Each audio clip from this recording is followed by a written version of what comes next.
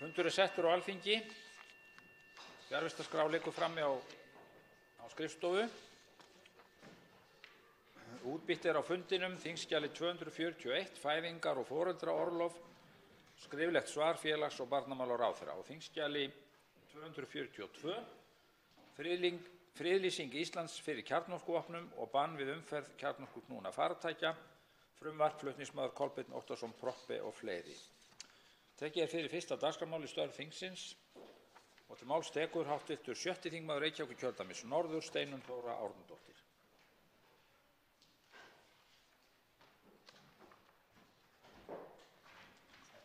Herra forseti, nú í síðustu viku þá skilaði starfshópur sem ég fór fyrir skýrslu til hæstv. Heilbrigðisráðherra hjálpartæki og hvernig við sjáum fyrir okkur framtíðarfyrirkomulag þeirra. Mig langaði að gera Alþingi örstutta grein fyrir þessari vinnu, en í þessum starfshópi þá sátu ásamt mér fulltrúar frá hagsmunasamtökum notenda hjálpartækja en einnig fagaðila sem að koma að því að aðstoða fólk við að velja rétt hjálpartæki, svo sem iðju- og sjúkraþjálfarar, en einnig fulltrúi frá Sjúkratryggingum Íslands sem að hefur lokaumsjónina með það að útdeila stórum hluta hjálpartækja. Og ég bind miklar vonir við það að nú verði farið í tiltekt í þessum málum, því að þó svo að sé ýmislegt sem við Íslendingar gerum ágætlega þegar kemur að hjálpartækjum, þá svo sannarlega margt sem að betur má fara. Eitt af því sem þarf að gera að endurskoða hreinlega reglugerðir og uppfæra þær í samhengi við lög. Og þetta kann einhverjum kannski að hljóma sem óttalegur tittlingaskítur og eitthvað sem skiptir ekki máli, en svo alls ekki, því það skiptir máli hvernig við tölum hlutina. Þar nefnilega ákveðin lína sett, en hér eru einnig lagðar til aðrar stærri og flóknari breytingar, svo sem það að taka til endurskoðunar hvort að leggja eigi virðisaukaskatt á hjálpartæki og hvort að rétt sé að sameina hlutina þannig að hjálpartæki sem eru núna að fara í gegnum 2 ráðuneyti og eru einnig á höndum sveitarfélaganna, að þetta verði allt saman á höndum ríkisins og heyri þá undir eitt ráðuneyti. Ég bind miklar vonir við það að hér sé komin af stað vinna sem verði notendum hjálpartækja til mikillar hagsbóta. Þá tekur til máls hv. 7. þingmaður Norðvesturkjördæmis, Halla Signý Kristjánsdóttir.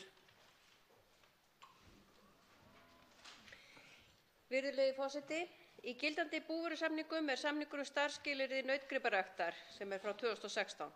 Sá samningur felur í sér stefnumörkun breytingar á því kerfi sem hefur verið lýði síðasta aldarfjórðung.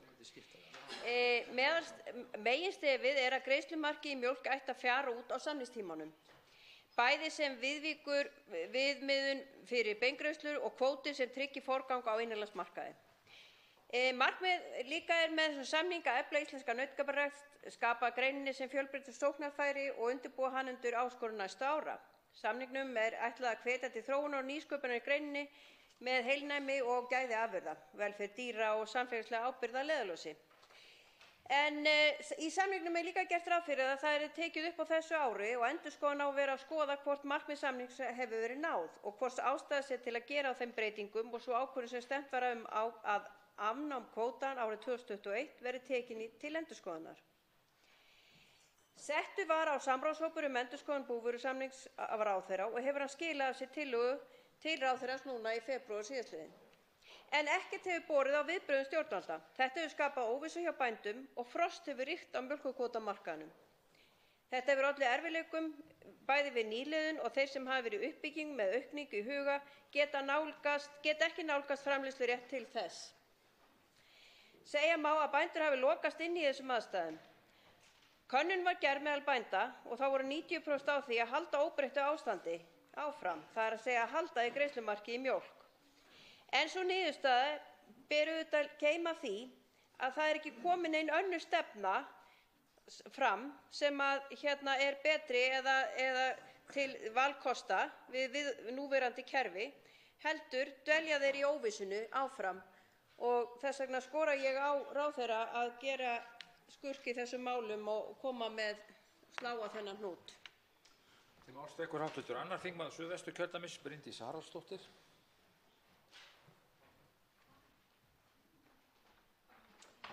Virðulegur forseti, ég ætla að nota tækifærið og ræða sorpmál og kannski tilfærslu verkefna milli ríkis og sveitarfélaga. Mér mjög annt sveitarfélögin og ég átta mig á því að sveitarfélögin sinna gríðarlega mikilvægri þjónustu, nærþjónustu við íbúa í þessu landi. En í mínum huga úrgangsstjórnun hreinlega ekki nærþjónusta. Og horfa þarf á úrgangsstjórnun yfir landið allt. Og því miður þá hefur okkur ekki tekist það enn. Sveitarfélögin sinna þessu í sínum byggðasamlögum og allt of mikill tími virðist fara í það milli sveitarfélaga að rífast hvar á nú að koma fyrir næstu brennslustöð eða næsta urðunarstöð eða hvar á gas- og jarðgerastöð að vera. Í hv. efnahags- og viðskiptanefnd í morgun þá vorum við að ræða urðunarskattinn og fengum til okkar gestibræði frá Sambandi íslenskra sveitarfélaga og Sorpu. Og allir geta lesið þær umsagnir sem borist hafa urðunarskattinn og þær eru því miður ekki jákvæðar. Eða kannski ekki því miður, það auðvitað bara alltaf mjög gott að fólk hafi miklar skoðanir á því þegar við tölum skatta. Og það auðvitað ekki að vera auðvelt mál að hækka skatta eða setja á nýja skatta, þannig að það mjög gott að fólk sé vakandi yfir því. En þarna held ég að við þurfum aðeins að fara að huga að útfærslunni.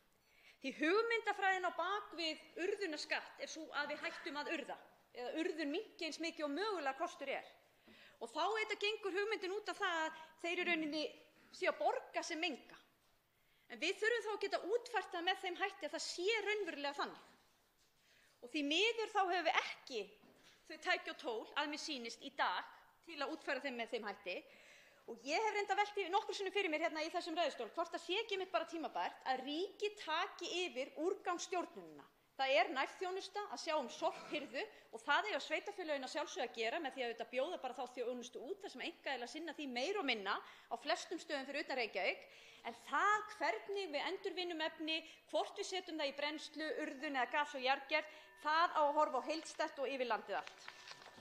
Máls tekur hv. 4. þingmaður Reykjavíkurkjördæmis norður, Helga Vala Helgadóttir. Herra forseti, Guðrún Backman, Guðmundur Kamban, Borghildur Fannig, Jón Maron, Björn Blöndal. Þarna hún Guðrún amma mín og bræður hennar og systir. Önnur systkin báru kenninöfnin Jónsdóttir eða Jónsson. Og hvaðan kom svo Backman-nafnið sem amma mín bar? Jú, það hafa verið Jón Hallgrímsson sem fór utan til náms til Þýskalands, en af því að Hallgrímssonar nafnið var svo flókið að þá þótti betra að kenna sig við Bakka. Þetta var þar síðustu aldamót. Þá mátti nefnilega velja hvað maður hét. Af hverju ég að rifja þetta upp? Jú, vegna þess að á dögunum fengum við fregnir af því að systurnar Ingibjörg Sædís og Eydís Rán sem búa á Íslandi árið 2019 ólust upp við mikla fátækt og vanrækslu og hafa ekki átt í neinum samskiptum við föður sinn í rúman áratug, vilji nú hætta að bera nafn hans, kenna sig við föður sinn og taka upp nýtt kenninafn. Það ekki auðsótt mál, myndi maður ætla? Nei, hinn alls ráðandi hönd ríkisvaldsins bannar þeim þetta. Ríkisvaldið bannar þeim að breyta kenninafn af því að þær bera ekki ættarnafn langt aftur í ættir. Þær fá ekki að velja. Við reyndum hér á síðasta þingi að breyta þessum óskapnaði sem mannanafnalög eru, en meirihluti hér á þingi, stjórnarflokkarnir, ríkisstjórnarþingmennirnir, kom í veg fyrir nauðsynlega breytingu. Þess vegna höfum við ákveðið að þær systur fái ekki að breyta kenninafn. Þær skulu áfram bera nafnið Bergsteinsdóttir sem veitir þeim vanlíðan vegna þess að ríkisvaldið vill það. Ríkisvaldið hefur ákveðið að velja það að þær megi ekki heita Bergvík eða Brimberg eins og þær hafa sjálfar óskað eftir, heldur skulu þær áfram bera nafn sem að þær óska eftir að fá að heita ekki. Þá tekur til máls hv. 4. þingmaður Norðausturkjördæmis, Hjálmar Bogi Hafliðason. Já, hæstv. Forseti, síðan árið 1995 hefur samfélagið með markvissum hætti rannsakað hagi ungs fólks og niðurstöður könnunarinnar eru taldar mjög áreiðanlegar. Rannsóknir og greining halda utan þessar kannanir og grunnskólar landsins framkvæmdir og ég vil nota þetta tækifæri til að þakka þessum aðilum fyrir, en rannsóknir eru unnin fyrir mennta- og menningarmálaráðuneyti. Nýlega birtust okkur niðurstöður könnunarinnar sem er ungt fólk 2018 varðandi hagi nemenda í 8., 9. og 10. bekk. Ég vil hvetja ráðherra, þingmenn og sveitarstjórnarfulltrúa til að nýta þessar niðurstöður og horfa til þess þegar kemur að ákvörðunartöku. En í skýrslunni er samanburður frá árinu 2000. En ef við skoðum helstu niðurstöður. Almennt dregur úr skipulögðu félags- og tómstundastarfi. Hlutfallslegur fjöldi ungmenna sem fara í partí hefur dregið saman. Á sama tíma hefur dregið úr aðsókn í félagsmiðstöðvar. Fjórði hver nemandi í 9. og 10. bekk ver engum tíma í lestur utan skóla. Samvera með foreldrum eykst. Hlutfall foreldra sem fylgjast með hvar börnin eru hefur hækkað. Ungmennum sem fara út eftir 10 á kvöldin fækkar verulega. Sömuleiðis fækkar ungmennum sem fara út eftir miðnætti. Koffíneysla hefur aukist talsvert. Ungmennum, sérstaklega drengjum, sem finnst námið sitt tilgangslaust, fjölgar og sömuleiðis fjölgar ungmennum sem leggja minni rækt við nám sitt og ungmenni vinna mjög mikið með náminu. En hæstv. Forseti, við höfum náð stórkostlegum árangri varðandi vímuefnaneyslu ungs fólks með markvissum hætti. Árið 1998 höfðu 48% ungmenna í 10. bekk neytt áfengis síðastliðna 30 daga. Sú tala stendur nú í 5%. Sömuleiðis hefur dregið verulega úr reykingum á sígarettum. Þetta er hægt. Það er hægt að ná árangri ef við látum okkur unga fólkið varða og viljum gera betur. Langflest ungmenni í samfélaginu okkar eru okkur til mikils sóma, höldum því á lofti og gerum enn betur. Til máls tekur hv. 7. þingmaður Norðausturkjördæmis, Bjarkey Olsen Gunnarsdóttir. Já, herra forseti. Eitt helsta markmið lífskjarasamninga sem undirritað voru nú í vor var að skapa skilyrði til vaxtalækkunar sem kæmi bæði heimilunum og atvinnulífinu til góða. Þannig ætti vaxtalækkun samkvæmt samkomulaginu að auka ráðstöfunartekjur heimila með fasteignalán en jafnframt að stuðla að því að fólk sem væri út á leigumarkaðnum fengi að njóta hennar í gegnum lægri húsaleigu. Þá ætti vaxtalækkunin að gera atvinnulífinu kleift að standa undir launahækkunum en að auki má segja að það gefi atvinnulífinu einnig möguleika á að ráðast í arðbærar fjárfestingar sem er sérlega mikilvægt nú þegar að tekur að hægja á í hagkerfinu. Það er því ánægjulegt að frá undirritun lífskjarasamninga hafi stýrivextir Seðlabankans lækkað úr 4,5% niður í 3,25% í nokkrum skrefum. Er það mikið gleðiefni að sú vaxtalækkun virðist vera að skila sér inn í vaxtastigið en samkvæmt mánaðarskýrslu frá Íbúðalánasjóði hafa vextir á fasteignalánum lækkað alltaf 1,7% stig á þessu tímabili. Þessi árangur hingað til sýnir mikilvægi öflugs þríhliða samtals og samvinnu verkalýðshreyfingar, atvinnurekenda og ríkisstjórnar Katrínar Jakobsdóttur. Þó er mikilvægt að fylgjast vel með að heimilin, hvort sem þau eru með fasteignalán eða á leigumarkaði, fái sannarlega að njóta ávinningsins sem hefur hlotist í gegnum bætt vaxtakjör á lánum eða lægri leigu. Lífskjarasamningar byggja á því að allir leggi sitt á vogarskálarnar til þess að byggja upp betra samfélag. Stjórnvöld munu standa við sitt í samræmi við lífskjarasamninginn. Í fjárlagafrumvarpinu var til dæmis kynnt nýtt þrepaskipt tekjuskattskerfi sem mun fyrst og fremst gagnast þeim sem lægstar hafa tekjurnar. Það er á jákvætt að breytingarnar á tekjuskattskerfinu í réttlætisátt verða innleiddar að fullu á 2 árum en ekki 3 eins og lagt var af stað með í upphafi. Þá er lenging fæðingarorlofsins í 10 mánuði nú áramótin og síðan 1 ár áramótin þar á eftir mikil framför. Það er ekki einungis mikið framfaraskref fyrir barnafólk, heldur líka lykilatriði í baráttunni fyrir kynjajafnrétti. Eins og alltaf þá er aukin lífsgæði samspil margra þátta og allt starf ríkisstjórnarinnar miðar að því. Til máls tekur hv. 8. þingmaður Reykjavíkurkjördæmis suður, Inga Sæland. Já, virðulegi forseti. Sjaldan eða aldrei hefur ástæða verið meiri en nú til þess að eiga góða rödd með vinum okkar, Grænlendingum og Færeyingum, hvað lítur að okkar sérstöðu hér á norðurslóðum. Við erum nýlega búin að hafa hér einhverja glæsilegustu ráðstefnu sem haldin hefur verið, þar sem voru 60 lönd og 2000 þátttakendur.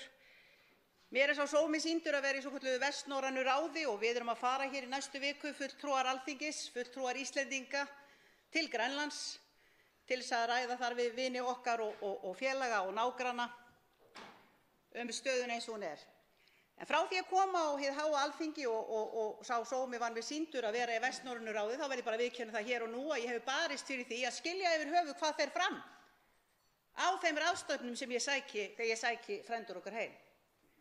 Mér þykir í rauninni vera að spara aurinn og fleygja krónunni þegar hluti af okkur, ég veit nú ekki hversu mörg, en ég sé það nú bara á þessum samkomum okkar, ansi margir okkar, eru í rauninni ekki bærir til að tjá sig að neinu viti og neinni skynsemi það sem þar fer fram. Ég segi, og ég myndi skora á alla sem að geta komið að því, ef að einhver tíma er þörf á því að sendinefnd Íslendinga í vestnorrænu ráði geti tjáð sig og talað og tekið þátt, þá er það akkúrat núna. Til máls tekur hv. 3. þingmaður Norðausturkjördæmis, Þorgrímur Sigmundsson.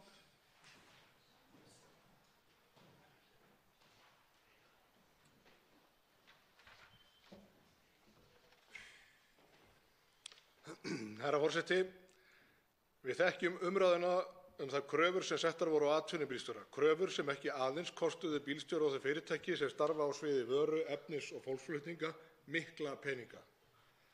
Sú umræða hefur verið tekin hér í þingsal áður. Það sem þó er alvarlegast við innleiðingu þessarar Evróputilskipunar er þó ekki sá kostnaður sem lagður var á fyrirtækin og neytendur þeirra, eða sá að hún var ekki einu sinni hugsuð fyrir eyland. Heldur hitt að almennt eru einstaklingar ekki sviptir áunnum starfsréttindum og sé það vilji framkvæmdarvaldsins að breyta þeim reglum gilda starfsréttindi í ákveðnum geirum atvinnulífsins, skyldu þær þá alla jafna ekki vera afturvirkar. Og í því tilfelli sem hér ræðir var ekki einu sinni að ræða klára námskrá til að dekka þau 5 námskeið sem hver og einn þurfti að ljúka. Það bil 1/3 námskeiðsgagna í besta falli var nægjanlega vel undirbúin. Og þetta viðurkenndu þeir kennarar sem á þeim námskeiðum sem sá hér stendur sat og dýrmætum tíma því vinnandi fólks var meðal annars eytt í að spjalla og horfa á YouTube-vídeó allt og ekkert. Þá átti ég spjall við ökukennara sem hafði verið beðinn að taka sér kennslu á slíkum námskeiðum, en afþakkaði meðal annars vegna hversu illa málið var undirbúið og taldi sig hafa lítið að kenna. Og ég þá í sumum tilfellum bílstjórum með margra áratuga farsælan feril. Og á þessum forsendum, herra forseti, stóð og stendur enn til að svipta einstaklinga áður áunnum starfsréttindum. Hér er enn eitt dæmið óvandaða innleiðingu á Evrópureglugerðum og er með öllu óásættanlegt gagnvart einstaklingum og atvinnulífi. Herra forseti, ég mótmæli þess háttar vinnubrögðum og ég skora á Alþingi að finna leiðir til að endurskoða þessar reglur. Máls tekur hv. 1. þingmaður Suðurkjördæmis, Unnur Brá Konráðsdóttir. Hæstvirtur forseti, áhugi ungs fólks á loftslagsmálum og áhyggjur þeirra af framtíðinni hafa varla farið fram hjá nokkrum manni. Og við sem sitjum hér á Alþingi þurfum að sjálfsögðu að hugsa okkar gang hvernig við viljum bregðast við. Nú er það svo að það eru til efasemdamenn það að loftslagsbreytingar séu af mannavöldum. Það raddir heiðrast aðalega utan frá og þá frá Bandaríkjunum og Ástralíu og eru oft hægra megin við miðju í stjórnmálunum.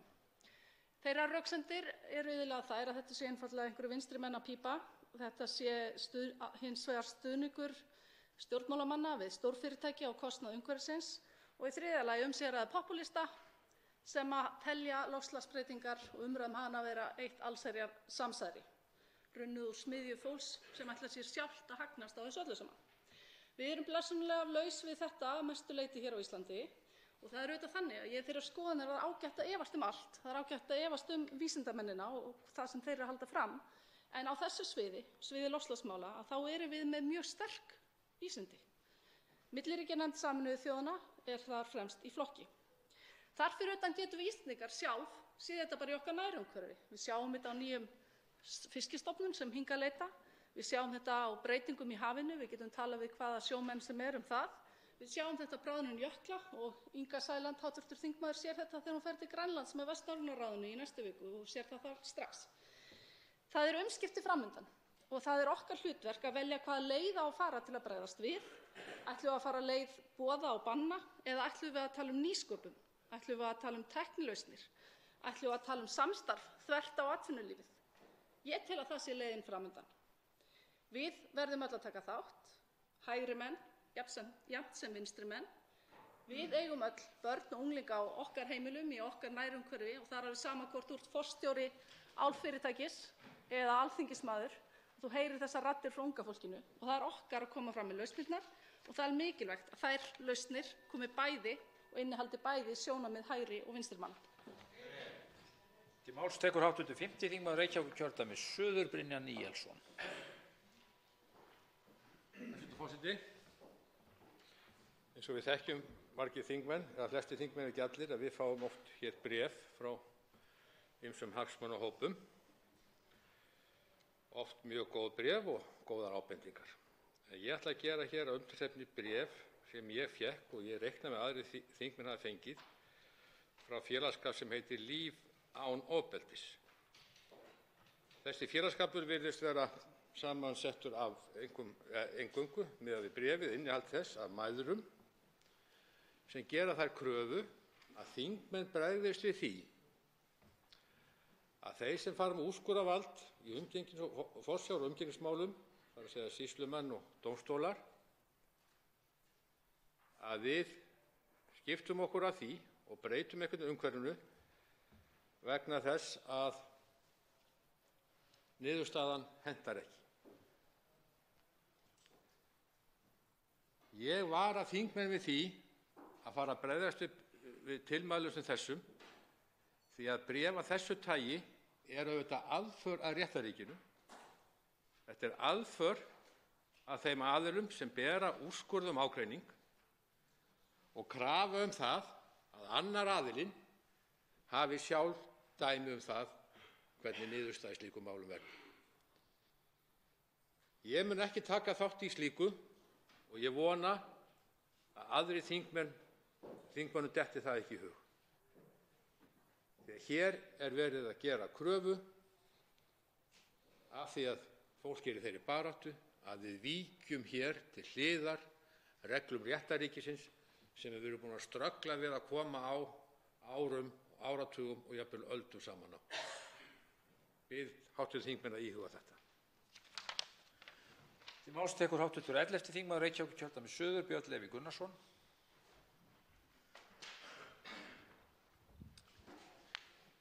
Virðulegi forseti. Örstutt þetta sama bréf. Ég skildi þetta ekki á þann hátt sem að hv. þingmaður Brynjar Níelsson kynnti hérna áðan, langt í frá, en að einhverju skemmtilegra. Aksturskostnaður þingmanna. 2017 42,7 milljónir. 2018 30,7 milljónir. 12 milljón krónar lækkun. Kannski ekki stóri peningar í samhengi fjárlaga og ýmislegt svoleiðis en samt. Áætlaður kostnaður 2019 26,1 milljón, 16,6 milljón krónar lækkun. Ég myndi alveg glaður geta bara kvittað upp því ég er búinn að sinna starfi mínu hérna og búinn að borga launin mínu og rúmlega það. Með þetta. Mér finnst þetta mjög góð niðurstaða og sýnir hvernig gagnsæi borgar sig. Einfaldlega. Við þurfum að gera þetta víðar, við þurfum að gera þetta meira. Og meðal annars í dagpenningum til dæmis ráðherra og þingmanna líka svo sem. Þar sem það er skjalsett í svörum þingsins við fyrirspurn minni dagpenninga ráðherra að akstur á flugvöll er tvígreiddur. Að matarboð er ekki talin sem hlunnendi. Að endurgreiðsla vegna útlagskostnaðar dagpenninga er ekki talin sem hlunnendi. Þetta er rosalega mikilvægt að átta sig á því hvað þetta þýðir. Þarna er ákveðin skattamál sem að þarf að huga að og þetta er viðurkennt í svörum, opinberum gögnum þingsins og það er enn ekki búið að gera neitt við þessu.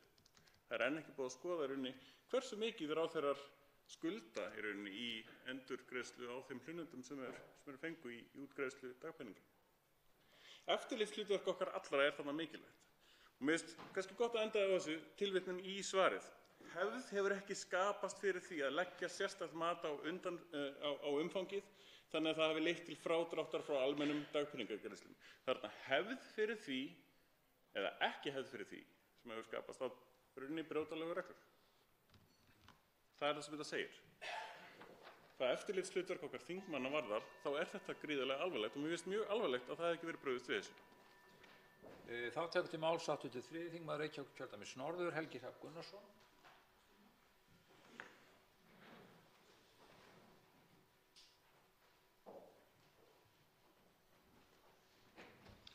Virðulegi forseti, manneskjur gera margt áberandi betur en skyldustu dýrategundir. Manneskjur hafa góða sjón, eru góðar í langhlaupi, ganga upprétt og geta auðveldlega handfjatað hluti. En eitt af því sem manneskjur eru líka afspyrnugóðar í og er sjaldnar talað er að hafa rangt fyrir sér. Þessi undraverði hæfileiki er líklega tilkominn vegna þess að við höfum svo margar fjölbreyttar leiðir til þess að komast að kolrangri niðurstöðu. Við höfum sterkt ímyndunarafl, setjum hlutina auðveldlega í algjörlega óskylt samhengi og síðan höfum við auðvitað mikilvægasta eiginleikann sem þarf til að dreifa ranghugmyndum og þvælu, tungumál. Við getum ímyndað okkur eitthvað í engum tengslum við raunveruleikann og dreift þeirri ímyndun villt og galið út allan heim og í seinni tíð án teljandi kostnaðar eða erfiðis. Og áhrif þessa ótrúlega hæfileika sjást víða í stjórnkerfum, trúarbrögðum, læknisfræði og réttlætishugmyndum ýmissa þjóðfélaga í gegnum söguna.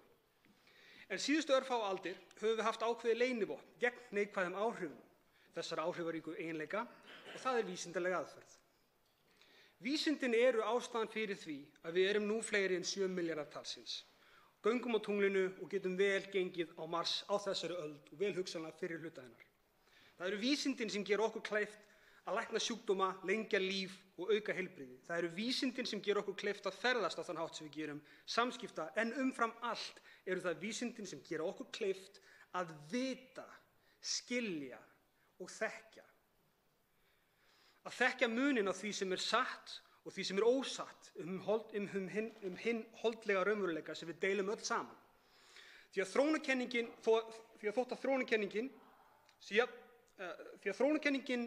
er það bil jafnvel staðfest og jörðin sé hnöttótt. Því að loftslagsbreytingar af mannavöldum eigi sér stað og ógni áframhaldandi velgengni okkar sem dýrategundar. En við tökum þeim kannski fullmikið sem sjálfsögðum hlut þessa dagana. Það er auðvelt þegar hinn náttúrulega eftirspurn mannkyns eftir trúlegri þvælu er meiri en eftir óþægilegum sannleika, en þess heldur ber okkur að horfast í augu við heiminn eins og hann birtist okkur. Það þýðir að við tökum á móti og styðjum vísindalega aðferð í öllum okkar verkum. Til máls tekur hv. 9. þingmaður Norðausturkjördæmis, Líneik Anna Sævarsdóttir.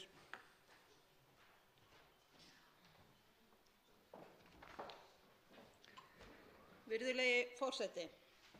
15. október var lengi helgaður konum búsettum í dreifbýli hjá Sameinuðu þjóðunum. Það er 1/5 af íbúum jarðar. Í tilefni dagsins vöktu framkvæmdastjórar Sameinuðu þjóðanna oftar en einu sinni athygli á því að á heimsvísu hafni konur og stúlkur í dreifbýli oft neðst þegar litið er til hagfræðilegra, félagslegra og pólitískra þátta, allt frá tekjum og menntun til heilbrigðis og ákvarðanatöku. Ef þessi hópur hefði gott aðgengi að menntun og þekkingu nýsköpun og auðlindanýtingu myndi framleiðni landbúnaðar aukast, matar- og fæðuöryggi batna og hægt væri að bjarga fleirum frá hungri. Þessi vinna fellur nú undir vinnu að heimsmarkmiðunum hjá Sameinuðu þjóðunum. En hver er staðan hér? Konur í dreifbýli hér á landi búa í sveitum og minni þéttbýliskjörnum. Yfirleitt búa færri konur en karlar í dreifbýlustu samfélögunum og rannsóknir sýna að í sumum þeirra er launamunur kynjanna áberandi meiri en að landsmeðaltali. Vitum hvort þær hafa jafnan aðgang að menntun, þjálfun, vísindum og tækni á við aðra íbúa þessa lands? Er aðgengi að atvinnu sambærilegt? Hver er staða þeirra í fæðingarorlofskerfinu? Hvað keyra konur í sveitum marga kílómetra á holóttum malarvegum daglega? Hvert er aðgengi innflytjenda í þessum hópi að þekkingu? Til er skýrsla stöðu kvenna í landbúnaði og tengdum greinum frá 2015 unnin af Byggðastofnun. Þar kemur fram að fleiri konur en karlar stunda aðra vinnu með búrekstri og að vinnuframlag kvenna sé skilgreint sem hluti af heimilisstörfum en ekki sem bústörf. Hvaða áhrif hefur það? Það skortir allavega verulega á tölfræði stöðuna. Við þurfum að beina sjónum að þessum hópi, jafnrétti næst ekki ef konur í dreifbýli gleymast og það er sérstaklega mikilvægt í byggðaþróunarverkefnum eins og brothættum byggðum. Þá tekur til máls hv. 12. þingmaður Suðvesturkjördæmis, Guðmundur Ingi Kristinsson.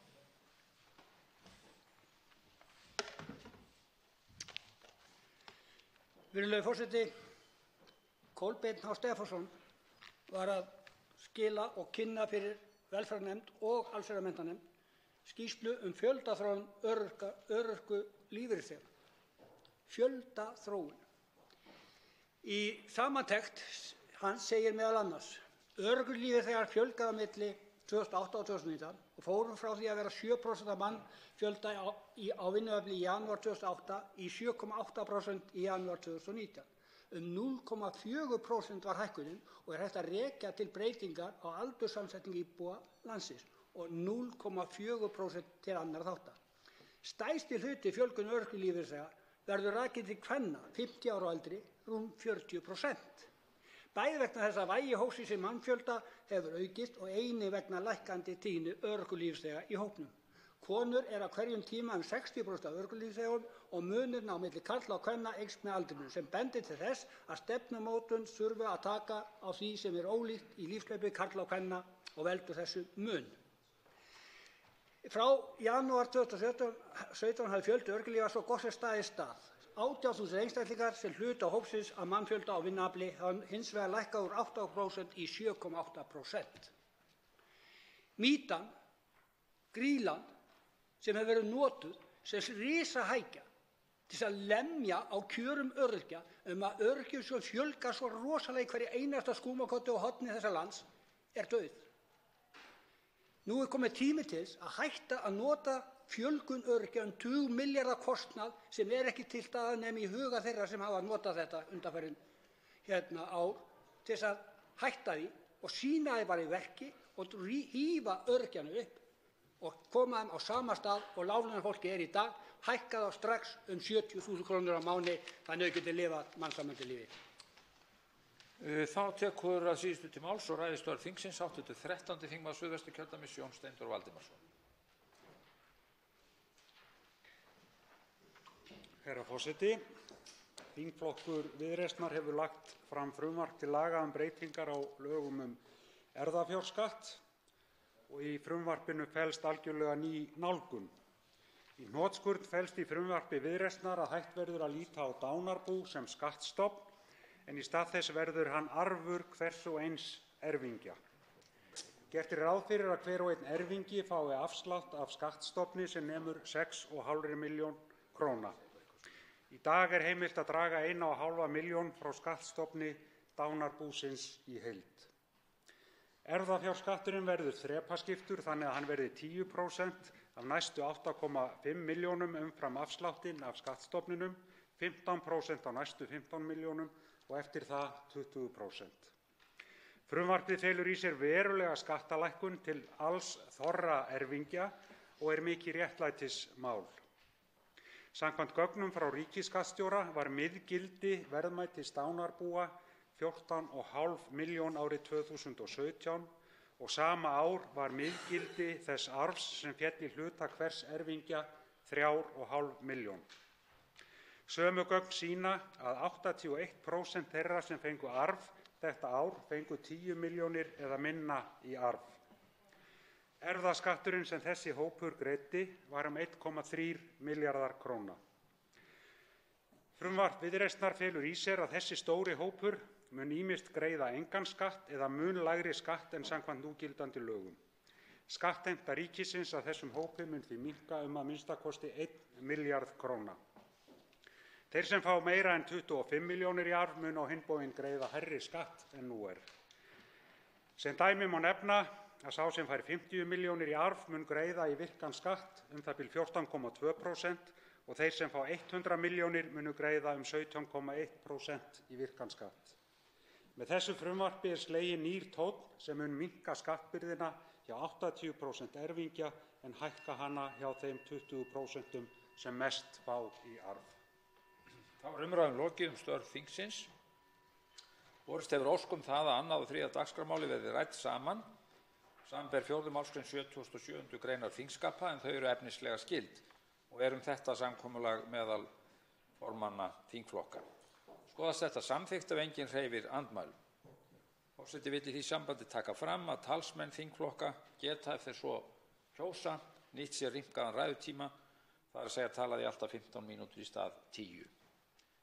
Tekin eru fyrir annað dagskrármálið framkvæmd EES-samningsins skýrsla utanríkisráðherra 222. mál á þingskjali 235, ein umræða, og þriðja dagskrármálið kostir og gallar aðildar Íslands að samningnum Evrópska efnahagssvæðið, skýrsla utanríkisráðherra samkvæmt beiðni, 91. mál á þingskjali 185, ein umræða. Til máls tekur hæstv. Utanríkisráðherra Guðlaugur Þór Þórðarson. Virðulegi forseti, verði því ekki andmælt af hálfu virðulegra þingmanna þá hyggst ég fjalla hér tvö dagskrármál í einni og sömu ræðunni. Bæði fjalla málin framkvæmd EES-samningsins af hálfu okkar Íslendinga. Annars vegar að ræða sérstaka skýrslu framkvæmd EES-samningsins sem nú gefin Alþingi í fyrsta sinn.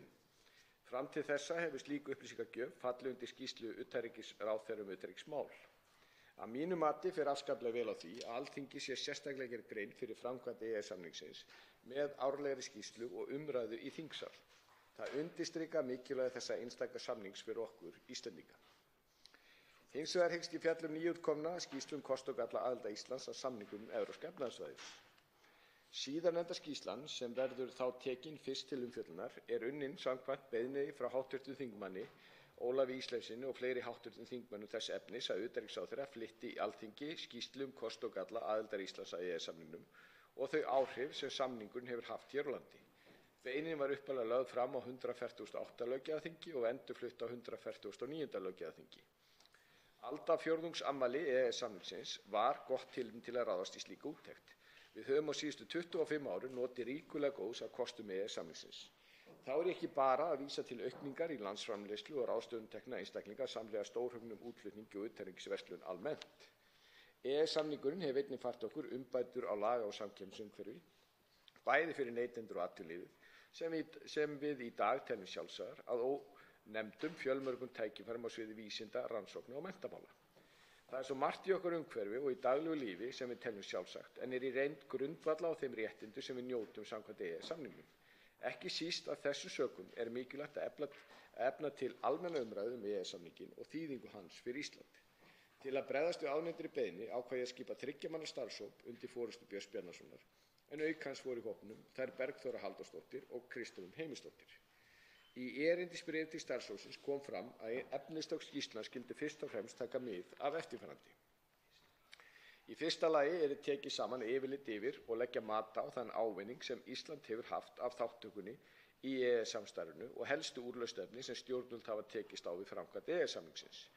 Í annan stað að matið lagt á lagarammann sem hefur verið innleiddur á Íslandi á þeim sviðum sem EES-samningur nær yfir, en viðskiptalegir, efnahagslegir, pólitískir og lýðræðislegir þættir greindir auki. Í þriðja lagi að litið til þróunar í samskiptum EFTA-ríkjanna innan EES og ESB og jafnframt lagt mat á breytingar vegna úrsagna Breta úr ESB og stöðu samskipta ESB og Svisslendinga. Í fjórða lagi að tekinni mið af þeim skýrslum sem komið hafa út á síðastliðnum árum sem fjalla samskipti Íslands og ESB, svo að litið til skýrslu Norðmanna samband Noregs við ESB. Og að lokum að tekinni saman heimildaskrár skýrslur og fræðiritgerðir sem tengjast aðild Íslands að EES-samningnum. Skýrsla starfshópsins liggur nú fyrir og lögð fram sem fylgiskjal við þá skýrslu sem hér til umfjöllunar. Skýrsla starfshópsins skiptist í 7 eftirfarandi meginkafla.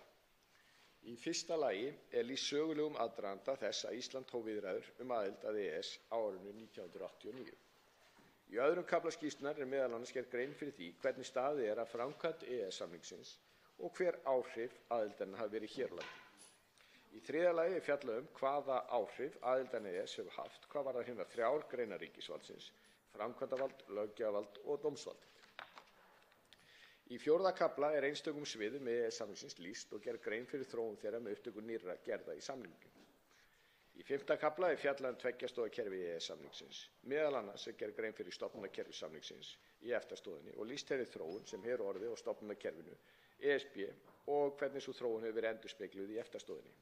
Í 6. kafla fjallað íslenskar eftirlitsstofnanir sem gegna hlutverki á grundvelli EES-samningsins, þátttöku Sambands íslenskra sveitarfélaga í Evrópusamstarfi, uppbyggingarsjóð EES og ríkja Vestur-Evrópu sem eru eða verða fyrirsjáanleg í næstu framtíð utan EES-samstarfsins. Loks í 7. kafla fjallað þróun íslensks löggjafarstarfs vegna EES frá 1992 og til dagsins í dag. Starfshópurinn telur ýmis tækifæri vera til úrbóta þegar kemur að framkvæmd samningsins og setur hann fram 15 úrbótapunkta í því sambandi.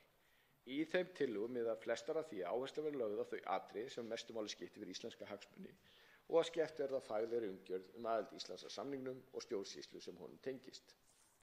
Virðulegi forseti, með skýrslu starfshópsins er lagður grundvöllur að upplýstu samtali þau áhrif sem samningur hefur haft hér á landi og þær áskoranir sem Ísland stendur frammi fyrir í tengslum við aðild að samningnum. Niðurstaða starfshópsins er afdráttarlaus.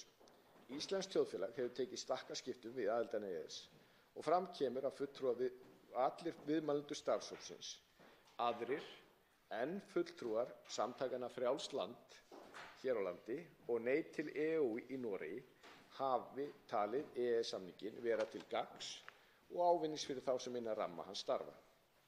Í aðfaraorðum skýrslunnar er tekið fram að hópurinn leitast við að setjast ekki í dómarasæti kosti og galla EES-samstarfsins, heldur draga fram staðreyndir svo að lesendur skýrslu hans að gerðu sjálfir upp hug sinn. Leitast hafi verið við að gera skipulega grein fyrir málum sem reynst hafa flókin og erfið úrlausnar en tengjast EES-aðildinni á einn eða annan hátt. Markmiðið væri að auðvelda stjórnmálamönnum og öllum almenningi að vega og meta réttindi, skyldur og ávinning íslensku þjóðarinnar EES-aðildinni. Að mínu mati markar þessi skýrsla starfshópsins vatnaskil í umræðu EES-samningi hér á landi. Þriðjungur núlifandi Íslendinga er fæddur eftir gildistöku samningsins og enn fleiri voru hvorki komnir til vits né ára þegar samningurinn gekk í gildi. Mjög lítil umræða hefur í raun farið fram samninginn frá gildistöku hans frá talin fræðileg umfjöllun afmarkaða og mjög svo lögfræðilega þætti samningsins. Skýrsla starfshópsins er grundvöllur vandaðra umræðu mikilvægi samningsins og hvernig bæta má framkvæmd hans enn frekar. Í því efni hafa skýrsluhöfundar sett fram gagnmerkar tillögur sem koma nú til frekari skoðunar. Ég tel sérstaklega mikilvægt að efni og niðurstöður skýrslunnar verði greindar og ræddar nánar hér í viðkomandi þingnefndum Alþingis. Virðulegi forseti, skýrsla starfshópsins sýnir að mínu mati ótvíræðan ávinning af aðild okkar en hún er okkur jafnframt hvatning til að bæta framkvæmd samningsins enn frekar. Þetta er megin niðurstaða. Í skýrslunni er að finna málefnalega gagnrýni á framkvæmd EES-samningsins og lagðar til leiðir til úrbóta. Það er nefnilega svo að á grundvelli EES-samningsins eru við Íslendingar okkar eigin gæfu smiðir. Öflug þáttaka og virk hagsmunagæsla eru lykillinn að árangri í EES-samstarfinu. Það þýðir ekki að sitja á hliðarlínunni þó að samningurinn sé okkur hagfelldur. Virðulegi forseti, þá vil ég víkja máli mínu að hinu fyrrnefnda dagskrármáli sem ég gat í upphafi ræðu minnar, skýrslu utanríkisráðherra framkvæmd EES-samningsins. Skýrslan er lögð fram í samræmi við breytingar sem gerðar voru við endurskoðun á reglum Alþingis þinglega meðferð EES-mála á síðasta ári. En í 9. grein hinna endurskoðuðu reglna er kveðið á að utanríkisráðherra skuli árlega leggja fyrir Alþingi sérstaka skýrslu EES-mál og kynna hana. Til samræmi við þessar reglur er skýrsla þessi lögð fram. Í stað þess að fjalla sig EES-mál í árlegri skýrslu utanríkisráðherra til Alþingis utanríkis- og alþjóðamál eins og tíðkast hefur. Í skýrslunni leitast við að gefa heildstætt yfirlit yfir framkvæmd EES-samningsins á síðasta ári og fyrri hluta þessa árs. Þannig er meðal annars fjallað upptöku ESB-gerða í EES-samninginn og innleiðingu þeirra hér á landi. Það hefur verið viðvarandi verkefni að tryggja að ESB-gerðir verði teknar tímalega upp í EES-samninginn og innleiddar hér á landi þannig að lagaumhverfi hér á landi sé sem mest í samræmi við reglur innri markaðar EES-svæðis á hverjum tíma og íslenskum fyrirtækjum tryggt jafnræði við keppinauta á innri markaði. Fram kemur að svonefndur upptökuhalli á ESB-gerðum er ennþá nokkur, einkum á sviði fjármálaþjónustu, en fjöldi gerða á þessu sviði býður upptöku í samninginn. Á fyrri hluta þessa árs náðist þó talsverður árangur í að fækka þeim gerðum sem býða upptöku í samninginn og verður áfram lögð áhersla á að draga úr upptökuhallanum. Einnig kemur fram að árangur íslenskra stjórnvalda við innleiðingu EES-gerða hefur farið batnandi á undanförnum misserum. Frammistöðu mat Eftirlitsstofnunar EFTA (ESA) er framkvæmt tvisvar á ári og sýnir hvernig EFTA-ríkin innan EES standa sig við innleiðingu ESB-tilskipana sem teknar eru upp í EES-samninginn. Á því tímabili sem til umfjöllunar skýrslunnar tekur fóru fram 3 frammistöðumöt. Í öll skipti náði Íslands viðmiðinu að innleiðingarhallinn fari ekki yfir 1% og er það í fyrsta skipti í sögu EES-samningsins sem Ísland nær þessum árangri 3 skipti í röð. Þessi árangur undirstrikar að þær aðgerðir sem ráðist hefur verið í við að bæta innleiðingu, meðal annars með tímabundnum fjárveitingum til að fjölga þeim sérfræðingum sem sinna innleiðingum EES-gerða í einstökum ráðuneytum, hafa skipt máli. Í kjölfar endurskoðunar á reglum Alþingis þinglega meðferð EES-mála árið 2010 og á ný á síðasta ári hefur samráð og upplýsingagjöf ráðuneyta og stofnana sem koma að upptöku og innleiðingu ESB-gerða við Alþingi aukist verulega. Viðkomandi þingnefndir Alþingis fá nú til meðferðar allar gerðir sem kalla á lagabreytingar áður en þær eru teknar upp í EES-samninginn og geta sett fram afstöðu sína til þeirra og leiðbeiningar aðlögunartexta. Jafnframt hefur upplýsingaskylda utanríkisráðherra gagnvart Alþingi og utanríkismálanefnd þess verið aukin. Í skýrslunni gerð grein fyrir helstu tillögum sem fram hafa komið bætta framkvæmd EES-samningsins og með hvaða hætti þeim tillögum verið hrint í framkvæmd. Rakið að hagsmunagæsla Íslands í EES-samstarfinu hefur verið aukin. Fram kemur að leitast hefur við að greina betur hagsmuni Íslands á mótunarstigi ESB-gerða og út frá þeirri greiningu gerður forgangslisti yfir ESB-gerða mótunarstigi yfir þau mál sem varða grundvallar hagsmuni Íslands. Starfsemi fastanefnda Íslands í Brussel hefur jafnframt verið styrkt verulega með aukinni þátttöku fulltrúa einstaka fagráðenda í starfsemi fastanefndarinnar. Þessi aukna þátttaka fagráðenda í starfinu í Brussel var tryggð með samþykki Alþingis á sérstökum fjárveitingum til að standa straum af þeim kostnaði sem þátttökunni fylgir. Þá er rakið í skýrslunni að stofnsetning á miðlægum EES-gagnagrunni hefur bætt mjög allt utanumhald ESB-gerðir á mótunarstigi og ESB-gerðir sem til skoðunar að taka upp í EES-samninginn. Fyrr á þessu ári var aðgangur að gagnunum opnaður fyrir Alþingi og í kjölfari fyrir almenningi. Virðulegi forseti. Í skýrslunni gerð grein fyrir nokkrum af þeim málum sem hafa verið ofarlega á baugi í EES-samstarfinu. Mikil umræða hefur verið á undanförnum árum með EES-samninginn og upptöku einstaka gerða í samninginn. Má þar nefna 3. orkupakkann, kjötmálið og almennu persónuverndarreglugerðina. Umræðan hefur ekki síst stafað af því að gerðir ESB kveða í auknum mæli á framsal valdheimilda til stofnanasambandsins. Við upptöku viðkomandi gerð í EES-samninginn hefur verið leitast við að tryggja að eftirlitsstofnun ESA séu fengnar slíkar valdheimildir þegar EES-EFTA-ríkin varðar. Eftir sem áður leiðir skortur á ákvæðum í stjórnarskránni heimild til valdaframlags til þess að niðurstaða það hvort heimild sé til valdaframlags á einstökum tilfellum ætíð á huglegu mati og byggir fyrst og fremst á tilvísun til eldri fordæmi valdaframsal. Brýnt orðið að línur séu skýrðar hvað varðar heimild til valdaframsals. Í þeirri skýrslu sem ég fjallaði í fyrri hluta ræðu minni nefndir 2 kostir í því sambandi. Annars vegar að setja ákvæði þess í stjórnarskrá eða viðurkenna að stjórnskipunarvenju sé að ræða. Virðulegi forseti, ég vil gera að sérstæku umræðuefni hér eitt tiltekið mál sem vakin athygli á í skýrslu minni framkvæmd EES-samningsins. Nú til skoðunar á vettvangi EES-samstarfsins upptaka nýjustu tilskipunar ESB starfsemi innstæðutryggingakerfa í EES-samninginn. Tilskipunin sem nefnd hefur verið DGS-3 hefur verið til skoðunar í vinnuhópi EFTA fjármálaþjónustu sem sérfræðingar fjármála og efnahagsráðuneytis eiga sæti í. Gerðin var send utanríkismálanefnd til umfjöllunar í september 2014 á grundvelli reglna þinglega meðferð EES-mála. Í álitum bæði meirihluta og annars minnihluta efnahags- og viðskiptanefndar skýrt tekið fram að við upptöku á gerðinni í EES-samninginn verða að liggja ljóst fyrir að tilskipunin feli ekki í sér ríkisábyrgð á innstæðum. Sérfræðingar fjármála og efnahagsráðuneytis hafa í kjölfarið leitað eftir svörum frá sérfræðingum ESB það hvort sambandið túlki ákvæði tilskipunar með sama hætti, það að engin ríkisábyrgð sé á innstæðum. Samkvæmt þeim samskiptum líta sérfræðingar ESB hins vegar svo á að ríkisábyrgð sé til staðar vegna bankainnstæðna. Ég hef lengi varað við þessari lagasetningu Evrópusambandsins og því að hún tekin upp í EES-samninginn af hálfu Íslands með þeim hætti að hér yrði ríkisábyrgð á bankainnstæðum. Þegar frumvarp þess efnis kom hér inn í þingið árið 2011, þrátt fyrir að regluverkið hefði ekki verið samþykkt af EES-ríkjunum á þeim tíma, andmælti ég því harðlega, eins og hv. þingmenn og aðrir geta kynnt sér í ræðusafni Alþingis. Hér gefst ekki tími til að reifa með ítarlegum hætti öll þau rök sem standa gegn ríkisábyrgð á innstæðum hér á landi. Nægir að nefna að Icesave-mál framtíðarinnar munu tapast verði slíkt ákvæði tekið upp í íslensk lög. Og það er alveg sama hversu góð kerfi Evrópusambandið eða aðrir aðilar finna upp, bankar munu fara á hausinn. Gleymum því ekki að kerfið sem var til staðar þegar alþjóðlega bankakreppa skall á árið 2008 var að sögn hannað til að koma í veg fyrir slíkt áfall.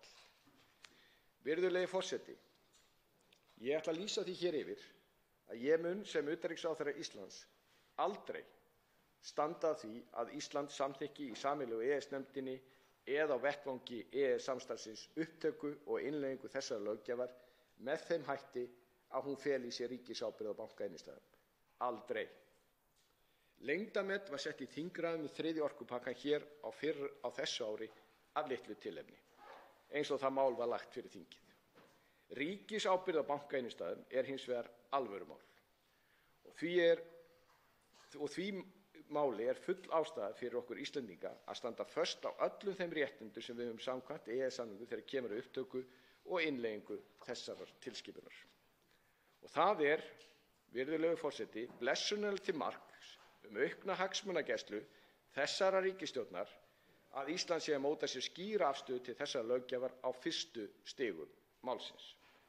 Það eykur mjög líkur á því að við getum haft á það áhrif og fengið þær undanþágur sem nauðsynlegar eru í ljósi aðstæðna hér á landi, þar sem kerfisleg áhætta bankkerfis er eðli málsins samkvæmt allt önnur en í stærri ríkjum. Ég hef þegar gert grein fyrir þessari afstöðu minni á vettvangi EES-ráðsins, á vettvangi EFTA og í tvíhliða samskiptum að ríkisábyrgð á bankainnstæðum kom ekki til greina af hálfu Íslands. Ég vil líka árétta að þetta mál er eðlilega á forgangslista ríkisstjórnarinnar. Virðulegi forseti, í skýrslu minni til Alþingis framkvæmd EES-samningsins er að finna fleiri atriði sem hér gefst ekki tími til að fjalla en verða vonandi til umræðu hér á eftir og í nefndum þingsins í framhaldinu. Ég ítreka aftur hversu mikil og góð breyting það er að umræða framkvæmd samningsins á grundvelli skýrslu utanríkisráðherra sé nú orðin að árlegum viðburði. Í lokaorði skýrslunnar kemur fram að EES-samstarfið stendur traustum fótum og ávinningur Íslands á þátttöku í samstarfinu er mikill og ótvíræður. Framkvæmd samningsins hefur verið að styrkjast undanfarin misseri og verður áfram stefnt að því að gera þar enn betur.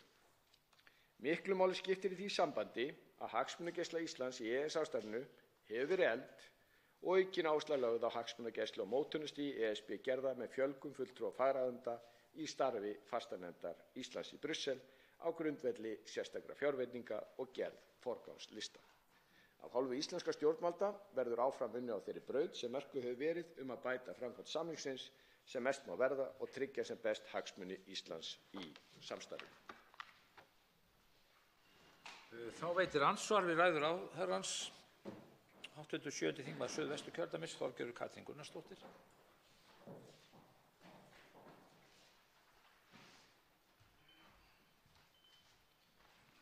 Herra forseti, ég vil nú byrja á því að þakka hæstv. Utanríkisráðherra fyrir prýðilega skýrslu og góða yfirferð í sinni ræðu og ég verð nú að segja að ég oftar en ekki mjög sammála honum það sem kom fram í þessari ræðu og líka áhersluatriðum. Ég fagna því sérstaklega að á ákveðnum sviðum, eins og til dæmis varðandi bankainnstæður, að þá ætlum við Íslendingar að fara strax í það hagsmunagæslu frá upphafi en ekki að koma síðar meir í einhverju pólitísku offorsi eða tækifærismennsku og reyna að taka einhvern neyðarheimild. Því að neyðarheimildin er til staðar.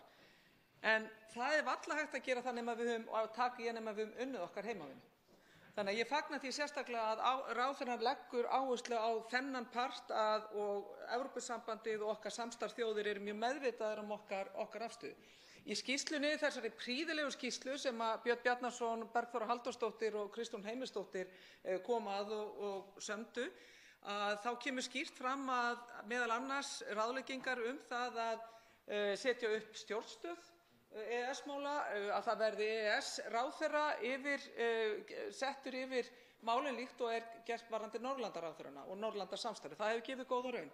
Mig langar að vita hvað ríkisstjórnin hefur gert til þess að fara að tillögum nefndarinnar, hvaða undirbúningur hefur átt sér stað, hvaða umræða hefur átt sér stað innan ríkisstjórnar og hvort þessar ráðleggingar, hvort að þær séu komnar eitthvað áleiðis innan stjórnkerfisins. Svarar hæstv. Utanríkisráðherra Guðlaugur Þór Þórðarson andsvari. Virðulegi forseti, ég þakka hv. þingmanni fyrir andsvarið og það er gott að heyra það að það er samstaða þetta mál sem snýr að bankainnstæðunum. En það muni ekkert mjög miklu að þetta færi í gegnum þingið 2011, ef ég man rétt. Og menn geta fundið það bæði í greinaskrifum mínum og ræðum hvernig það mál stóð, en ég er sammála hv. þingmanni að það er mjög mikilvægt að við mótum okkar stefnu strax. Það er mjög mikilvægt að það sé þverpólitísk samstaða um það. Ég hef tekið þetta upp eins og ég kom fram í ræðu minni og viðmælendur mínir hafa allir allavega á þeim fundum haft skilning á því, en það er ekki nóg. Við þurfum að klára vinnuna. Síðan varðandi stjórnstöðuna og aðra tillögu, ég bara segja það að við erum nýhafin þessa vegferð og það er góð samstaða um það í ríkisstjórninni að efla hagsmunagæsluna enn frekar. Við erum náttúrulega búin að stíga mjög ákveðin skref. Ég held að það skiptir líka svolítið miklu máli að heyra sjónarmið þingmanna hér í þessi umræðu um þetta. Ég held að þessi áhersla í skýrslunni, niðurstöðum skýrslunnar, að líta á þetta meira sem innanríkismál, þetta er svo sannarlega þjóðréttarlegir samningar, en þetta snýr að því og þannig er hagsmunagæslan byggð upp og þess vegna settum við fulltrúana inn í Brussel frá hverju fagráðuneyti, að það er hvert fagráðuneyti sem vinnur þessa vinnu og þannig verður að vera nema menn vilji búa til nýtt stjórnarráð í utanríkisráðuneytinu sem ég held að sé afskaplega óskynsamlegt. Og ég held að þessi skynsamlega yfirsýn sé hjá einu ráðherra, hvort það er forsætisráðherra eða einhver annar ráðherra kemur í ljós, og auðvitað eigum við eftir að fara yfir þessar tillögur. Stuttasvarið í spurningunni er bara einfaldlega þetta: það er mikill vilji hjá ríkisstjórninni að efla þessa hagsmunagæslu enn frekar og krefja þessa skýrslu, meðal annars og mjög mikilvægt með þinginu og þingnefndum. Þá veitir andsvar öðru sinni hv. 7. þingmaður Suðvesturkjördæmis, Þorgerður K. Gunnarsdóttir. Herra forseti, já, ég vil taka undir með hæstv. Utanríkisráðherra að þetta er mikilvægt einmitt að þingnefndir komi að þessu máli og það verði meira og dýpra samstarf þvert á flokka og síðan náttúrulega við ráðuneytið og framkvæmdarvaldið og síðan ríkisstjórnina. Mér fannst ég ekki alveg greina það alveg skýrt svar hjá ráðherra hvert hans viðhorf er gagnvart því að koma upp stjórnstöð EES-mála annars vegar og síðan hvort að hann telji rétt að koma upp svipuðu fyrirkomulagi eins og ég nefndi áðan varðandi Norðurlandaráðherrann eða ráðherra varðandi í Norðurlandasamstarfinu og við komum með EES-samstarfinu.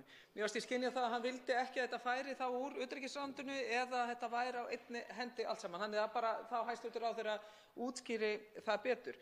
Ég er sammála líka því sem kemur bæði fram í skýrslunni og fagna því að utanríkisráðherra tekur það upp hér að EES-málin eru fyrst og fremst orðin innanríkismál.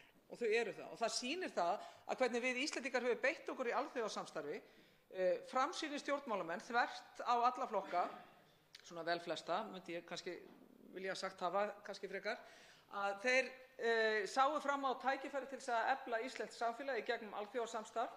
Þeir beittu sínu fullveldi og fullveldisrétti til þess að styrkja einmitt innanríkismálin, styrkja stöðu okkar samfélags.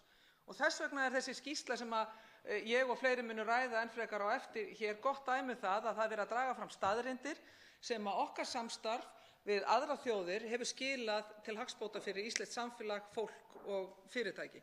Þannig ég haldi áfram mínum spurningum til hæstv. Ráðherra til viðbótar við stjórnstöðuna og EES-ráðherrann, hvernig hann sér þessum málum vinda fram, hvort að hann hafi gefið sér einhverja tímalínu það hvernig við höfum þá styrkt EES-málin ekki bara innan ráðuneytis heldur líka héðan innan þingsins. Þá svarar hæstv. Ráðherra andsvari öðru sinni. Já, virðulegi forseti, fyrst bara að svara spurningu hv. þingmanns að þá er þetta eilífðarmál, geta hagsmuni Íslands, meðal annars í þessu samstarfi. Það er einhver misskilningur, ég hef ekki talað nógu skýrt ef ég held að ég vildi hafa þetta allt í utanríkisráðuneytinu. Ég var nefnt að fara í þetta, fyrst alveg er þetta ekki allt í utanríkisráðuneytinu og ég vil alls ekki að fara allt saman í utanríkisráðuneytinu. Því að það þýðir það að við þurfum að setja annað stjórnarráð inn í utanríkisráðuneytinu. Og ég tel að við höfum verið mjög lánsöm á þessum tíma þegar að þessi samningur var gerður. EFTA var stærra heldur en það er núna og þar voru þarna ríki inni sem að voru, menn töldu á þeim tíma enga líkur að færa inn og það eru vísi Svíþjóð, Finnland og Austurríki og vegna þess að þegar menn fóru í þessa vegferð þá var hér kalda stríðið og menn töldu það víst að út af hlutleysisstefnu myndir aldrei fara í ESB og það var búið þess vegna til samningur sem að ég bara svona getur satt nokkurn veginn á jafnræðisgrundvelli sem átti að nýtast þessum þjóðum til langs tíma og þau hafi síðan farið inn í Evrópusambandið og við njótum góðs af því. Við vorum bara rétt þjóð á réttum tíma og reyndar tel ég það að það sem inni í þessum samningi það sem að ég hugsa að ég ætti að velja það núna, ég hugsa að ég myndi taka það nokkurn veginn það sem inni þar núna þó sem maður myndi auðvitað vilja breyta einhverju. En varðandi stjórnstöðuna og EES-ráðherrann þá ég bara mjög opinn fyrir því. Ég vil bara hins vegar varðandi tímalínuna. Þetta náttúrulega verið forgangsmál hjá mér frá því ég kom inn, bara sem utanríkisráðherra að efla hagsmunagæslu varðandi EES. Þetta mál tel ég að sé bara á skýrslan grundvöllur til þess að við förum mjög gaumgæfilega í hana. Og þegar maður segir að maður hafi samstarf við háttvirt þing og háttvirta þingnefndir þá þýðir það auðvitað samstarf. Og þess vegna þessi umræða hér og við erum ekki í sérstaklega tímaþröng, þetta ekki eitthvað viknamál. Við eigum hins vegar að vinna þetta hratt og örugglega og það væri langbest ef það væri þetta breið pólitísk samstaða þannig að þetta yrði ekki háð duttlungum einstakra stjórnmálamanna eða ríkisstjórnum og það mín von að svo geti orðið. Andsvörum lokið. Til máls tekur hv. 10. þingmaður Reykjavíkurkjördæmis norður Ólafur Ísleifsson.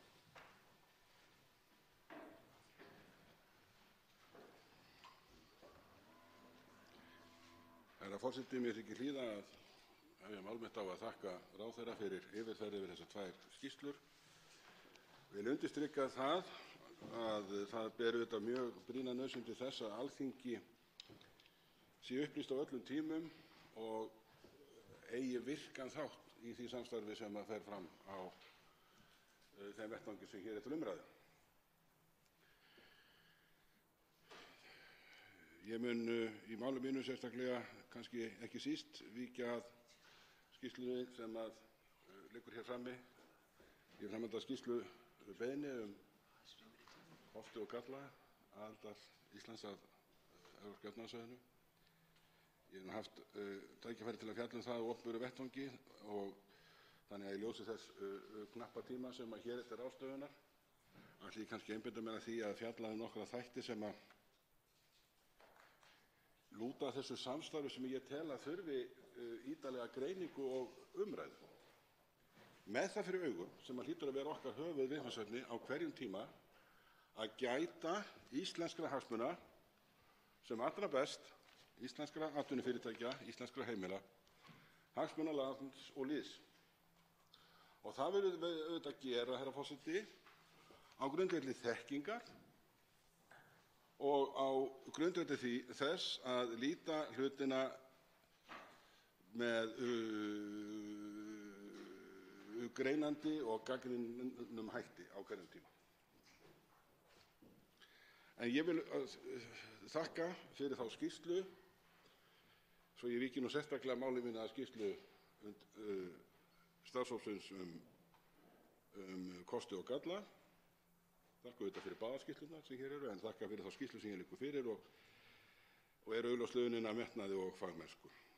Einn helsti kostur þessara skýrslu að hún sýnir glögglega hvað EES-samstarfið er víðfeðmt og teygir anga sína víða í þjóðlífinu.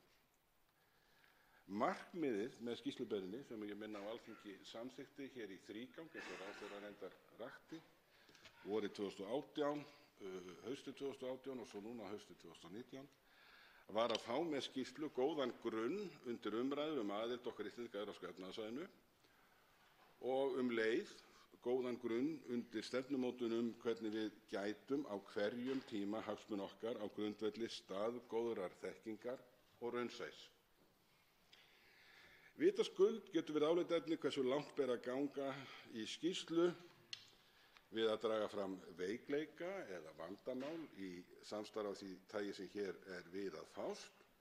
Skýrsluhöfundar hafa með sínum hætti gert grein fyrir því hvernig þeir nálgast það viðfangsefni.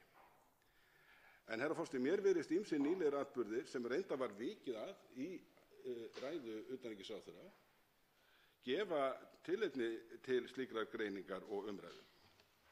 Áður en lengra er haldið og megi man þá vil ég þakka ráðherra fyrir yfirlýsingu hans varðandi ríkisábyrgð á bankainnstæðum. Ég geri mig grein fyrir því að hæstv. utanríkisráðherra og ég lítum orkupakkann ekki nákvæmlega sömu augum. Ég hefði náttúrulega fagnað því ef hann hefði sýnt sams konar einbeitingu og afstöðu í því máli.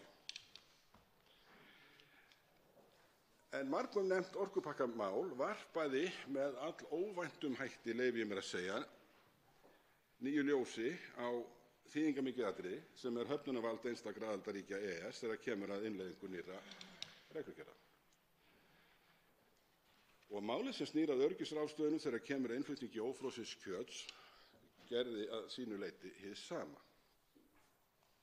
Það var komið fram sjónarmið, herra forseti, að þótt EES-samningurinn feli í sér skýr ákvæði heimild til að taka upp í sameiginlegu EES-nefndinni á grundvelli skýrra ákvæða málsmeðferð eigi þessi ákvæði einhverju leyti ekki við í raun.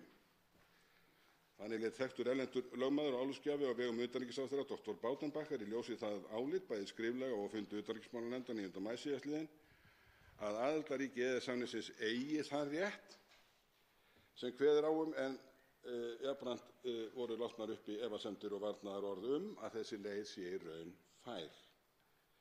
Baudenbacher taldi því að myndi Ísland hafna þriðja orkupakkanum gæti það teflt aðildinni að EES-samningnum í tvísýnu. Athygli vakti að Baudenbacher sá ástæðu til að minna Íslendinga á hollustuskyldu sína við Norðmenn og að taka tillit til hagsmuna þeirra. En samandregið þá réð sérfræðingurinn íslenskum stjórnvöldum frá því að beita samningsbundnu ákvæði sem hann telur þó að þau séu í fullum rétti að lögum til að virkja. Ekki var að sjá að ítarlegur lögfræðilegur rökstuðningur fylgdi þessari ráðgjöf, heldur var henni einkanlega teygt fram sem hugleiðingum pólitískar afleiðingar þess að umræddu ákvæði yrði beitt. Utanríkisráðuneytið fór þess á leit við Alþjóða- og Evrópuréttarstofnun Háskólans í Reykjavík og stofnunin veitti sérfræðilegt álit sitt á því hverjar yrðu lagalegar afleiðingar þess ef Alþingi hafnaði afléttingu stjórnskipulagsfyrirvara vegna þriðja orkupakkans. Skemmst er frá því að segja að í umsögn stofnunarinnar er vísað til bókar Sigurðar Líndals og Skúla Magnússonar, Réttarkerfi Evrópusambandsins og Evrópska efnahagssvæðisins, þar sem segir að rétturinn til að synja laganýmælum ESB á þeim sviðum sem EES-samningurinn nær til sé vissulega fyrir hendi frá formlegu sjónarhorni. Frá pólitísku sjónarhorni telja þeir hann þó vart fyrir hendi, að minnsta kosti svo framarlega sem stjórnvöld EFTA-ríkjanna vilja halda í EES-samninginn. Á hinn bóginn, og kannski þarna örlítið slegið úr og í, ef má leyfa sér að taka þannig til orða, segja þeir að megi líta á heimild EFTA-ríkjanna eins og neyðarheimil sem til greina kæmi að nota við sérstakar aðstæður. Herra forseti, eðlilegt sýnist að skilja ummæli í tilvitnaðra fræðimanna á þann hátt að við sérstakar aðstæður komi til greina að nota umrædda neyðarheimil en að því tilskildu að pólitískur jarðvegur í garði viðsemjenda hafi verið vel undirbúinn áður. Það er þannig að í ýmsum fræðilegum ritgerðum sem hafa birst hérna á undanförnum árum að þá gætir allnokkurrar gagnrýni á Evrópusambandið, fulltrúa þess og svona framkvæmd samningsins. Og mér langar til að vísa hér örstutt í það og ég tel að það sé mjög nauðsynlegt fyrir Alþingi, alþingismenn, að gera sér þessa gagnrýni fræðimanna ljósa. Það segir í umsögn Alþjóða- og Evrópuréttarstofnun Háskólans í Reykjavík að ESB hafi með leyfi forseta sýnt mikinn samstarfsvilja til að ná samkomulagi þegar dregist hefur von og vita að ná samkomulagi um upptöku gerða í EES-samninginn. Tilvitnun lýkur. Athygli vekur þó það sem segir í framhaldinu, og aftur með leyfi forseta, þó hefur það gerst að þolinmæði ESB hefur þrotið og sambandið virkjað þau úrræði sem er að finna í 4. málsgrein 102. greinar EES-samningsins, en í því felst hótun. Herra forseti, ég ítreka hótun að fresta hluta EES-samningsins til bráðabirgða, samanber 5. málsgrein sama ákvæðis. Tilvitnun lýkur. Tekin er sem dæmi tilskipun Evrópuþingsins og ráðsins 2004/38/EB en málið dróst á langinn vegna andstöðu íslenska ríkisins við sum ákvæði tilskipunarinnar. Segir í umsögninni að eftir að ESB virkjaði 4. málsgrein 102. greinar samningsins hafi frekari samningaviðræður átt sér stað milli samningsaðila og að lokum hafi íslenska ríkið samþykkt að umrædd tilskipun yrði tekin upp í EES-samninginn. Ekki hafa því komið til þess að ESB beitti heimild 5. málsgreinar 102. greinar svo framvegis að flesta hluta viðaukans. Ályktun höfunda umsagnarinnar er að framangreint dæmi sýni að ESB virðist vera tilbúið til að beita þessum heimildum í 5. málsgrein sem áður er vitnað til ef sambandið telur ástæðu til. Athygli vekur að höfundar lýsa framgöngu af hálfu ESB á þann veg að beitt sé hótun. Einn höfunda umsagnarstofnunarinnar, Margrét Einarsdóttir, rakti í ritritri grein sinni sem ber heitið Vaxandi vandkvæði við framkvæmd EES-samningsins, upptaka afleiddra löggjafa sem birt var í tímariti lögfræðinga 2016. Samskipt við ESB þegar risið hafa álitaefni hvort tilteknar Evrópugerðir falli undir gildissvið EES-samningsins. Álitaefni það hvort þær falli undir gildissviðið. Segir þar upptöku fyrrgreindrar tilskipunar, þessara númer 2004/38, að Alþingi hefði, með leyfi forseta, í raun enga möguleika haft til að koma í veg fyrir upptöku hennar samningi. Og aftur með leyfi forseta, öðruvísi en að setja framkvæmd EES-samningsins í algjört uppnám. Í greinin útskýrt að íslensk stjórnvöld byggðu á því frá upphafi umrædd tilskipun félli ekki undir gildissvið EES-samningsins en að ESB virðist frá upphafi verið staðráð því að tilskipunin félli undir gildissvið samningsins og að EFTA-ríkin yrðu að taka hann upp í samninginn. Þá segir í fræðigreininni, með leyfi forseta, þessi skoðun virðist ekki hafa verið byggð á lagarökum, heldur var að ræða pólitískt mat þeirra á mikilvægi tilskipunarinnar fyrir innri markaði. Herra forseti, hér verður að telja að gæti af hálfu höfundar allharðrar gagnrýni á framgöngu ESB eða fulltrúa þess gagnvart viðsemjendum sínum. Þá er í umræddri grein vitnað til viðtals við embættismanni framkvæmdastjórn ESB sem tekið var í nóvember 2008 og þar er eftirfarandi texti og þetta er tekið eftir því sem best er vitað upp úr doktorsritgerð og þessi texti er á leiðin í aðra doktorsritgerð þannig að það er ástæða til þess að leggja við hlustir með leyfi forseta. Og hér eru orð embættismannsins frá Evrópusambandinu. Stundum er afstaða okkar sú að gerðir falli undir gildissvið EES-samningsins af því að við viljum að gerðirnar fari inn í samninginn. Í þessum málum ræðum við ekki lagarökin. Gerðirnar falla undir gildissviðið af því að við segjum að þær falli undir gildissviðið. Þannig að hér er lýst viðhorfi í fræðilegri grein sem telja verður með ólíkindum. Ég ætla að leyfa mér að vitna líka til nýlegrar fræðigreinar Stefáns Más Stefánssonar og Margrétar Einarsdóttur valdmörk og valdheimildir stofnana Evrópusambandsins og Evrópska efnahagssvæðisins, en þar er vikið að möguleikunum á að stofnanir EES fari út fyrir valdsvið sitt. En framar er í ritgerðinni sem birtist í tímariti lögfræðinga 2018 er vikið að dæmum að slíkt gerist af hálfu stofnana ESB. Er bent á möguleikann á að stofnanir EES samþykki gerðir sem kjarni EES réttar tekur ekki til. Sömuleiðis er bent á möguleikann á að EFTA-dómstóllinn túlki meginmál EES-samningsins eða afleidda löggjöf þannig að niðurstaðan feli í raun í sér breytingu á samningnum.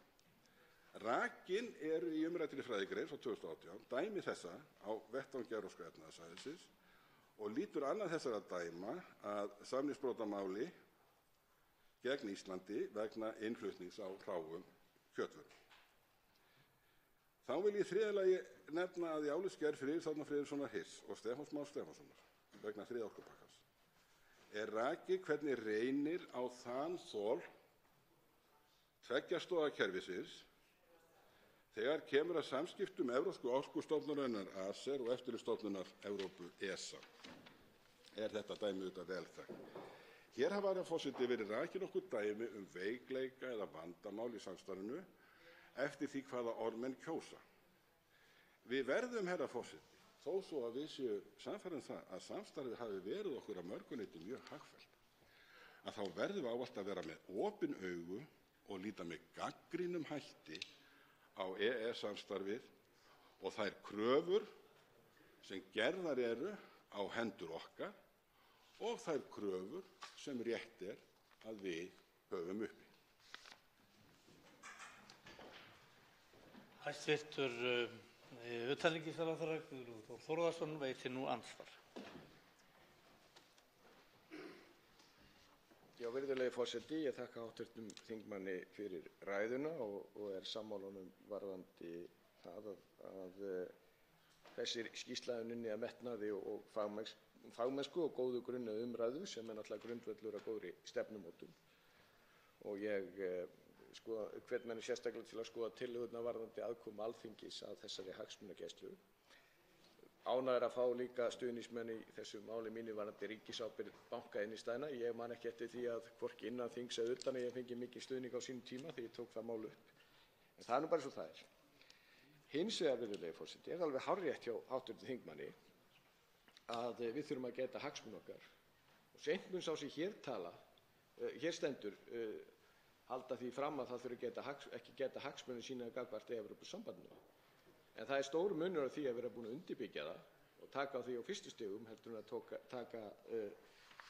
en að bara hlaupa til þegar að menn eru búin að vinna þetta jafnvel í áratug. Og ég, af því að hv. þingmaður fer hérna inn í gamalgróna umræðu þriðja orkupakkann, þá stendur það eftir í þeirri umræðu. Það er eina spurningin sem er ósvarað. Það er stefnubreytingu forystumanna Miðflokksins sem kom að þessum undirbúningi og lögðu til við þingið að þetta yrði samþykkt og breytt. Og ég bara vil nota tækifæri, virðulegur forseti, og spyrja hv. þingmann, veit hann að því hefur hann spurt formann og varaformann Miðflokksins af hverju þeir skiptu svona skoðun, því að það liggur alveg fyrir skjalfest að af þeim var lagt til að þetta færi gegnum þingið og þá ekki með þeim ráðstöfunum sem við seinna gerðum. Af því að hv. þingmaður er hér að vísa til þess að fara ágætlega yfir mótunarferlið og þessar hluti sem við þurfum að gera og vera á varðbergi á nokkurs vafa, ekki síst gagnvart Evrópusambandinu og embættismönnum þeirra. Þannig ég er forvitinn, virðulegi forseti, hvort að hv. þingmaður geti upplýst okkur það sem við vitum ekki. Af hverju skiptir Miðflokkurinn skoðun eða forystumenn hans? Þá svarar andsvari hv. 10. þingmaður Reykjavíkurkjördæmis norður, Ólafur Ísleifsson.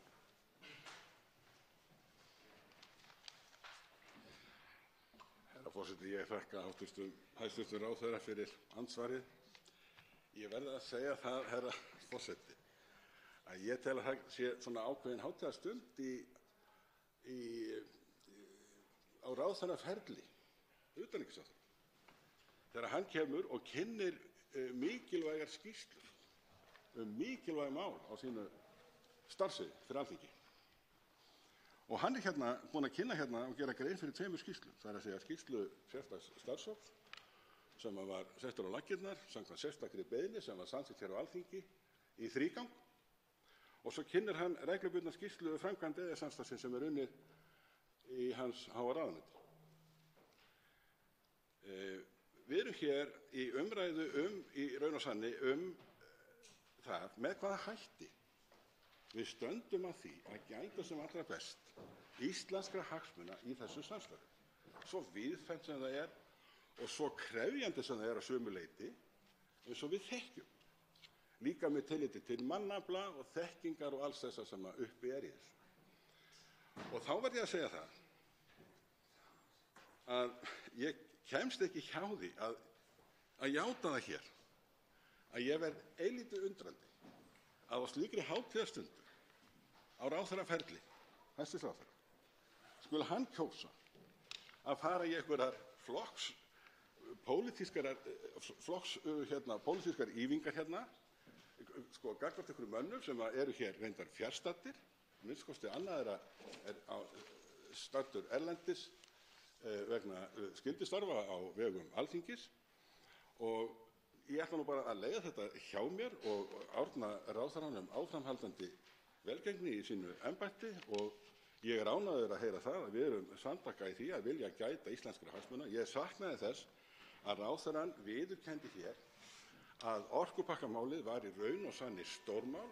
Hann gerði það ekki meðan á því stóð, gerði lítið úr því, en það skilur eftir mjög alvarlegar spurningar í hugum landsmanna. Hæstvirtur utanríkisráðherra Guðlaugur Þór Þórðarson veitir nú andsvar síðara sinni. Virðulegi forseti, eftir ræðu hv. þingmanns þá líður mér svolítið eins og ég hef eyðilagt jólin, en áttaði mig ekki alveg á því hversu mikil hátíðarstund þetta var. Úr því að hv. þingmaður vísar til þess að þá skulum við bara halda því þar. Og ég ætla ekkert að pína hv. þingmann með þessari spurningu lengur. Það er þarna, og við skulum bara taka þetta eins og það er og halda okkur bara þar sem ég held að sé við sjálfur hárrétt, og ég vil nota tækifærið og þakka hv. þingmanni fyrir skýrslubeiðnina, og ég er sammála honum að hún er góður grunnur, eins og hann nefndi, að við ræðum þessi mikilvægu mál, og þó að við séum ekki sammála öll mál, og ég ætla nú ekki að rekja þar til þess að eyðileggja hátíðarstundina, þá held ég að vona að dagurinn og í framhaldi að þá förum við að ræða það hvernig við getum bæði byggt upp það fyrirkomulag sem tryggir það að hagsmunagæsla okkur sé í sem besta lagi, og hvernig meðal annars við getum rætt þessa hluti sérstaklega á fyrstu stigum sem að skipta máli, og sem þýðir það að við munum öll gera hvað við getum til þess að taka á móti þegar þess þarf, því þess mun þurfa í þessu samstarfi eins og öllu öðru. Og þá svarar andsvari síðara sinni hv. 10. þingmaður Reykjavíkurkjördæmis norður, Ólafur Ísleifsson. Já, bara örstutt, herra forseti. Ég vil gjarnan taka undir með hæstv. ráðherra og öðrum sem hafa lagt áherslu á það að við beitum okkur í þessu ferli öllu saman sem er langt og strangt með miklu ákveðnari hætti. Og ég reyndar til, herra forseti, að orkupakkamálið sé mjög gagnlegur leiðarvísir í því máli. Herra forseti, í skýrslu sem er dagsett 19.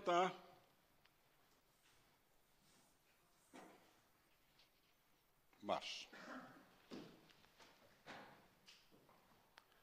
og er lögfræðileg álitsgerð lögð fram af hálfu lögfræðilegra ráðuneyta utanríkisráðherra, eru slík viðvörunarorð að það hefði náttúrulega verið alveg nauðsynlegt að þetta hefði komið fram miklu fyrr, og það hefði verið hægt að beita sér miklu fyrr í þessu ferli, meðal annars á grundvelli þessara eindregnu viðvörunarorða sem að þessir mikilsmetnu lögfræðilegu ráðuneytar ríkisstjórnarinnar vörpuðu ljós á með sinni álitsgerð. Þá veitir andsvar hv. 1. þingmaður Suðurkjördæmis, Unnur Brá Konráðsdóttir. Hæstv. forseti, ég þakka hv. þingmanni fyrir ágæta ræðu og fagna þessum hátíðardegi. Þetta er hátíðarstund. En mig langaði aðeins að velta upp framtíðinni og framtíðarsýn hv. þingmanns á okkar veru í EES, og langar að spyrja, ef ég mætti leyfa mér það, hvernig hv. þingmaður sér það fyrir sér? Verðum við ekki örugglega áfram í EES? Munum við ekki örugglega verða við einhverjum af þeim tillögum sem að birtast hér í þessari skýrslu? Er það ekki okkar sameiginlegi skilningur að það hafi verið gott skref sem var tekið á hátíðarstundu á sínum tíma að gerast aðilar að EES? Og þá svarar andsvari hv. 10. þingmaður Reykjavíkurkjördæmis norður, Ólafur Ísleifsson.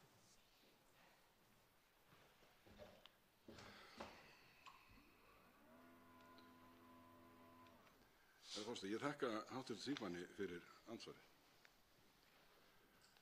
Og ég verð að viðurkenna það að efni þeirrar spurningar sem hv. þingmaður beinir til mín kemur eilítið fyrir sjónir að því leytinu til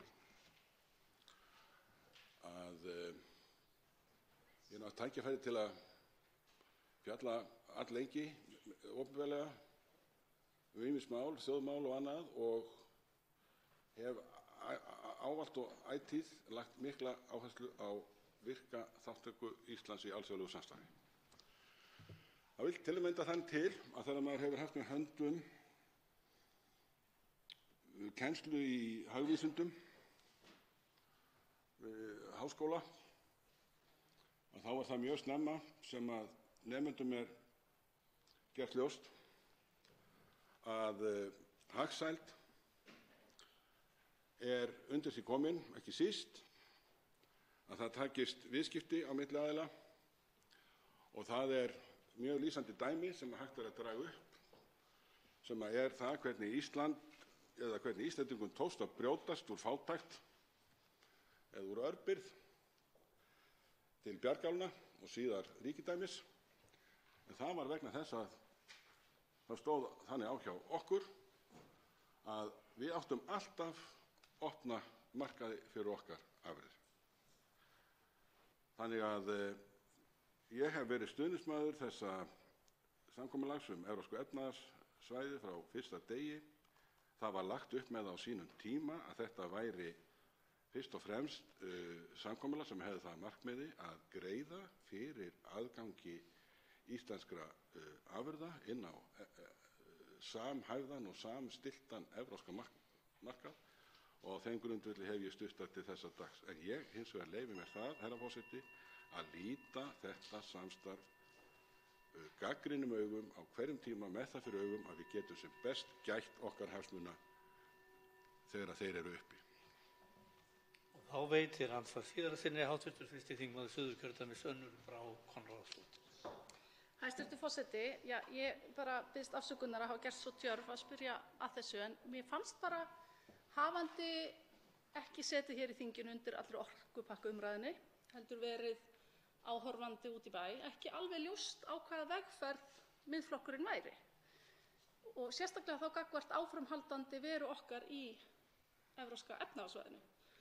Og ég verð bara að biðjast afsökunar á því ef það afskaplega dónalegt að spyrja svona spurningar, en mér finnst bara mjög mikilvægt að þjóðin og þeir sem að horfa á þessar útsendingar skilji hvert þingmenn að fara.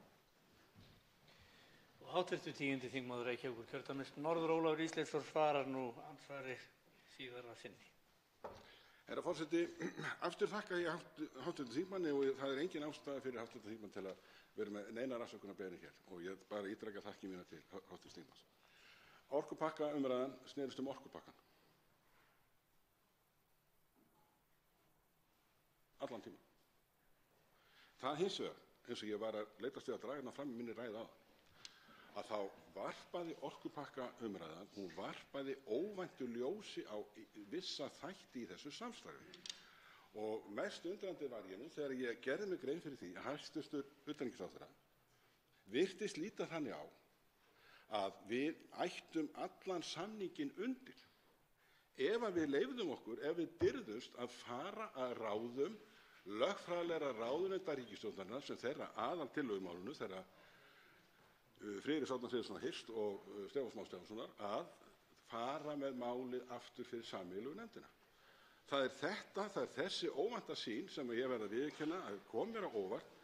Í ræðu minni áðan þá tengdi ég þetta líka við málið varðandi öryggisráðstafanir gagnvart ófrosnu kjöti og ég styðst í þessu efni við traustan fræðilegan grundvöll og ég vitnaði hér í ritrýndar greinar í tímariti lögfræðinga og víðar. Og þá veitir andsvar hv. 3. þingmaður Reykjavíkurkjördæmis Norður Helgi Hrafn Gunnarsson. Virðulegi forseti, ég ætlaði að reyna að koma hérna í andsvar og tala ekki þriðja orkupakkann. Ég veit ekki alveg hvort það takist í kjölfar þessa orða sem hv. þingmaður hefur látið falla hérna í síðustu andsvörum. En ég var svipaðri leið og hv. þingmaður Unnur Brá Konráðsdóttir. Ég verð svolítið ringlaður yfir því hvernig nákvæmlega Miðflokkurinn og hv. þingmaður sér fyrir sér áframhaldandi samstarf í EES ef þriðji orkupakkinn var einhver hornsteinn í því máli. Vegna þess að eins og hv. þingmaður man eflaust jafnvel og ég, að þá vorum við að tala reglugerðir og tilskipanir frá árinu 2009, það er að segja 10 ára gömul verk Evrópusambandsins, voru búin að vera í mikilli umræðu í Evrópusambandinu og innan stjórnsýslunnar hér í mjög langan tíma. Og eins og hæstv. Utanríkisráðherra fór hérna inn á áðan, þá komu hv. þingmenn Miðflokksins núna að því á sínum tíma að leggja til að það yrði samþykkt þegar þeir voru í ríkisstjórn. Og mér persónulega alveg sama það hvers vegna sá viðsnúningur var sem hæstv. Utanríkisráðherra var að tala mér bara sama, mér finnst ekkert koma málinu við. Rök eru rök, óháð því hvort þau voru lögð fram í fyrra eða hittiðfyrra. En það sem ég reyna að segja það að allt þetta samantekið finnst mér gera málflutning hv. þingmanns gagnvart sambandi Íslands við EES afskaplega flókið. Þannig að ef við ætlum að vera þarna áfram, þá hlýtur það að vera áfram á þeim grunni sem við erum á núna, og ef ekki, þá hvaða grunni? Hvernig myndi hv. þingmaður vilja breyta fyrirkomulaginu eða breyta því hvernig Ísland tekur þátt í samstarfinu? Og ef ég þori varla að stinga upp á því að við reynum að halda þriðja orkupakkann út fyrir efnið, vegna þess að mér finnst að ef þriðji orkupakkinn er eitthvað sem veldur einhverju viðsnúningi eða einhverjum sérstökum vangaveltum, þá er ég mjög ringlaður yfir því hvernig hv. þingmaður sér fyrir sér framhaldið.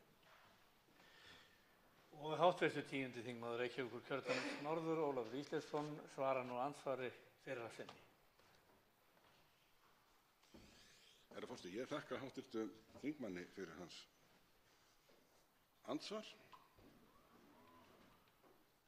Ég ætla að leyfa mér að segja það að ég tel að við munum halda áfram öllu því alþjóðlega samstarfi sem við höfum efnt til og tekið þátt í áfram eins og við höfum gert, með því að vera með opin augu, með því að vera vakandi, með því að starfa á grundvelli þekkingar og vitsmuna, upplýsingar. Mikilvægt að þátttaka okkar í samstarfi alþjóðlegu og stefnumótun og framganga okkar þar sé rædd ítarlega hér á Alþingi og styðjist hér við þinglegan vilja og annað. Þess vegna lagði ég nú mikið upp úr því hérna í ræðu minni áðan að þessi umræða hér í dag, sem eru hér undir 2 skýrslur sem að lúta að samstarfinu Evrópska efnahagssvæðið. Við erum þátttakendur í ýmsu öðru samstarfi. Við erum stofnaðilar að Atlantshafsbandalaginu, sem ég hef nú lýst hér áður sem einhverju mikilvægast ákvörðun sem að hefur verið tekin hér frá stofnun lýðveldisins og skipað okkur í raðir vestrænna lýðræðisríkja, og ég tel að við höfum notið mjög góðs af því samstarfi.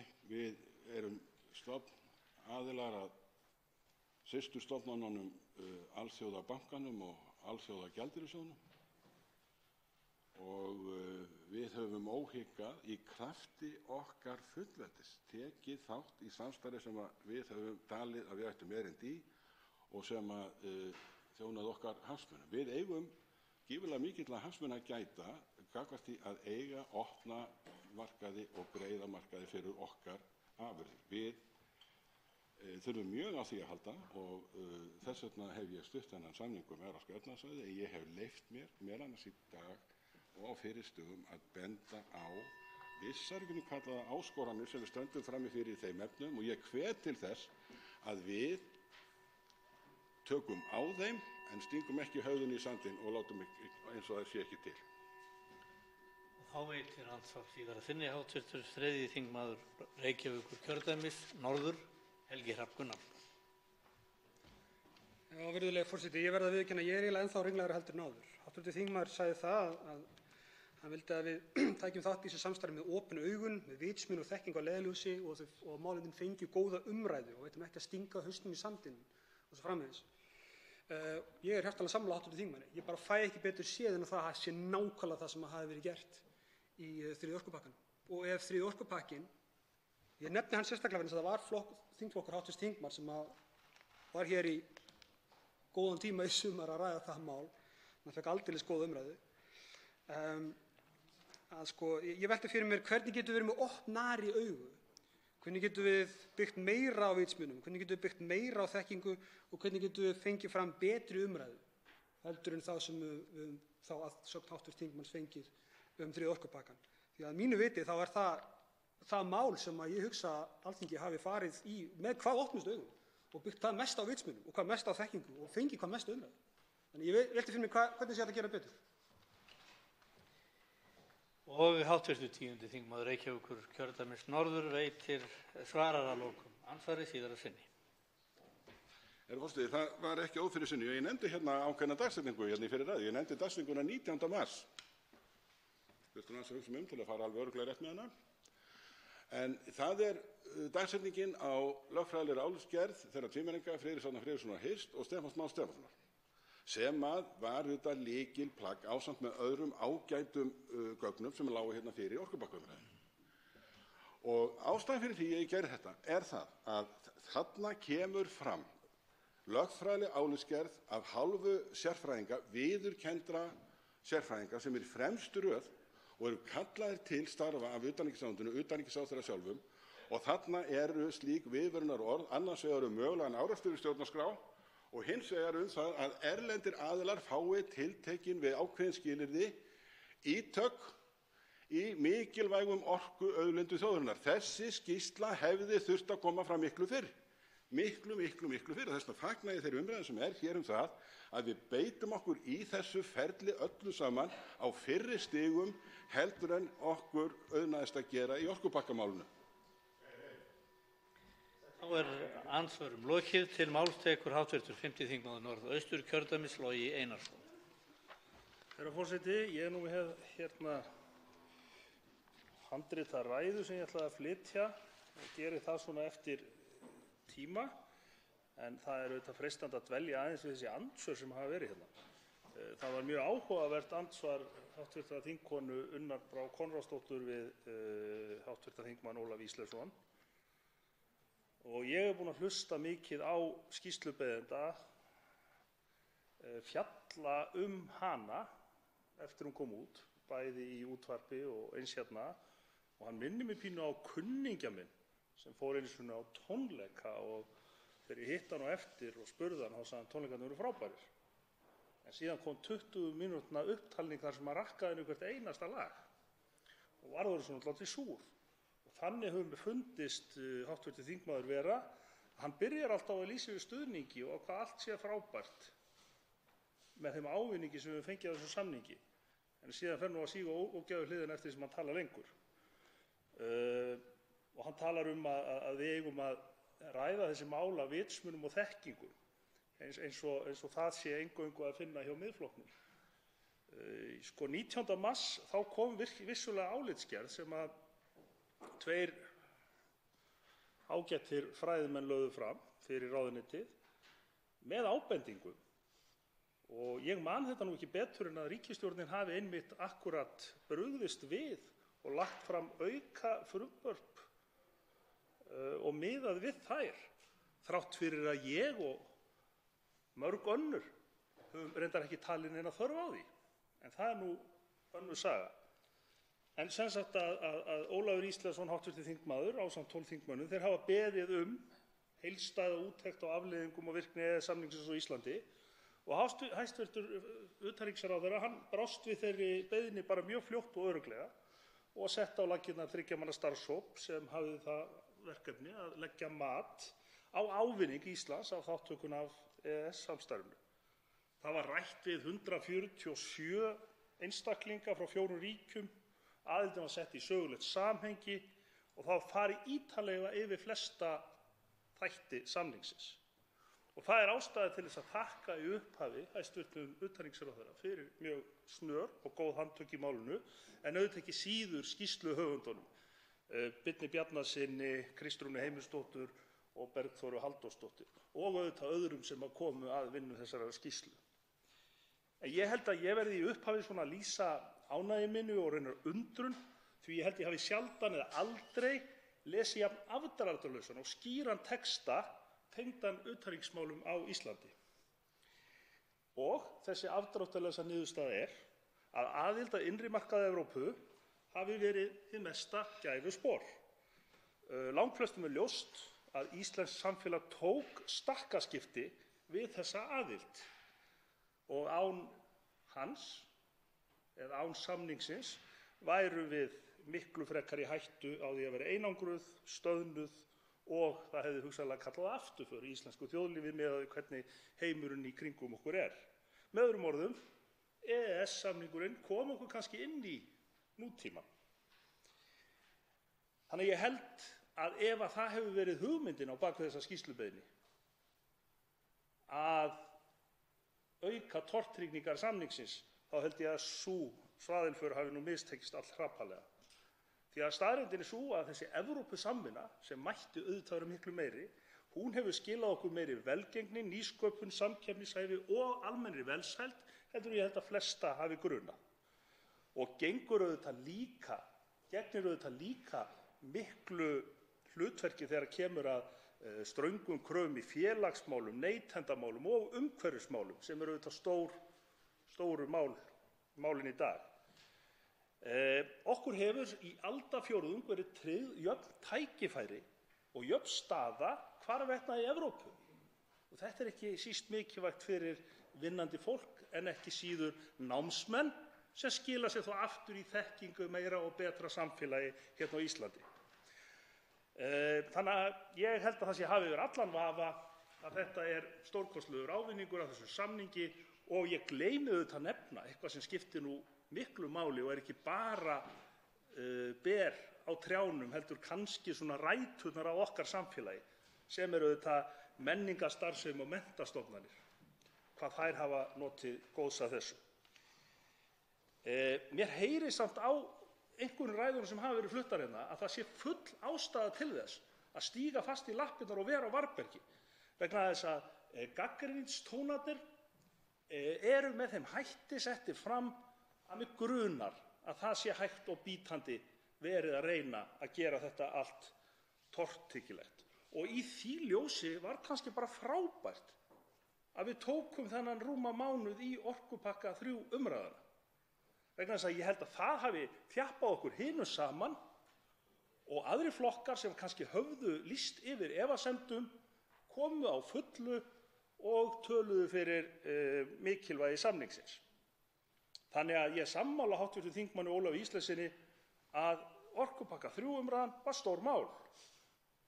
En ég er kannski ekki sammála að það hafi verið stórmál í sama skilningi og hann. Vegna þess að þar var það auðvitað lítið mál. Og ég er heldur ekki sammála að það mál eigi að vera sérstakur leiðarvísi fyrir þingið. Að minnsta kosti ekki varðar þingsköpin. En hv. þingmaður talaði nefnilega aðeins um heimsókn Baudenbacher. Og ég eiginlega bara verð að staldra aðeins við þar. Það hefði auðvitað verið miklu gagnlegra fyrir Miðflokkinn og Ólaf Ísleifsson ef það fólk hefði séð sér fært að sitja fundinn og hlusta á það sem þar fór fram. En þessi Baudenbacher er fyrrverandi forseti EFTA-dómstólsins. Hann er hættur þar og sinnir ráðgjöf og gat þess vegna og tók það fram í upphafi fundarins. Fjallað hlutina frá víðara sjónarhorni heldur en kannski þeir lögmenn sem fengu mjög afmarkað og tiltekið verkefni og þurftu að svara. Hann er Evrópumaður, búinn að lifa í hringiðu þessa samnings og evrópsku mannlífi í áratugi og hann ræddi hlutina bæði frá lögfræðilegu sjónarhorni en ekki síður pólitísku. Og hann tjáði sig býsna hressilega og afgerandi. Og meðal þess sem hann nefndi, það er að horfa á þessa hluti frá 2 sjónarhornum. Annars vegar er sú lögfræðileg staða sem er í málinu, en hins vegar sú pólitíska staða í málinu.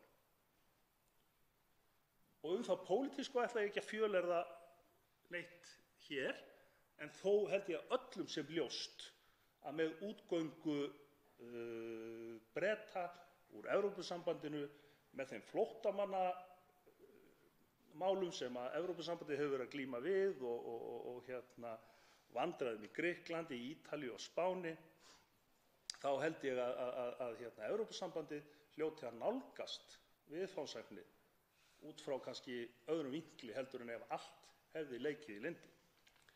Og það er eðlilegt að hefum við líka gert. En ég ætla aðeins að staldra við lögfræðilega hluta. Þar sagði Baudenbacher að vissulega væri það rétt að Ísland hefði þennan möguleika á því að skjóta málinu aftur inn í sameiginlegu EES-nefndina. Í prinsippi. En ef ekki næðist neitt samkomulag þar sem væntanlega myndi litast af pólitísku umhverfi, af því að EES-samningurinn getur aldrei orðið bara lögfræðilegt plagg, heldur verður alltaf pólitískt og mótast af þeim sem búa samningi til og hverjir semja. Og ef að málið færi fyrir dómstóla, þá sagði hann og var mjög skýr að það eru harla litlar líkur á því að við riðum feitum hesti frá þeim hluta málsins, vegna þess að þá skiptir tímalínan öllu máli. Og hvað á við um því? Jú, það er hvernig við höfum hagað okkur fram að deginum sem við komum aftur inn með málið. Og ef við skoðum það, þá liggur það fyrir að við erum búin að vera með málið í höndunum í 10 ár og ekki á neinum tímapunkti gerðum við athugasemd við þá þætti málsins sem Miðflokkurinn er að gera umtalsefni í vor. Og málið er nú ennþá afkáralegra þegar horft er til þess að það er núverandi formaður Miðflokksins og núverandi þingflokksformaður sem voru lykilspilarnir á þeim tíma.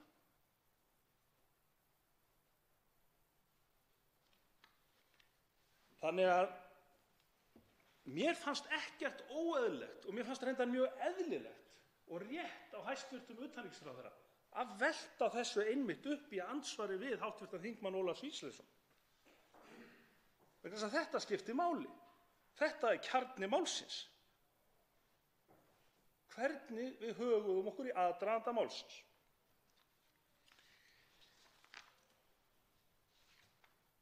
Og það hafa ýmsir stjórnmálamenn hérna á síðustu vikum og mánuðum gefið í skyn að í Evrópu sé fátt annað að finna heldur en öfl og erlend ríki sem veri áseljast íslenskar auðlindir.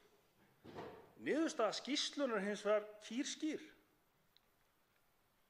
Hún er sú að frekari aðkoma Íslendinga að fagstofnunum Evrópusambandsins sé til þess fallið að auka áhrif okkar á mótun EES-mála og þar með að víkka út og styrkja fullveldið. En til þess þurfum við auðvitað að huga að nauðsynlegri hagsmunagæslu. Og nú ætla ég að stökkva yfir kafla í ræðu minni því að ég eyddi of miklum tíma í andsvörin. En nefna samt nokkra hluti. Í fyrsta lagi þá verðum við að gera úrbætur í tengslum við stjórnarskrá Íslands. Við í Samfylkingunni höfum lengi talað fyrir því að það þurfi nýja stjórnarskrá og það þurfi að breyta ákvæði og gera skýrara ákvæði sem heimilir okkur alþjóðasamvinnu, það er að segja framsalsákvæði. Og mér finnst skýrsluhöfundar taka undir þetta og segja að vafa að stjórnarskrá Íslands til dæmis heimili fulla aðild að EES-samstarfinu og það veiki stöðu okkar gagnvart samstarfsríkjum okkar, einkum Noregi og Liechtenstein. Að mínu áliti þarf íslenska þjóðin þó að ganga lengra og setja sér opnara framsalsákvæði sem að gerir þjóðinni mögulegt og kleift, viljum það, að takast á hendur frekari og stærri alþjóðlegar skuldbindingar og samstarf. Ég held að það blasi bara við í þeim málum sem bíða okkar, þessi 4. tæknibylting, loftslagsvandinn og annað slíkt, að þar eru viðfangsefni þess eðlis að það er hvorki hægt að taka þátt að fullu og það er ekki hægt einu sinni að vinna bug á vandamálum sem bíða okkar. Öðruvísi heldur með miklu meira samstarfi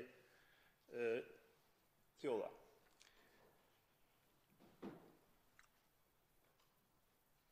Þess vegna segir í þessari skýrslu að EES-aðildin hún móti allt þjóðlífið og það er að forðast að skilgreina hana sem erlenda ásælni.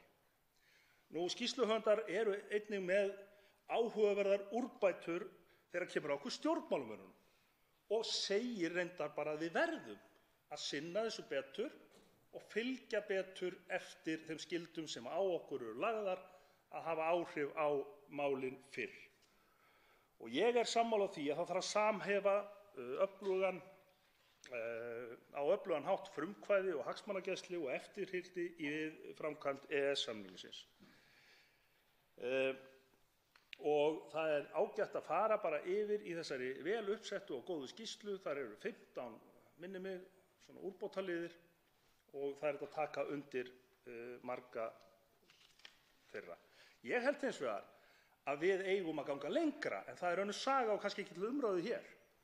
En ég held að það hefði margsýnt sig að aðgengi okkar að stöðugri og öflugri gjaldmiðli myndi skapa ný og betri tækifæri, öryggi fyrir heimilin, en sóknarfæri og stöðugleika fyrir lítil, meðalstór nýsköpunarfyrirtæki sem vilja vaxa og á endanum þurfi að hrökklast út úr hagkerfinu okkar. Þannig að ég skil að það er meiri ágreiningur heldur en sjálfan EES-samninginn, en ég held að tíminn muni á endanum leiða okkur þangað inn og ég fagna því.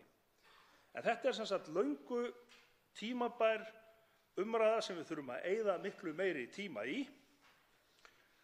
og leið og við þurfum að vera dugleg og nota hvert tækifæri til að halda staðreyndum til haga. Þá þurfum við líka alveg örugglega, heyrist mér, að vera á varðbergi gagnvart popúlískum, þjóðernissinnuðum öflum sem vilja helst reisa girðingu hérna í kringum landið og halda að tímabundið sé okkur best búið þannig. Hæstvirtur utanríkisráðherra Guðlaugur Þór Þórðarson hefur óskað eftir að veita andsvar. Virðulegi forseti, ég þakka hv. þingmanni fyrir ræðuna sem var prýðileg og ég er sammála mjög mörgu sem þar kom fram. Ég var nú að vonast til þess að hv. þingmaður myndi lýsa því yfir að við getum náð sátt það í íslensku stjórnmálum að standa vörðu með EES-samstarfið en ekki vera að takast á það eins og við gert að fara inn í Evrópusambandið, en ég bara nú ekki von minni. En svona bara spyrja hv. þingmann því að úr því að hann fór inn á þær brautir mikilvæg þess að ganga inn í Evrópusambandið. Kannski fyrst hvort að hv. þingmaður hafi einhver áhyggjur af því, eins og til dæmis að nú er það þannig að við getum ekki gert ráð fyrir að það séu alltaf uppgangur í íslensku samfélagi og við fundum náttúrulega harkalega fyrir því í alþjóðlega fjármálahruninu, hvernig að það lék okkur. Ég held að séu flestir ekki allir sammála það að þá var gott fyrir okkur að eiga okkar eigin gjaldmiðil sem að hjálpa okkur mjög í því. Ef það hefði ekki verið þá hefði nú örugglega séð mun meira atvinnuleysi heldur en raunin varð á og var það nú samt nægt, svo ekki sé dýpri á henni tekið. Sömuleiðis að þá erum við svo lánsöm að ég er samstæðan að við erum með okkar eigin viðskiptamál og við þurfum ekki að borga þennan dýra aðgangseyri sem er inn í Evrópusambandið og sömuleiðis að þá þurfum við ekki að taka þátt í sameiginlegu sjávarútvegs og landbúnaðarstefnunni svo eitthvað sé tekið, eitthvað sé nefnt. Er það eitthvað sem hv. þingmaður hefði áhyggjur af í þessu sem að ég nefndi hér sem myndi óhjákvæmilega felast í því að ganga inn í Evrópusambandið? Þá svarar hv. 5. þingmaður Norðausturkjördæmis Logi Einarsson andsvari. Herra forseti, fyrst vil ég nú bara lýsa því yfir að því að hæstv. utanríkisráðherra saknaði þessu ræðu minni, auðvitað vil ég standa vörð EES-samninginn og tel einmitt að orkupakkaumræðan hafi þjappað okkur frekar saman það. En ég vil auðvitað í fyllingu tímans ganga enn lengra. Jú, vissulega hef ég áhyggjur af ýmsu. Ég hef í rauninni áhyggjur af öllu sem ég geri í lífinu. Og stundum hefur það nú verið þannig að það sem ég hef haft mestar áhyggjur af hefur nú samt á endanum skilað mér mestu.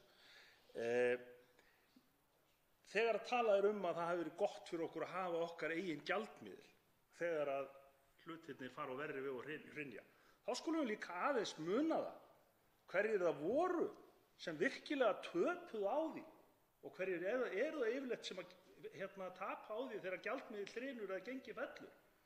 Og þá eru það útflutningsgreinarnar sem að þurfa aðstoð og þá er farið ofan í vasann á launafólki og kjör þeirra eru rýrð. Þannig að það þarf náttúrulega að horfa á hlutina í sem sagt ýmsu samhengi og ég held að það séu kostir og gallar við hvoru tveggja.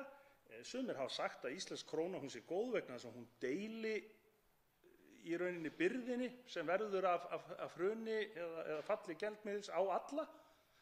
En það nú ekki þannig. Það hefur verið henni deilt á allt venjulegt fólk, skulum segja, allt launafólk í landinu. Á meðan að stórútgerðin hefur núna síðustu 10-15 árum verið að græða bæði í niðursveiflu og uppsveiflu. Og það líka áhyggjuefni sem að mig langar þá að spyrja hæstv. Utanríkisráðherra hvort honum finnst ekki sérkennilegt. Nú með eigin viðskiptamál því til að svara að ég held að innan Evrópusambandsins fengjum við einfaldlega betri aðgang að fleiri mörkuðum af því ég held að fyrir litla þjóð þá séu svona tvíhliða samningar veikari. Og hvað varðandi landbúnaðinn, já þá væri nú ágætt að fá smá uppbrot á honum. Ekki síst fyrir bændur þannig að þeir geti fara að fá mannsæmileg kjör. Og hæstvirtur utanríkisráðherra Guðlaugur Þór Þórðarson svarar nú andsvari síðara sinni. Veitir nú andsvar síðara sinni. Takk virðulegi forseti. Ég nú ánægður að heyra það að það samstaða að halda verðum EES-samninginn en ég áttaði mig ekki alveg á hvað hv. þingmaður var að fara varðandi gengi krónunnar. Þegar það fellur þá kemur það ekki niður á útflutningum. Það útflutningsgreinarnar sem að svona alla jafna hagnast á því en almenningur verður fyrir því og ýmsir fleiri því að við erum háð innflutningi að vörur hækka og síðan sjá við verðbólgu og það svo sannarlega galli. Við höfum líka fundist það að vera galli að vaxtakjör hérna hafi verið eða vextir hafi verið hærri heldur en í mörgum þeim löndum sem við berum okkur saman við þó að það sé nú virðist vera að breytast núna sem vel. En ég bara held hins vegar að íslenskt þjóðfélag ekkert fullkomið og svo sannarlega ekki hafa eigin gjaldmiðil en ég held að íslenskt þjóðfélag muni fara mjög illa út úr því ef verður mikið atvinnuleysi, sérstaklega meðal ungs fólks eins og við sjáum til dæmis í Evrulöndunum og síðan nú ekki bítugu nálina með evruna því að það alveg ljóst að ef hún á að virka þá þurfa menn að fara í mikla aðgerðir sem ekki pólitísk samstaða um. Varðandi viðskiptamálina þá það nú bara þannig að við getum borið saman viðskiptanet ESB og ES og sömuleiðis að þá þekkjum við það að við erum með mun frjálslyndari viðskiptastefnu heldur en ESB. Við erum með 90% tollfrelsi meðan að það 26% í Evrópusambandinu sem þýddi það við gengjum inn að þá myndi hækka hér mikið verð á vörum sem ekki með neina tolla núna og þetta hefur allt saman komið fram. Síðan með landbúnað, ég held að hann myndi nú ekkert það ekki þannig að hann sé ekki niðurgreiddur í Evrópusambandinu og sá aðgangur segir sem við myndum greiða inn, hann fær nú að stórum hluta í því að niðurgreiða landbúnað í öðrum löndum en ef við ætlum að stokka upp landbúnað nú þá getum við gert það sjálf enda höfum við alveg fulla stjórn á því. Og hv. 5. þingmaður Norðausturkjördæmis Logi Einarsson svarar nú andsvari síðara sinni. Herra forseti, ég er sammála því að við getum alveg stokkað upp landbúnaðinn sjálf en til þess þurfum við öðruvísi ríkisstjórn. Ég hef kannski ekki verið nógu skýr á þann. Ég var einmitt að lýsa því þegar að gengi fellur. Þá eru teknir peningar úr veski almennings og útflutningsgreinarnar hagnast. Þær taka ekki þátt í þeirri ógæfu sem þá dynur yfir venjulegt fólk í landinu. Það alveg rétt að hvað varðar atvinnuleysi að þá getur það verið erfið áskorun og það svona einn af þessum plúsum og mínusum sem við þurfum að fást við. En hér hefur hins vegar frekar vantað vinnuafl og ég hef enga trú á því að við munum ekki geta haft meiri ávinning heldur en hitt. Það líka rétt að hér hefur vaxtastig verið sögulega lágt að undanförnu. Það lægsta sem þekkist mjög lengi. En það hins vegar ekki rétt að það sé ekki samt umtalsverður munur á vaxtastigi milli Evrópusambandslandanna og Norðurlandanna annars vegar og Íslands hins vegar. Þannig að ég held að við þurfum auðvitað einfaldlega að virða yfirlýsingu held ég flestra formanna stjórnmálaflokka, þar með talið formann Sjálfstæðisflokksins, að leyfa þjóðinni að taka ákvörðun áframhaldandi aðildarviðræður við ESB. Síðan gerum við bara eins og skynsamt fólk, við sitjumst niður, við vegum kostina á móti göllunum og greiðum atkvæði í þjóðaratkvæðagreiðslu. Ég held hins vegar að við eigum líka, þegar við erum að tala alþjóðasamstarf og samskipti við útlönd, þá eigum við líka að hefja okkur stundum yfir það að vera bara að metast á hvort við fáum fleiri krónur eða látum frá okkur fleiri krónur, vegna þess að svo á endanum snýst þetta alls konar hluti, hvernig, bara manngildi. Og þar eigum við samleið með Evrópuþjóðum. Andsvörum lokið. Til máls tekur hv. 10. þingmaður Suðurkjördæmis Álfheiður Einarsdóttir.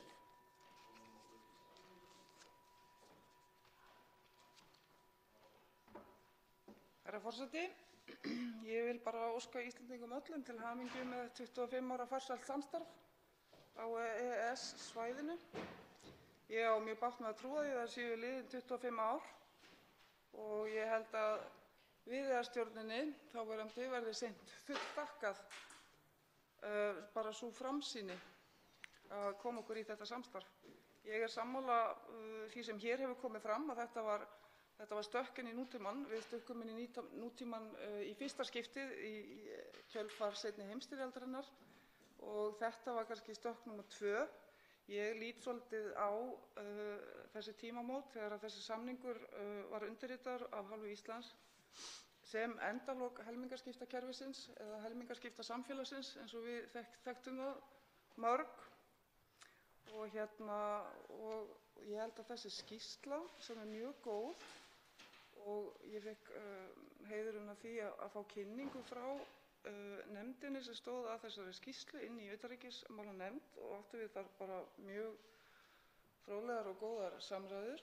Ég held að þessi skýrsla sýni bara svart á hvítu kosti samstarfsins fyrir okkur Íslendinga. En það er alltaf galli á gjöf njarðar og ég held að það hafi verið og sýnt sig kannski að á þessum 25 árum að það eru kannski lélegir leikarar sem að kunnu sér ekki hóf að þessu stóra leiksviði, þessu stærra leiksviði, en ég get ekki kennt leiksviðinu Ég held að lélegir leikarar séu lélegir leikarar, alveg sama hvort að leiksviðið er eingöngu Ísland eða Evrópska efnahagssvæðið.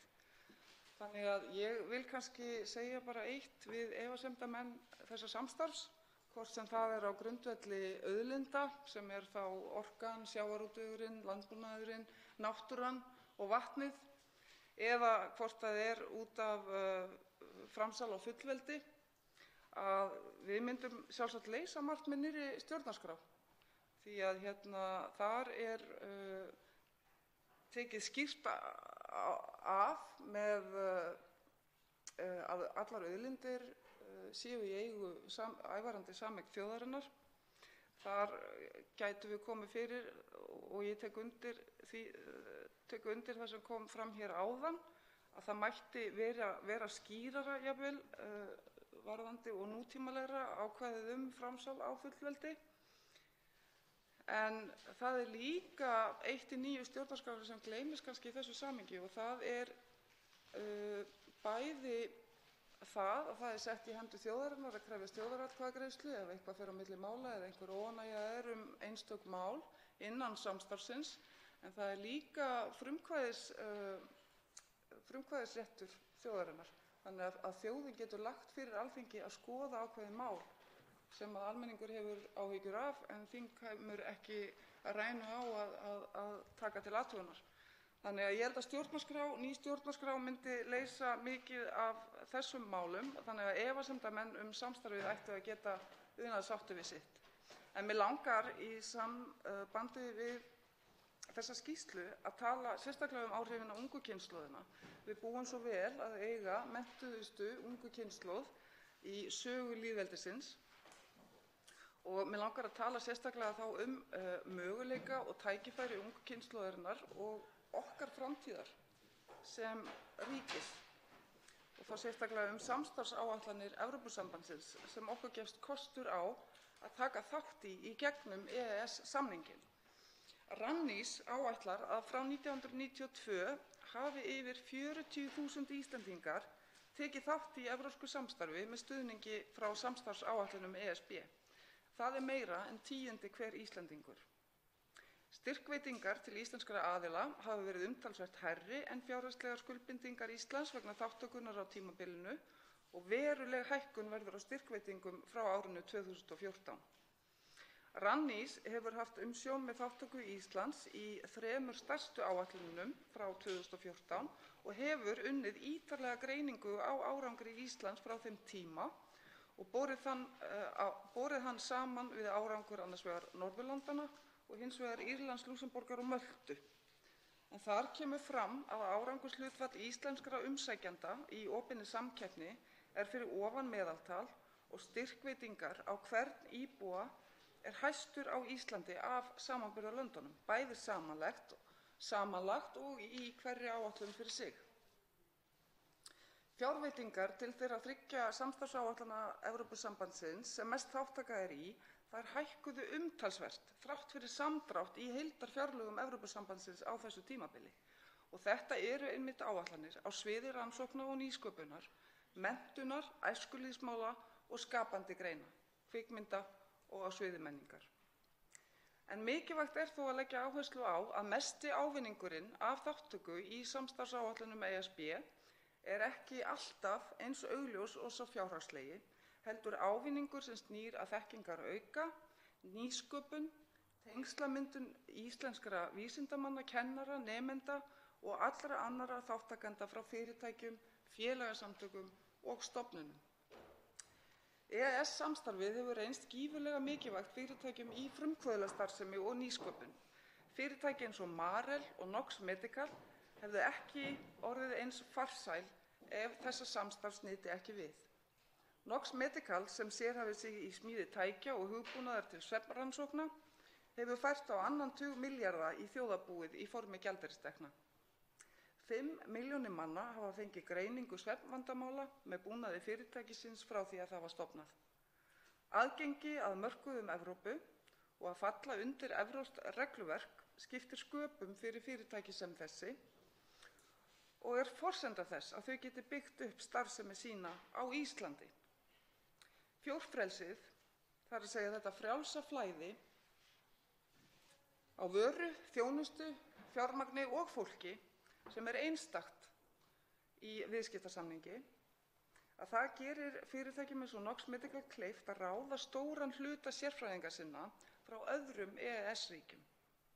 Eins getur fyrirtækið sem íslenskt rekið starfsemi í Þýskalandi og Englandi sem ekki bæri við ef við hefðum ekki fjórfrelsið.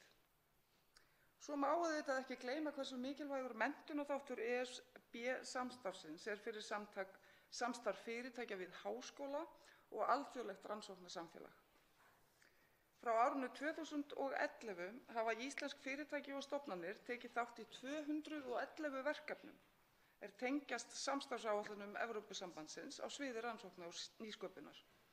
Þetta hefur skilað 92 milljónum evra til íslensks vísinda- og nýsköpunarsamfélags. Og þegar við horfum á hlutfall samþykktra ESB-styrkja hjá íslenskum fyrirtækjum og stofnunum, þá hefur hlutfallið verið 18–20% fyrir Ísland, en til samanburðar hlutfallið almennt 14–15% í öðrum ESB-ríkjum. Fjöldi íslenska fyrirtækja, félagasamtaka, stofnana og sérstaklega ungs fólks hafa verið virkir þátttakendur í samstarfinu. Matís, Össur, Skaginn Curio, Nox Medical, Icewind, Genís, Aurora Seafood, Georg rannsóknarklasi í jarðhita, Strætó, Markmar, Nýorka, ég geti talið hér upp í allan dag. Þessi fyrirtæki væru varla með starfsemi hér á landi ef það væri ekki fyrir EES-samstarfið, allavega hluti af þeim. Ég áætla að flestir hafi heyrt Erasmus. Þetta eru óendanlegir möguleikar á menntun ungs fólks víða Evrópu. Við erum með best menntuðu kynslóð í lýðveldissögunni og það að hluta til og að stórum hluta EES-samstarfinu að þakka.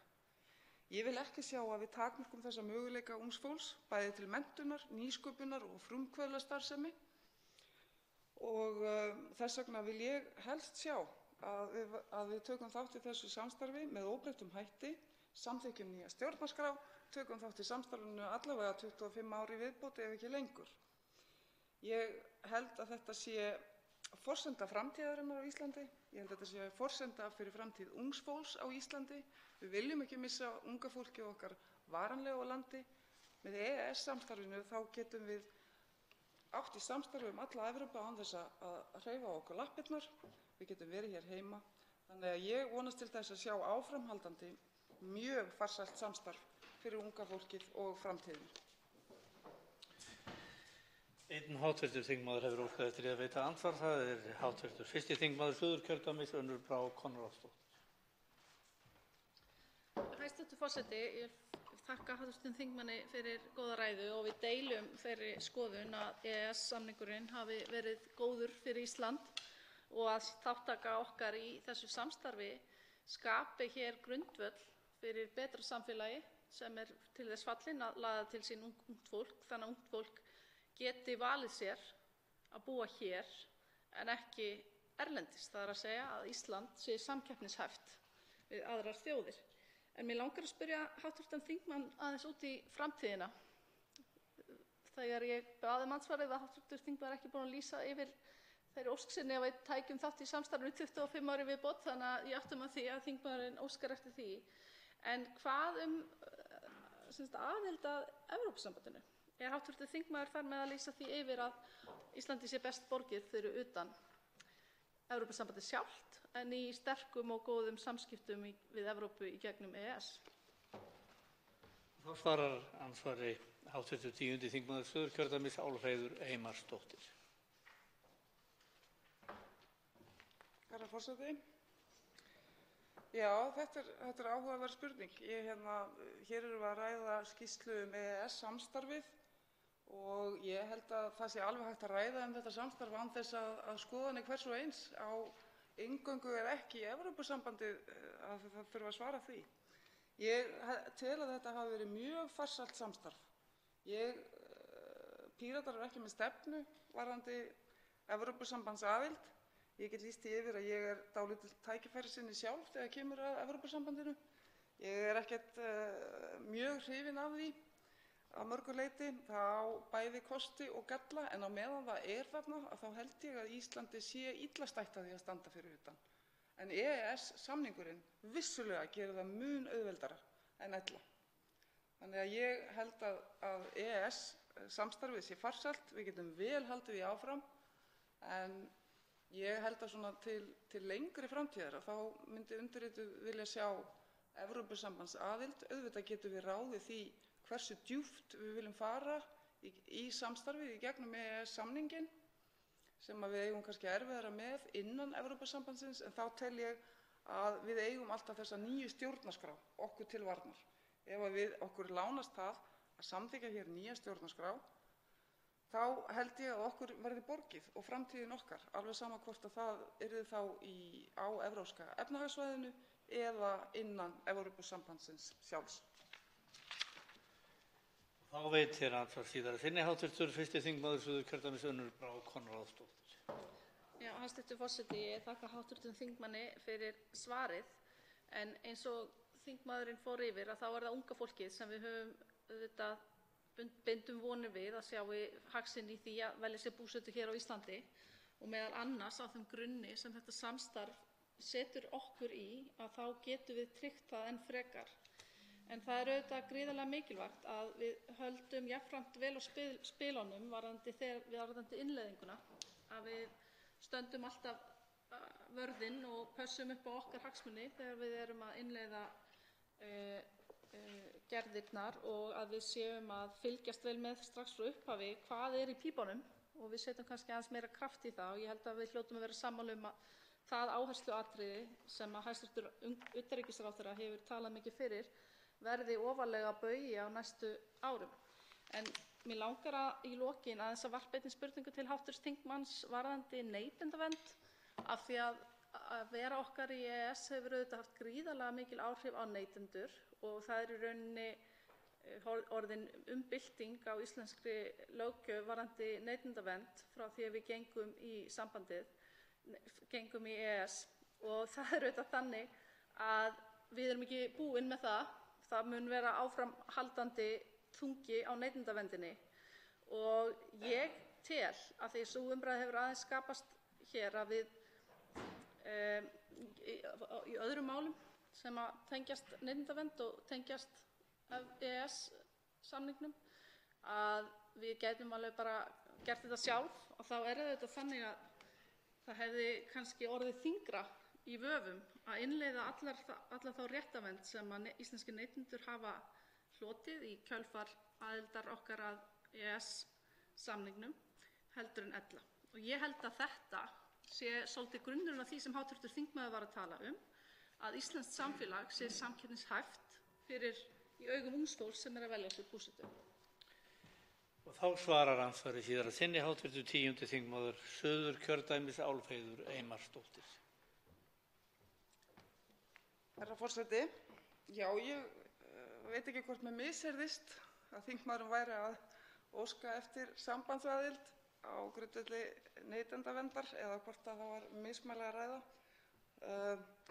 En jú, neytendaverndin er mikill kostur, einn af mörgum á Evrópska efnahagssvæðinu.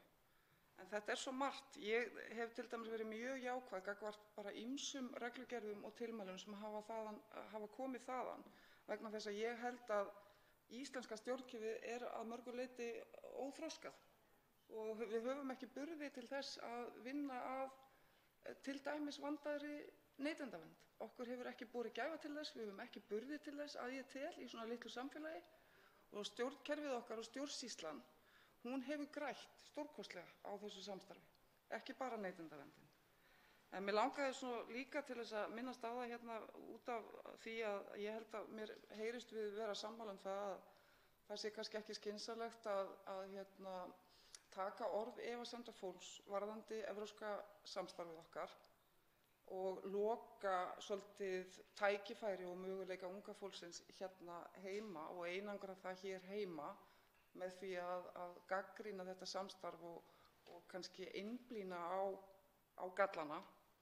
Að það samstarfsáætlun sem við höfum ekki tekið þátt í hingað til en mættum einmitt alveg hugsa okkur tvisvar þetta sérstakt áhugamál Pírata og evrópska geim-áætlunin eða með leyfi forseta the European Space Program.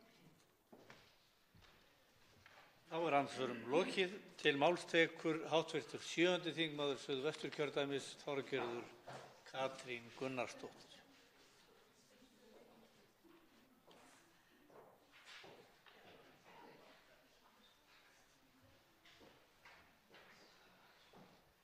Virðulegi forseti, það alveg ótrúlega gaman að fá að sitja úti í sal í þessu dásamlega húsi, þingsal, í þessu mesta vígi lýðræðisins hér á landi og við getum talað elsta þingið og allt það og hlusta á málefnalega umræðu eitt mikilvægasta skref sem við Íslendingar höfum tekið í okkar meidruði. Í lagi? Já. Já. En samstarfið samt gott, sem við tókum á sínu tíma og ég vil þakka sérstaklega fyrir það að þessi skýrsla hafi verið gerð, bæði skýrslubeiðendum fyrir að setja hana fram en líka utanríkisráðherra hæstv. Að hafa tekið bæði vel í þetta og líka hafi ekkert verið fum eða fát af því að skipa fólk strax til verka og ég held strax að það hefur þýðingu hverjir setjast í svona nefnd og ég tel að það hafi verið mikil gæfa að við fengum þessa 3 einstaklinga til þess að gera úttektina, draga fram staðreyndirnar sem hafa fylgt okkur og við fengum fram í gegnum EES-samstarfið og þessir einstaklingar eru Björn Bjarnason, með eina yfirgripsmestu og þekkingu á íslenskri sögu og utanríkismálum, Kristrún Heimisdóttir og Bergþóra Halldórsdóttir. Ólíkt fólk kemur svona víða en dregur fram að mínum mati einmitt það sem skiptir okkur máli, nálgast hlutina af hófsemd, virðingu en fyrst og fremst miðlaði síðan á endanum þessari skýrslu sem staðreyndamiðuð og þau hafa dregið það fram og ég fagna því sérstaklega fyrst það var líka ekki gefið meiri tími í rauninni, af því við hefðum þurft þá meiri tíma til þess að fara dýpra ofan í þetta, reyna að kortleggja kostina og gallana, en þeir fara þá leið að draga fram staðreyndirnar og ég vil fagna því. Þá það hjá okkur sem hér erum að reyna að meta það út frá okkar sjónarmiðum, okkar viðmiðum, okkar hagsmunum fyrir íslenskt samfélag, hvernig við metum síðan EES-samninginn. Þess vegna þetta gríðarlega mikilvægt að það hér svart og hvítt í þessari skýrslu hvað það varðandi ábatan og þær staðreyndir sem við stöndum frammi fyrir eftir þetta gifturíka samstarfi í 25 ár. Það reyndar umhugsunarefni fyrir alþjóðasamstarf okkar Íslendinga og ég kom heim í gærkvöldi frá NATO-þinginu þar sem kemur fram það vantar upplýsingar til kynslóðanna sem koma á eftir mér og á eftir flestum hér inni í þessum sal og hér inni á þingi. Yngri kynslóðir hafa ekki mikla þekkingu á mikilvægi, eðli og inntaki NATO. Það að koma fram í könnunum, þetta ekki eitthvað sem ég að skulda heldur, það að menn að sjá fram á það að það vantar meiri upplýsingar af hverju við erum að taka þátt í samstarfinu, hvaða mikilvægi það hefur haft fyrir íslenskt samfélag og það sama gildir að mörgu leyti varðandi EES-samninginn.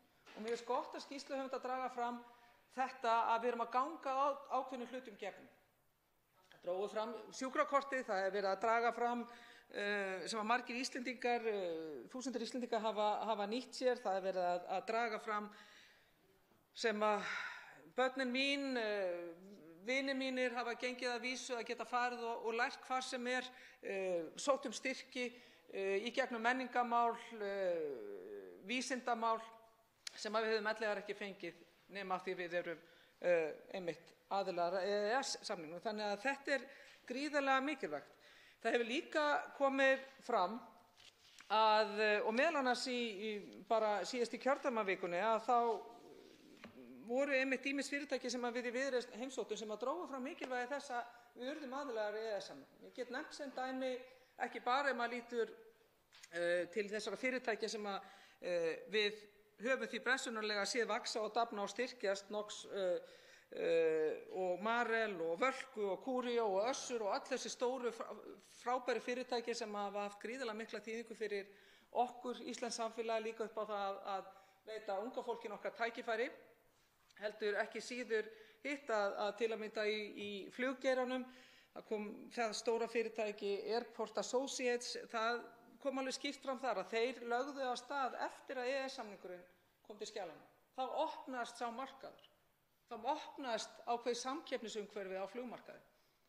Þó íslenskt regluverk hafi lengi verið að taka við sér, mótað svolítið af þeim eina stóra sem fyrir á markaði, að þá engu að síður þannig að við erum með öflugt fyrirtæki sem veitir 100 manna tækifæri og vinnu og við getum þjónustað fleirum. Og talandi flugið, aðildin að EES-samningnum opnaði fyrir okkur möguleika íslenskra flugvéla til að lenda meðal annars í Bandaríkjunum í gegnum EES-samstarfið og EES. Það opnaðist margar dyr líka þannig að það hjálpa okkur að geta lent á hvaða flugvelli sem þar líka.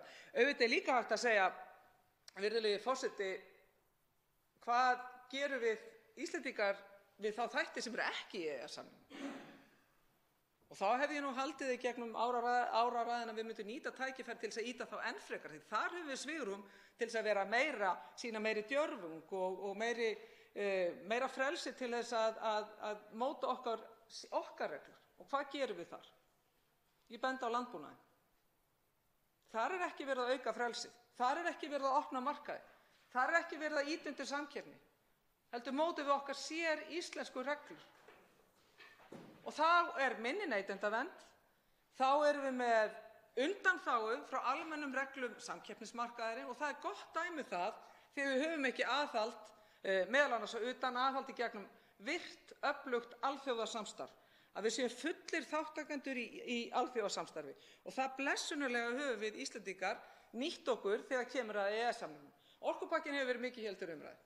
Ég sammála því sem menn hafa sagt, það var ekki málið til þess að blása upp, en það mál engu að síður viðvörum við okkur sem erum til okkar sem viljum að EES-samningurinn lifi og dafni svo lengi sem við erum ekki aðilar að Evrópusambandinu, að þá vil ég að EES, að því ég heyri það að þingmenn Sjálfstæðisflokksins koma hér upp og ráðherra og spyrja hvað viljið með EES-samning. Þannig að það sé alveg ótvírætt af hálfu okkar Viðreisnar að við viljum að hann dafni og vaxi meðan við erum ekki aðilar að ESB. En auðvitað var margt annað sem að orkupakkaumræðan sýndi okkur. Hún er viðvörun til okkar allra að spyrna við fótum þegar einmitt ákveðin öfl, M-hópurinn eins og ég kalla hann í íslensku samfélagi, hvort sem það er miðhópurinn, miðflokkurinn, mogginn eða menn jafnvel innan Sjálfstæðisflokksins og Framsóknarflokksins, hafa sýnt ákveðna tilhneigingu til þess að tala niður EES-samninginn. Og ég vil vara við því, þess vegna fagna ég því sérstaklega að við létum í okkur heyra. Við svöruðum fullyrðingum sem sumir hverju kölluðu rugl og bull, hægt að einhverju leyti að taka undir það. Allavega var ekki hlustað á svörin sem voru veitt og þau voru veitt mjög gaumgæfilega og ég vil hrósa meðal annars hæstv. Utanríkisráðherra fyrir þau svör sem voru veitt. Nefndinni utanríkisnefndinni sem fór einmitt markviss í þá umræðu að svara spurningum sem voru settar fram. Hugsanlega með góðum ásetningi eða einhverjum öðrum tilgangi. Og því var öllu gaumgæfilega svarað og það var í 10 ár þegar við skoðum tímalínuna, þá vorum við Íslendingar einmitt að gera það sem EES-samningurinn eiginlega ýtir undir að við eigum að gera og eigum að sinna og þessi skýrsla hvetur okkur öll til þess að gera. Það er að passa upp á samstarfi, vera fullir þátttakendur í þessu samstarfi og koma að okkar athugasemdum, reyna að leysa ágreining, ekki á seinni stigum, heldur einmitt á fyrri stigum, að leyfa sérfræðingahópunum og okkar fulltrúum stjórnvalda að takast á fyrri stigum og leysa málin þar. Og það tel ég að sé gríðarlega mikilvægt og mér fannst gott að heyra það að það var skýrsluhöfundar voru einmitt á nákvæmlega þessu máli að vera ábyrgur þáttakandi alveg frá upphafi. Það var mikið rætt neyðarheimilinn á sínum tíma í tengslum við orkupakkaumræðuna og er hann til staðar? Já, hann er til staðar. En ef að neyðarheimillinn er nýttur vegna þess að menn unna ekki heimavinnuna sína, ef að neyðarheimillinn er nýttur út af því að einhverjir flokkar er í einhverjum vandræðum og þurfa að beina athygli að einhverju öðru heldur en sjálfu sér, þá getur það verið stórskaðalegt fyrir EES-samstarfið. Við ætlum að beita neyðarheimillinum í þeim tilgangi. En auðvitað er hann til staðar í raunverulegu neyðarástandi. Það er allavega mín afstaða til þessa þáttar. Ég fagna því sérstaklega sem að segir líka í skýrslunni að það ber að líta á fagstofnanir og starf þeirra sem tækifæri fyrir EES-ríkin en ekki ógn. Og það er ekki, þetta er ekki ásælni eins og margir eru að reyna að benda á, meðal annars innan Miðflokksins, heldur er þetta samkomulag að hafa samræmi á reglum. Og við skulum hafa í huga, það voru 147 aðilar sem var talað við. Hver var tónninn hjá þeim öllum? Nema 2. Nei til EU sem norskir aðilar, náttúrulega umhugsunarefni, það hefði heist hljóður horni ef já fyrir EU hefði verið að skipta sér að þessu, en það hefði menn verið að tala að það veri afskipta sem að fullveldi okkar Íslendinga, en það voru 2 aðilar, Frjálst Ísland sem að mínum mati öfugmæli fyrir þann hóp, en það voru bara þessi 2 aðilar. Allir aðrir. Og það var dregið fram af hálfu skýrsluhöfunda á fundi okkar í utanríkismálanefnd að það voru allir aðrir sem að reyndu að beina athyglina því að tilheyra regluverki sem alþjóðlegt. Að þegar okkar fólk, hvort sem ungt eða gamalt, fer af stað með sprotafyrirtækin, þá getur það gengið að vísu að það getur farið til útlanda og sagt, heyrðu, kæru vinir, við erum með nákvæmlega sama regluverk og þið. Og það er ótrúlega mikilvæg hindrun sem hefur verið ýtt úr vegi með EES-samningnum. Og það var dregið fram af hálfu skýrsluhöfundar að þau reyndu að í þessum viðtölum við aðila vinnumarkaðarins og fleira að toga fram hvað væri raunverulega að EES-samningnum. Alltaf komu viðmælendur og sögðu að þeir ýttu þeim parti til hliðar út af þeim gríðarlega miklu hagsmunum sem felast í því að tilheyra heild, tilheyra samfélagi þjóða og hafa eitthvað það að segja. Af því við Íslendingar, eins og kemur fram í skýrslunni, við höfum mjög mikið það að segja. Og ef það er þannig, og það er það sem að meðal annars orkupakkaumræðan er viðvörunarljós fyrir okkur sem að viljum vera í alþjóðasamstarfi, viljum styðja við EES-samninginn, viljum náttúrulega helst fara í ESB, en viljum engu að síður passa upp á EES-samninginn, að hann verði ekki bara talaði niður, heldur verði grafið undan honum. Og það er mjög auðvelt, eins og var reynt með markvissum hætti, að grafa undan EES-samningnum. Og þá verða menn að spyrja, hvað vilja menn þá? Það er alveg skýrt dregið mjög vel fram hér, og fleiri sérfræðingar dregið það fram líka, að við Íslendingar við munum ekki fá annan en samning. Tvíhliða samningar í dag, þeir munu ekki komast í hálfkvisti við það sem að EES-samningurinn. Og hvað er það þá sem að menn vilja bjóða upp? Og það er allt í lagi að endurskoða samninga sem er okkur óhagstæðir í þeirri vonum að það verði betri. En það er ekki þessi tilfelli. Það er alveg ljóst að við fáum ekki betri samning, fjölþjóðasamning, ekki nema kannski fara eins og ég segi inn í ESB, heldur en í gegnum EES-samningin. Þannig að þetta hljóta menn að hugsa. Og þróunin núna varðandi meðal annars tvíhliða samninga og fríverslunarsamninga er að reyna að fara í áttina að EES, en þeir menn munu samt enga síður ekki ná því. Og það er alveg ljóst að samningur Kanada við ESB, ef hann er rýndur, hann veitir Kanada ekki nándar nærri sömu tækifæri, sömu möguleika, sömu réttindi og EES-samningur veitir okkur Íslendingum. Og við Íslendingar, sama þó að við á góðum hug viljum ná öflugum samningi við Bandaríkin, og ég vara við því að við ætlum að fara að blanda saman viðskipti við Bandaríkin við okkar varnarhagsmuni, en engu að síður að ef og þegar við semjum við Bandaríkin, það er mjög ólíklegt að við náum þessu umfangsmikla samstarfi og samningi við Bandaríkin eins og við höfum varðandi mennta- og vísindasamstarf, varðandi sjúkrakort, varðandi réttindi einstaklinga eins og við höfum í gegnum EES-samstarf. Þannig að þetta er ákveðin gullmoli sem við verðum að passa sameiginlega upp á. Og þess vegna fagnaði því að það sem kom í ljós í gegnum orkupakkaumræðuna, að við sem að viljum passa upp á EES-samninginn, að við stóðum okkar vakt. Auðvitað þó að það sé náttúrulega best varðveita leyndarmál, eða ég hefði náttúrulega viljað sjá þá umræðu tekna miklu fyrir, og við komumst að vissu leyti í þessi vandræði af því að ríkisstjórnarflokkarnir, eða sérstaklega kannski innan Sjálfstæðisflokksins, voru menn ekki nógu einarðir í því að taka þessa afstöðu, kannski að hugsanlega vegna þessara ýfinga Miðflokksins, en gott og vel, þessi skref voru síðan tekin og það skiptir máli, og ég undirstrika aftur að ég er ánægð með það hvernig menn héldu síðan eftir að menn loksins tóku þessa ákvörðun, hvernig menn héldu þá málið. Þannig að í heildinu ég bara, virðulegi forseti, ég sé að tíminn er að renna út, ég bara var rétt að byrja, en engu að síður vil undirstrika það fyrir hönd okkar í Viðreisn. Við viljum standa vörð EES-samninginn, við fögnum þessari skýrslu sem dregur einmitt fram mikilvægi þess að þau skref sem við höfum tekið í alþjóðasamstarfi sem fullvalda þjóð, það hefur styrkt fullveldi okkar og aukið hagsæld okkar Íslendinga. Tveir hv. þingmenn hafa óskað eftir að veita andsvar. Fyrstur til að veita andsvar er hæstv. Utanríkisráðherra Guðlaugur Þór Þórðarson.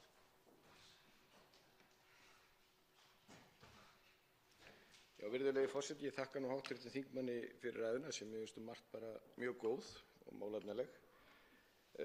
Það hins vegar veit ég ekki hvað hv. þingmaður er að ýja gagnvart okkur Sjálfstæðismönnum í tengslum við þetta mál, og tel nú hvet hv. þingmaður til að bara tala skýrt hvað það varðar, því að svona dylgjur eru ekki til fyrirmyndar. Veit ekki hvað hv. þingmaður er að vísa í varðandi varnarhagsmuni Íslands við hugsanlega fríverslunarsamninga við Bandaríkin. Það eru ekki hafnar neina fríverslunarsamningaviðræður við Bandaríkin, og svo sannarlega hefur ekki vitað með alveg hvernig samskiptum okkar og Íslands er háttað, okkar og Bandaríkjanna. Við erum með tvíhliða varnarsamning og við erum saman í NATO, og ég hvet nú hv. þingmaður til að tala skýrt hvað hv. þingmaður er að vísa til. Það væri líka ágætt að því að hv. þingmaður er að tala með þessum hætti hér. Við höfum ekki verið og ég veit ekki hvað hv. þingmaður er að fara, en með þessum hlutum sem hún talar nú oft með einhverjum þessum hætti án þess að botna það, en við Íslendingar höfum síðan beitt þessu hér fyrir löngu síðan og ég veit ekki hvort hv. þingmaður hefur verið ósátt við það. Við þekkjum það í landhelgisdeilunni að ekki var ég hér og ekki var hv. þingmaður heldur en menn beittu því nú miskunnarlaust fyrir sér þegar við vorum að berjast í þorskastríðinu við Breta á sínum tíma og kannski hv. þingmanni fundist þeir sem fóru þá voru þá í ríkisstjórn að þeir hafi gengið of þingi, ég held að við sem verið góð sáttu það á þingi að ganga þannig fram, kannski hefði gengið of langt en það er ekkert slíkt upp á borðum núna og ég hvet hv. þingmann annaðhvort að hætta þessum dylgjum eða bara tala skýrt hvað hv. þingmaður er hér að vísa til. Og þá svarar andsvari hv. 7. þingmaður Suðvesturkjördæmis Þorgerður Katrín Gunnarsdóttir. Herra forseti, nú fer ég að kannast aðeins betur við hæstv. Utanríkisráðherra. Ég vil þakka honum líka vinsamlega orðið mín varðandi umræðan EES-samninginn. Það sem liggur alveg ljóst fyrir er að hæstv. utanríkisráðherra hefur talað efnahags- og viðskiptasamráð Íslendinga gagnvart Bandaríkjamönnum. Á sama tíma og utanríkisráðherra og varaforseti Bandaríkjanna koma hingað í alveg augljósum tilgangi og ég trúi ekki þurfa að utanríkisráðherra hafi ekki áttað sig á því að Pence mætti hingað á fund til þess að ræða varnarhagsmuni meðan að Íslendingar voru að reyna að ræða eitthvað allt annað. Hefðu mátt líka ræða eitthvað allt annað, eins og til dæmis loftslagsmál með markvissari hætti. En það sem ég er að segja og ég er að vara við, meðal annars í ljósi þeirrar þekkingar á sögu, ekki síst þess flokks sem hæstv. ráðherra að þá hefur varnarhagsmunum ekki verið blandað saman við viðskiptahagsmuni. Og menn hafa reynt að draga strikið í sandið þar. Á hverju eru menn að draga þetta fram núna? Af því við erum talandi NATO í gær og NATO-fundur sem var á núna. Það er verið að vara við því allt, til dæmis með Kínverja. Og Kínverjar og Bandaríkjamenn í blússandi kapphlaupi það að ná yfirráðum víða, meðal annars á norðurslóðum. Og þá verðum við bara einfaldlega að hafa unnið okkar heimavinnu. Hvað það sem við ætlum að setja fram í krafti varnarhagsmuna okkar og síðan getum við talað sjálfstætt efnahags- og viðskiptasamráð. Og þetta er ekki engar dylgjur, þetta er bara einfaldlega þannig að menn verða að þora að horfast í augu við veruleikann eins og hann er. Við þurfum að gæta að okkar öryggishagsmunum á norðurslóðum og þeir hagsmunir eru nátengdir loftslagsbreytingum, þeir eru nátengdir ýmsu öðru, meðal annars hvernig við viljum sjá skipulagið á norðurslóðum verða og þess vegna tel ég miklu betra fyrir okkur Íslendinga að vera í hópi þjóða eins og Evrópuþjóða sem að leggja áherslu á loftslagsmálin á þeim forsendum sem að við Íslendingar getum tekið undir en ekki á forsendum Bandaríkjaforseta sem enn í blússandi afneitun gagnvart loftslagsbreytingum dagsins. Þá veitir andsvar síðar að sinni hæstv. utanríkisráðherra Guðlaugur Þór Þórðarson. Virðulegur forseti, ekki var þetta nú til að skýra málið. Hv. þingmaður vísaði til heimsókn varaforsetans Mike Pence. Við tókum þátt þar tókum sérstaka umræðu í Höfða með leiðtogum viðskiptalífi bæði frá Bandaríkjunum og Íslandi efnahagssamráð. Síðan er það eins og þegar við hittum alltaf fulltrúa Bandaríkjanna þá eðli málsins samkvæmt og það er engin frétt og ég held að það hafi alltaf gerst að það ræddum við öryggis- og varnarmál. Nema hvað? Á fundi þarna utanríkisráðherra í Borgarnesi, hvað var helsta umræðuefnið milli Norðurlandanna? Það var öryggis- og varnarmál. Hvað er hv. þingmaður að fara? Ég skil bara ekki og hv. þingmaður gerir ekkert til að útskýra þessa dylgju sína. Við höfum keyrt á það að auka fríverslun okkar Íslendinga. Gengi ágætlega varðandi Kínasamningi núna þessu kjörtímabili, sömuleiðis varðandi efnahagssamráði byrja varðandi Japan og sömuleiðis Bandaríkin og síðan hefur fæst aukinn kraftur í EFTA og við erum að sjá hér bæði fríverslunarsamning við Indónesíu og Mercosur svo eitthvað sé nefnt. En ef hv. þingmaður vill ekki útskýra hvað nákvæmlega hér er á ferðinni, því að svo sannarlega hefur hv. þingmaður ekki gert það, þá vil ég kannski biðja því að hv. þingmaður talaði mikilvægi þess og ég er hjartanlega sammála hv. þingmanni að grafa ekki undan EES. Og ég vil þá bara spyrja hv. þingmann, vegna þess að þeir sem hafa grafið undan EES-samstarfinu fram til þessa eru ESB-sinnar. Meðal annars með fullyrðingu það að við tökum 90% af öllum gerðum frá Evrópusambandinu í EES-samninginn, sem er augljóslega ósatt eins og meðal annars kemur fram í skýrslunni. Ásamt ýmsum öðrum fullyrðingum. Og þannig að bara í mestu vinsemd bara spyrja hv. þingmann hvort að við getum ekki treyst því að ESB-sinnar reyna að finna önnur rök fyrir máli sínu heldur en að grafa undan EES-samningnum. Ef svo er, þá er það stefnubreyting sem ég mun fagna mjög og hrósa hv. þingmanni og öðrum ESB-sinnum fyrir farsími möguleikinn. Og hv. 7. þingmaður Suðvesturkjördæmis, Þorgerður Katrín Gunnarsdóttir, svarar nú andsvari síðara sinn. Herra forseti, hér var utanríkisráðherra Íslands að tala sem að hittir fólk á fundi, aðra ráðherra, sem að segja og setja fram ákveðna hluti. Ég veit bara í rauninni ekki hvað veruleika hæstv. Ráðherra er í þegar hann er að tala að ESB-sinnar er að grafa undan EES-samningnum. Öðru vísi mér áður bara hvers konar útisnúningar, hvers konar morfísræðumennska er þetta? Hvað er eiginlega í gangi hérna? Þetta er alveg með ólíkindum. Þegar það er margsannað og við sýndum það meðal annars í orkupakkaumræðunni, ef það hefði ekki verið stjórnarandstaðan, Viðreisn, Samfylkingin og Píratar, að það hefði bara stjórnin verið blússandi vandræði með orkupakkamálið. Bara bullandi vandræðum og það er það sem, og það náttúrulega var líka forvitinlegt að vera á fundi utanríkisnefndar þar sem einmitt einn af skýrsluhöfundunum varaði við því eftir meðal annars orð formanns að tala niður EES-samninginn, að gera ekki lítið úr EES-samningnum af því að hann væri svo flókinn, hann væri svo erfiður og við mættum ekki fara að gera samningi þannig og fyrirkomulagið þannig að það myndi flækja stjórnsýsluna. Það vita það allir sem fylgjast með íslenskri pólitík að þetta hefur verið vandræðamál og erfitt innan flokks innan Sjálfstæðisflokksins og það er ekkert að því að viðurkenna það. Ég er búin að hrósa hæstv. Ráðherra fyrir að vera komin á réttu brautina. Og talandi skilaboð af fundum utanríkisráðherra með öðrum ráðherrum eða forystumönnum annarra þjóða. Það voru þau bara ekkert mjög skýr þegar pens var. Hvað var rætt? Hvað var rætt belti og braut? Það var síðan einhverjar leiðréttingar á eftir. Þannig að ég bið hæstv. Ráðherra ef það er einhver sem þarf að tala meiri skýrleika og þá er það ráðherrann sjálfur. Þá veitir andsvar hv. 1. þingmaður Suðurkjördæmis Unnur Brá Konráðsdóttir. Hæstv. forseti, ég vil þakka hv. þingmanni fyrir ræðuna sem var ágæt að mjög mörgu leyti og við deilum þeirri skoðun að EES-samningurinn hefur reynst okkur Íslendingum vel og hefur styrkt okkur í okkar alþjóðasamstarfi og okkar viðskiptahagsmunir beinlínis krefjast þess að við verðum áfram í EES. En ég hjó eftir því í ræðu hv. þingmanns að hún minntist á það að í umræðinni orkupakkann þá hefðu verið hér aðilar sem að tóku sér það leyfi að grafa undan EES-samningnum í umræðinni. Og mig langar að spyrja hv. þingmann hvað hún átti við með þessum orðum og eins hvaða afleiðingar hv. þingmaður telur að það hafi bæði hér innan húss og eins bara gagnvart Íslandi í alþjóðasamhengi. Og þá svarar andsvari hv. 7. þingmaður Suðvesturkjördæmis Þorgerður Katrín Gunnarsdóttir. Já, herra forseti, ég vil þakka fyrir þessar spurningar því að það sem ég var að reyna að draga fram er að orkupakkaumræðan er umræða sem ég spái við eftir að upplifa aftur og aftur.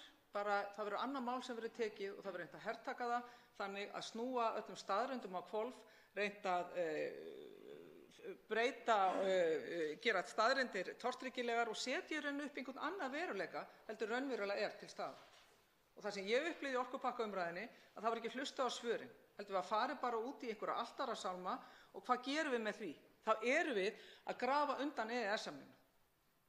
Og við Íslendingar við þurfum, og þar kom því ekki áðan í minni ræðu, við þurfum meðal annars að treysta stjórnskipulegan grundvöll EES-samningsins. Það þarf ekki endilega að vera gert í gegnum framsal eins og skýrsluhöfundar benda á, heldur líka meðal annars með því að styrkja stjórnlagaregluna í kringum EES-samninginn með því að festa hana betur í sessi. Það er hægt að fara tvær leiðir.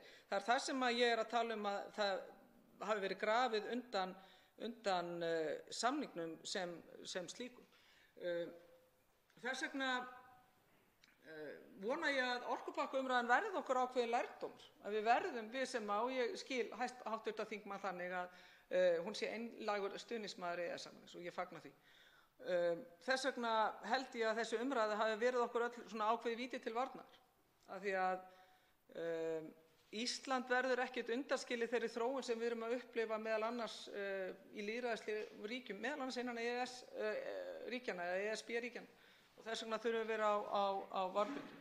Ég er enn þeirrar skoðunar og ég tók eftir því að við fögnum frelsi og markaði og öllu því góða sem EES-samningurinn er. Ég held til að mynda að talandi um landbúnaðinn, hann gæti orðið enn öflugri, enn sterkari, meðal annars innan ESB ef við færum þangað, af því að við erum enn þannig að við erum ekki með opinn markað þar og við eigum að stokka upp kerfið okkar með það að markmiði að styrkja bændur og auka frelsið samhliða. Og þá veitir andsvar síðara sinni hv. 1. þingmaður Suðurkjördæmis, Unnur Brá Konráðsdóttir. Hæstv. forseti, ég þakka hv. þingmanni fyrir þetta svar, en ég á ekki fast sæti hér á þingi, ég er varaþingmaður og ég verð að segja, hafandi fylgst með umræðinu orkupakkamálið utan úr bæ, að þá var ekki hægt að skilja andann í umræðinu hér öðruvísi en hér væru aðilar innan Miðflokksins að tala gegn aðild Íslands að EES-samningnum. Þannig allavega upplifði þessi borgari þá hluti og mér fannst það leiðinlegt að horfa upp á það og það er aðeins annar tónn í umræðinni hér af hálfu þess sem hefur talað nú þegar af hálfu Miðflokksins og það er svo sem ágætt. En ég verð að segja fyrst að hv. þingmaður fer aðeins inn í landbúnaðinn að við deilum auðvitað ekki þeirri skoðun að það sé gott fyrir íslenska landbúnað að Ísland verði aðili að ESB. Það tel ég ekki vera. En við hins vegar getum styrkt íslenskan landbúnað og það er alveg hægt að gera það og við getum valið okkur að gera það. Og ég trúi því að sú ríkisstjórn sem nú situr hafi einmitt það markmið. Sú ríkisstjórn sem nú situr er meðal annars að vinna að gerð matvælastefnu fyrir Ísland sem verður gríðarlega mikilvægt leiðarljós fyrir okkur öll það hvert við ætlum að stefna. En umræður landbúnaðarmál eru tilefni til sérstakra umræðna við hv. þingmann. Og þá svarar andsvari síðara sinni hv. 7. þingmaður Suðvesturkjördæmis, Þorgerður Katrín Gunnarsdóttir. Herra forseti, aðeins með landbúnaðinn. Ég sé landbúnaðinn, við þurfum fyrst og fremst að auka frelsi í landbúnaði. Og ég er margbúin að ítreka það að við erum ekki, í Viðreisn, við erum ekki að tala um minni stuðning til bænda. Við erum einfaldlega að tala um að taka þennan beina og óbeina stuðning sem samtals getur verið 35 milljarðar, að setja þann beint inn í landbúnaðarkerfi gegn þeim skilyrðum að menn hugsi enn meira til jarðræktar, styrkja til þess sem hægt er að gera á landinu heldur en beint í framleiðslustyrki eins og er í dag. Ég held að það væri mikið gæfuspor fyrir íslenska bændur allavega að hugsa það. Við þurfum kannski ekki að vera aðilar að ESB til þess að gera það, en það hefur sýnt sig að einmitt á landbúnaðarsviðinu að þá höfum við ekki nýtt tækifæri til þess að vera algjörlega óháð öllum öðrum og nýtt skrefið til fulls og verið með auki frelsi innan landbúnaðar. Miklu frekar höfum við hert upp reglur, komum upp kerfi sem að passar milliliðina, frekar heldur bændur, frekar heldur neytendur og svo framvegis. Og ég vil bara sjá uppstokkun á því. En allavega, ég er fegin að hv. þingmaður horfir á umræðuna orkupakkann sömu augum og ég, eins og ég skildi hana. Ég óttaðist það, af því það var verið að ræða og hringja hér í þingmenn, meðal annars frá hópnum Nei til EU sem er líka byrjaðar að tala gegn EES-samningnum. Það var verið að hafa samband við íslenska þingmenn út af því og vara við þessu skrefi og mér finnst það stór alvarlegt mál. Það undirstrikar það að það var miklu meira sem hékk á spýtunni heldur en bara orkumálum sem slík, þar sem við erum búin að tryggja með öllum ráðum og dáð að allar ákvarðanir tengt orkunýtingu eru okkar, það er ekki annarra. Og þannig höfum við að mínum mati unnið vel okkar heiminn og það má þakka það, eins og ég segi, þvert á flokka. Þá er andsvörum lokið. Til máls tekur hv. 8. þingmaður Reykjavíkurkjördæmis norður, Birgir Ármannsson. Herra forseti, eins og aðrir ræðumenn hér í dag þá vil ég þakka fyrir þá skýrslu eða þær skýrslur sem hér liggja fyrir. Annars vegar er skýrsla utanríkisráðherra framkvæmd EES-samningsins sem verður árleg skýrsla og er gagnlegt að fá hana inn hér. Áður hefur þetta verið svona með einhverjum hætti hluti af skýrslu utanríkisráðherra alþjóðamál sem að jafnaði rædd af vorin. En það er held ég mjög gott að fá sérstaka umræðu þennan mikilvæga þátt í okkar störfum sem lýtur að EES-samstarfinu og fagnaðarefni að við tökum þá umræðu nú í fyrsta sinn. Síðan vil ég auðvitað líka þakka fyrir þá skýrslu sem utanríkisráðherra lét gera á grundvelli meðal annars skýrslubeiðni sem kom fram hér í þinginu og ritstýrt var af Birni Bjarnasyni, Kristrúnu Heimisdóttur og Bergljótu Halldórsdóttur. Og sú skýrsla mikill fengur fyrir okkur í mörgum skilningi. Hún dregur með skýrum hætti fram innihald og eðli EES-samningsins og hvernig framkvæmd hans hefur verið og þess vegna mikilvægur grunnur undir umræður þau mál í framtíðinni. Svona skýrsla svarar auðvitað aldrei öllum spurningum en hún hins vegar samantekt á upplýsingum og staðreyndum sem við getum nýtt okkur til þess að umræðan í framhaldinu sé á þokkalega vitrænum grundvelli.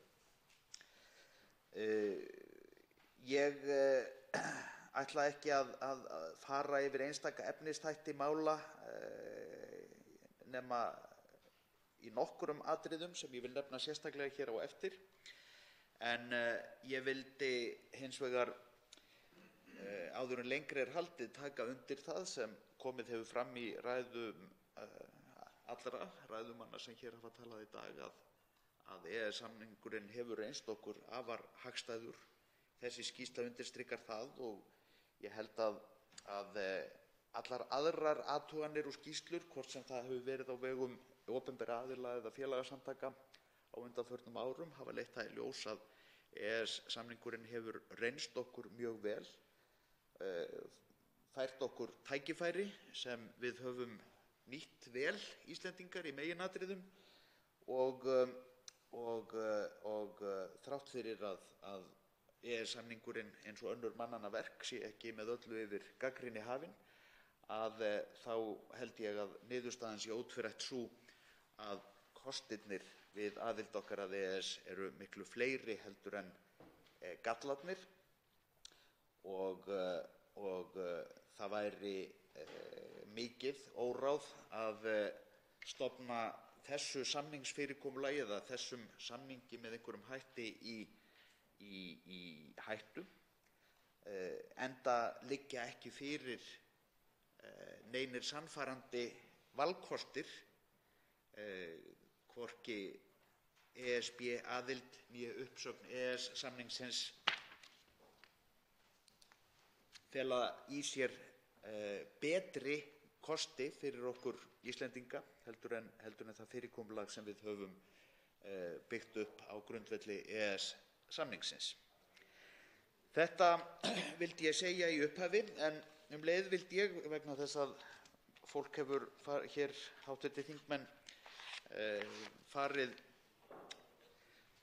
nánast einhliða lofsamlegum orðum EES-samninginn hér í þessari umræðu, þá auðvitað rétt að hafa í huga að EES-samningurinn ekki til okkar kominn sem boðorð frá Guði eða með einhverjum yfirnáttúrulegum hætti. Þetta mannanna verk og eins og önnur mannanna verk þá ástæða til þess að ræða bæði kosti og galla og líka hugsanlega það sem við getum kallað áskoranir í sambandi við samningsfyrirkomulag af þessu tagi.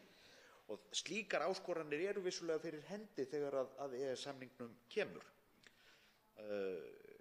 Og ég lít ekki svo á að það sé með nokkrum hætti verið að grafa undan EES-samningnum þó að slíkir þættir séu ræddir, sérstaklega ef það gert á grundvelli röksemda og staðreynda en ekki á grundvelli einhverja draugasagna eða verið að reyna að draga upp einhverja hryllingsmynd eins og örlaði á þegar við fórum í gegnum umræðuna þriðja orkupakkann í vor þegar að málflutningur andstæðinga orkupakkans einkenndist mjög af einhverju sem ég get ekki annað en kallað draugasögur og hræðsluáróður sem átti sér engan stoð í þeim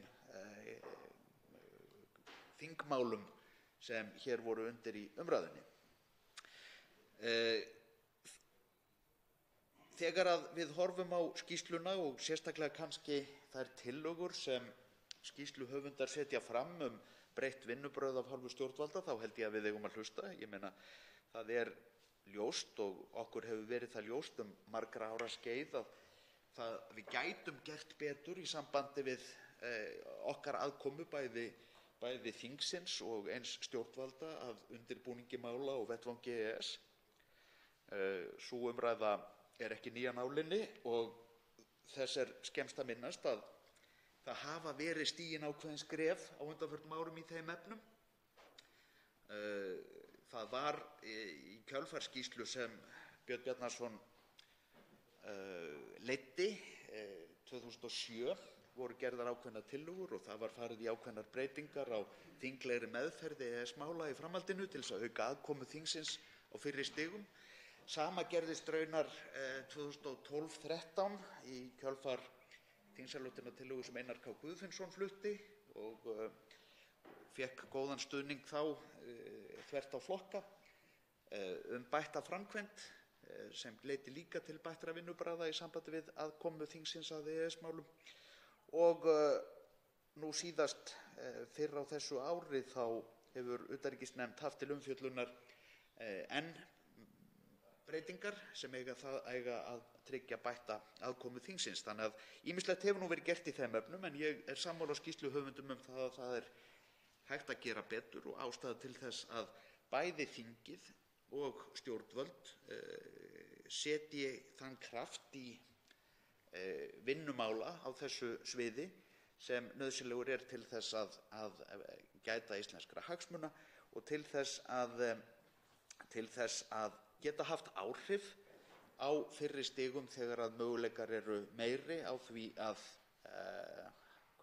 stýra því í hvaða átt lagasetningar eða undirbúningur lagasetningar að stefna, að þau tækifæri séu nýtt betur heldur en verið hefur. Það má velta fyrir sér hvort að það gerist með því að það verði sett á fót einhver formleg stjórnstöð Evrópumála innan stjórnarráðsins eða hvort að það hægt að nálgast það með einhverjum öðrum hætti. Ég alveg á því að það sé þörf á að bæta kannski samræmingu og verkefnastýringu milli ráðuneyta að þessu leyti. En hvort að við erum að tala stjórnstöð eins og skýrsluhöfundar tala með sérstöku starfsliði og þess háttar, ég hef allavega ekki ennþá sannfæringu fyrir því að sú leið sé rétt. Það kann að vera að ég komi mér upp þeirri sannfæringu síðar, en ég hins vegar sammála markmiðinu, dreg ekki ef að það mikilvægt að samræming að því leyti þarf að aukast og batna. Sama má segja tillögu sem hefur verið orðuð í þessu samhengi að aðkoma þingsins verði styrkt með því að koma upp sérstökum tengslafulltrúa við Evrópuþingið. Ég veit ekki alveg hvort að sú aðgerð sem slík endilega lausnin að hafa einhvern einn útsendan starfsmann sem á að fylgjast með öllu sem gerist í Evrópuþinginu og miðla því til Alþingis Íslendinga. Kannski ekkert að því að fara þá leið, en ég hef ekki sannfæringu fyrir því að það endilega muni hafa gríðarlegar breytingar í för með sér eða bæta upplýsingastreymi endilega. Við skulum bara ræða það og fara yfir það, en á hinn bóginn þá held ég að það geti skipt máli að þingmenn almennt, hvort sem það í gegnum einstakar þingnefndir eða með tengslum við þingflokka eða hópa á Evrópuþinginu, að það sé ástæða til þess að efla þau tengsl þannig að menn fylgist betur með því sem þær að gera og hafi jafnvel möguleika á því að koma einhverjum sjónarmiðum á framfæri þar ef málefni eru þess eðlis að þau varði hagsmuni Íslands. Ég held hins vegar að menn eigi að varast að fara kannski einhverjar svona einfaldar sýnilegar aðgerðir eins og það að smella fingri og ráða einhvern starfsmann sem hefur aðsetur í Brussel og halda að málið sé leyst þannig. Ég held að það sé miklu meira sem þarf að koma til að menn raunverulega nái að setja eða hafa áhrif þar sem það skiptir máli. Þetta vildi ég sagt hafa skýrsluna. Ég vildi nefna, áður en ég skil við hana alveg í þessari umræðu, þá vildi ég nefna það að það ágætt og skýrslan varpar ágætu ljósi á tvo þætti, getum við sagt, sem stundum hafa blandast inn í almennar umræður Evrópumál hér. Annars vegar þann þátt að hún dregur fram með ágætum hætti hver munurinn á EES-aðild og ESB-aðild. Stundum í opinberri umræðu þá verður þetta nú svona svolítið óljóst í huga margra og vil ég þá í því sambandi nefna atriði eins og það að fullyrðingar sem fram hafa komið það hversu hátt hlutfall til dæmis íslenskra löggjafar eigi sér rætur í Evrópulöggjöf. Það hlutfall nú töluvert lægra heldur en menn vilja oft meina í opinberri umræðu. Það líka mikilvægt að það sé dregið fram að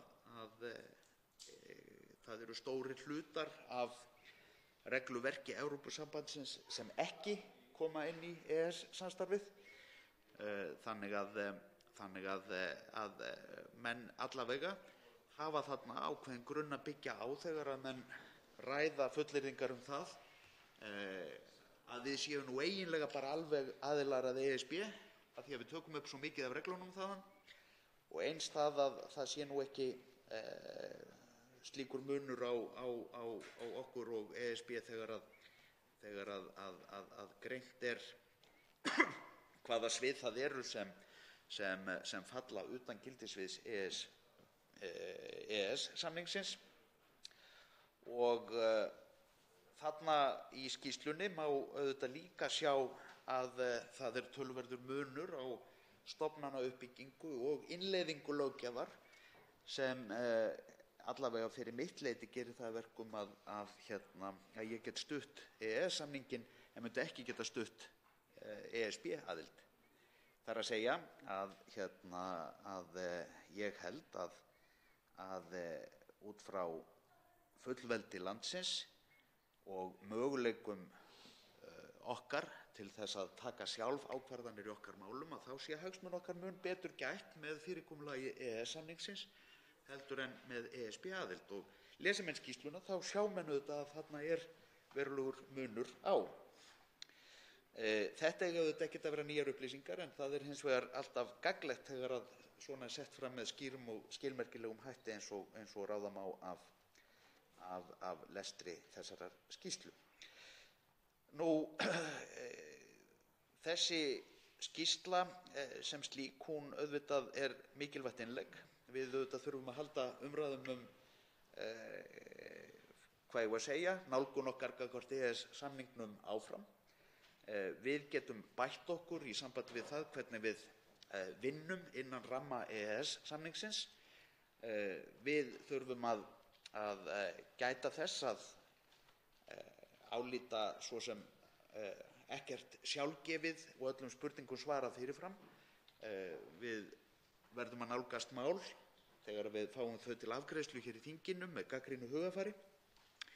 En EES-samningurinn engu að síður skynsamlegur og góður grunnur til þess að byggja okkar samstarf við Evrópuþjóðir á og meðan að svo og meðan að ekki eru valkostir sem eru skynsamlegir á borðinu þá held ég að okkur þingmönnum að okkur sé best og skynsamlegast sé fyrir okkur að vinna á þeim grundvelli og reyna að bæta stöðu okkar á grundvelli EES-samningsins en ekki að víkja frá honum. Hv. þingmaður hefur óskað þess að veita andsvar. Þá veitir andsvar hv. 13. þingmaður Suðvesturkjördæmis, Jón Steindór Valdimarsson.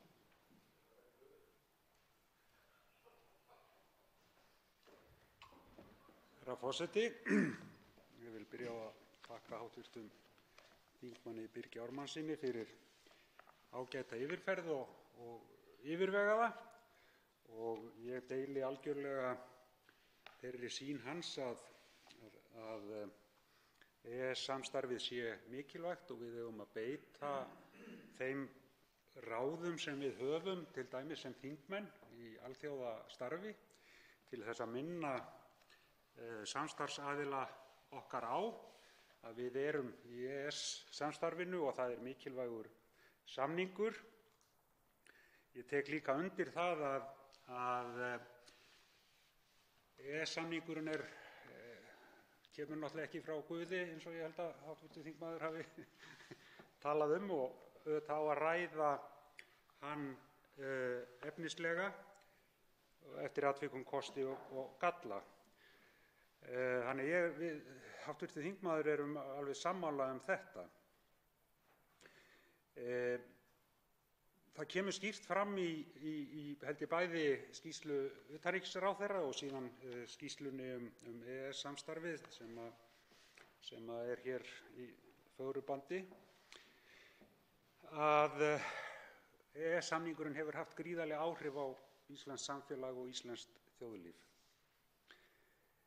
Ég held að þau áhrif verði ekki mæld í fjölda þeirra reglna sem við höfum tekið upp í gegnum EES-samninginn, frekar en að hugsanlega aðild að Evrópusambandinu verði vegin og metin út frá hlutfalli reglna sem eru teknar upp. Heldur verðum við að horfa á hið efnislega innihald og þau áhrif sem þær reglur og það samstarf sem við göngumst undir hefur á íslenskt samfélag. Er ekki hv. þingmaður sammála mér um það að það sé giska fánítt að vera að tala um hlutföll og fjölda reglna í þessu samhengi? Þá svarar andsvari hv. 8. þingmaður Reykjavíkurkjördæmis norður, Birgir Ármannsson. Herra forseti, ég þakka hv. þingmanni fyrir að gefa mér tækifæri til að fjalla aðeins nánar um þetta. Ég er alveg sammála því að talning á reglum eða hlutföllum í þessu sambandi er afar ófullkominn mælikvarði. Hann auðvitað gefur mjög takmarkaða mynd, en þó einhverja. Og ég held að það þjóni kannski fyrst og fremst tilgangi að draga fram upplýsingar af þessu tagi til þess að átta sig á því að fullyrðingar um það að við séum 85% í Evrópusambandinu eða 75% eða að það nú eftir í hver viðmælandinn er hverju sinni hvað sagt er í því sambandi eru dálítið langt frá veruleikanum þegar að skoðað er hvað ég að segja þegar að horft er á þennan mælikvarða. Auðvitað er þetta misjafnt eftir sviðum og á sviði viðskipta, verslunar og viðskipta og tengdum sviðum þá er auðvitað um að ræða mjög samræmdar reglur enda er það grundvöllur EES-samstarfsins. Það er auðvitað til þess var leikurinn gerður að samræma reglur á því sviði. Þannig að áhrifin eru mjög mikil á ákveðnum sviðum en miklu minni á öðrum sviðum. Þannig að jú, ég held að við hv. þingmaður getum verið sammála um það að tala af þessu tagi, hvort sem það er verið að telja fjölda reglugerða sem við höfum innleitt miðað við þær reglugerðir sem settar eru í Evrópusambandinu eða horft til annarra gerða eða hversu hátt hlutfall laga á Íslandi eiga beina rót eða nýrra laga á Íslandi eiga beina rót í EES-reglum, þá er það ófullkominn mælikvarði en það er þó einhver mælikvarði. Og ég held að við hv. þingmaður getum verið sammála um það að niðurstaðan hvernig sem við skoðum þetta er sú að jú, á vissum sviðum þá felur EES-samningurinn í sér mikla samræmingu, á öðrum sviðum miklu minni samræmingu, en við erum alveg örugglega sammála um það, þó við séum ósammála um aðild að Evrópusambandinu, þá erum við væntanlega sammála um það að það er verulegur munur á EES-samstarfinu og ESB-aðild. Þá veitir andsvar öðru sinni hv. 13. þingmaður Suðvesturkjördæmis Jón Steindór Valdimarsson. Herra forseti, ég þakka hv. þingmanni andsvarið og ég er algjörlega sammála um það að það er mikill munur á því að vera aðili að Evrópusambandinu eða aðili að EES-samningnum og fyrir því auðvitað er hægt að það er hægt að halda langt mál sem ég ætla í sjálfu sér ekki að gera hér. Það sem ég vildi nú kannski fyrst og fremst með andsvörum mínu hér vekja athygli á að nú höfum við staðið hér í pontu eða allir hingað til og lýst því hversu gríðarleg áhrif EES-samningurinn hefur haft á íslenskt samfélag og flest allt til bóta, þó að sumir kannski séu ekki alveg sammála um það. En ef ég man rétt að þá kemur fram í ágætri skýrslu, ég held að það hafi verið í skýrslu utanríkisráðherrans, að það megi rekja 13% af íslenskri löggjöf beint til EES-samningsins. Og ef við lítum á þessa mælikvarða þá myndi einhver vilja segja, já, það að vera í þessu EES hefur sáralítil áhrif á Íslandi af því að við tökum bara upp. Þetta hefur bara áhrif á 13% af þeim reglum sem Alþingi setur, lögum sem Alþingi setur. Þannig að þetta skiptir faktist engu máli. Þegar staðreyndin sú, og við tölum það öll, að þetta skiptir gríðarlega miklu máli og ég held að það skipti meira máli heldur en 13% máli. Er hv. Þingmaður sammála mér það? Það svara ansvari öðru sinni hv. 8. þingmaður Reykjavíkurkjördæmis norður, Birgir Ármannsson.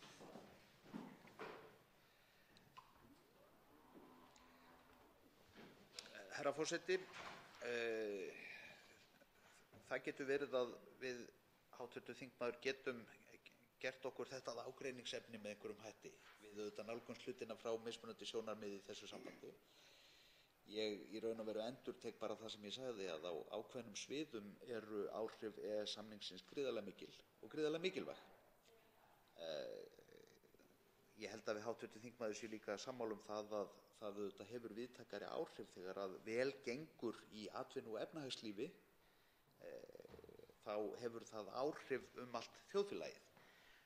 Meiri kannski heldur en hægt að mæla á grundvelli þess að svo og svo margar reglur séu innleiddar eða þess háttar. Alveg ótvírætt. Ég held hins vegar að þetta kannski sýni okkur fram á með sama hætti og það ekki hugsanlega að það hugsanlega ófullkominn mælikvarði að telja fjölda reglugerða eða lagaákvæða sem eiga rót í EES-samstarfinu eða mæla að hve miklu leyti íslenskar reglur eiga þennan bakgrunn í EES-reglum, það ófullkominn mælikvarði, þá er það áminning líka það að það varasamt að fara fram með fullyrðingar eins og hafa stundum verið hafðar uppi, kannski einkum á fyrri árum, ég hugsa að það hafi kannski minna kveðið að því nú síðari árin, að skrefið úr EES-aðild yfir í ESB-aðild væri nú svo stutt vegna þess að við hefðum hvort sem tekið meira og minna reglur Evrópusambandsins upp í gegnum EES-samninginn. Ég held að þetta ætti að vera bæði þeim sem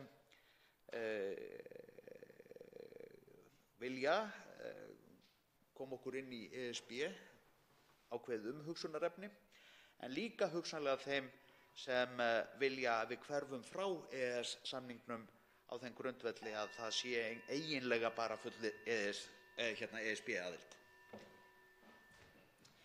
Þá tekur til máls hv. 3. þingmaður Suðvesturkjördæmis, Rósa Björk Vilhjálmsdóttir.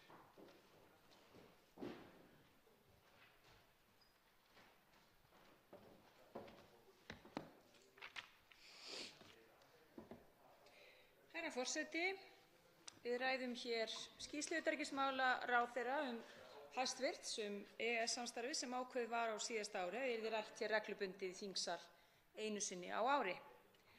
Því ber að fagna að við séum loksins komin á þann stað þegar 25 ár eru liðin frá því EES-samningurinn tók gildi að samstarfið og samningurinn sé rætt hér með reglubundnum hætti og mun það án efa gera samningnum, EES-samstarfinu og svo íslenskri löggjöf sem byggist á samningnum hærra undir höfði og skýri enn fremur hvaða hlutar íslenskrar löggjafar hægt að rekja beint til samningsins og hver áhrif hans eru á íslenskt samfélag. Ég vil hrósa hæstv. Utanríkisráðherra fyrir samantektina og skýrsluna framkvæmd EES-samningsins sem í raun samantekt á ítarlegri skýrslu starfshóps sem hæstv. ráðherra kom á fót EES-samstarfið. Þessi reglubundna skýrslugjöf til Alþingis afrakstur endurskoðunar á reglum Alþingis þinglega meðferð EES-mála sem voru endurskoðaðar á síðasta ári og í 9. grein þeirra einmitt kveðið á þessa reglubundnu skýrslugjöf til þingsins og það vel.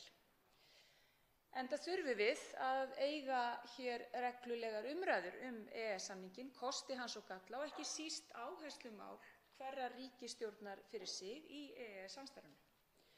En umræður hér í þingsal ekki nóg. Samráð við Alþingi verður að vera þétt og reglulegt. Það hefur vissulega aukist verulega á undanförnum árum sem og upplýsingagjöf, enda var þinglegu samráði komið í fastari skorður við endurskoðun reglna þinglega meðferð árið 2010 og við þá endurskoðun fær utanríkismálanefnd Alþingis nú sendar allar gerðir sem fyrirhugaðar að taka upp í EES-samninginn og kalla á lagabreytingar og við enn aðra endurskoðun reglna á nýjan leik á síðasta ári þá var það kveðið á að ráðherra skuli eigi sjaldnar en á hálfsársfresti kynna fyrir utanríkismálanefnd þau mál sem efst á baugi innan ESB og varða EES-samstarfið.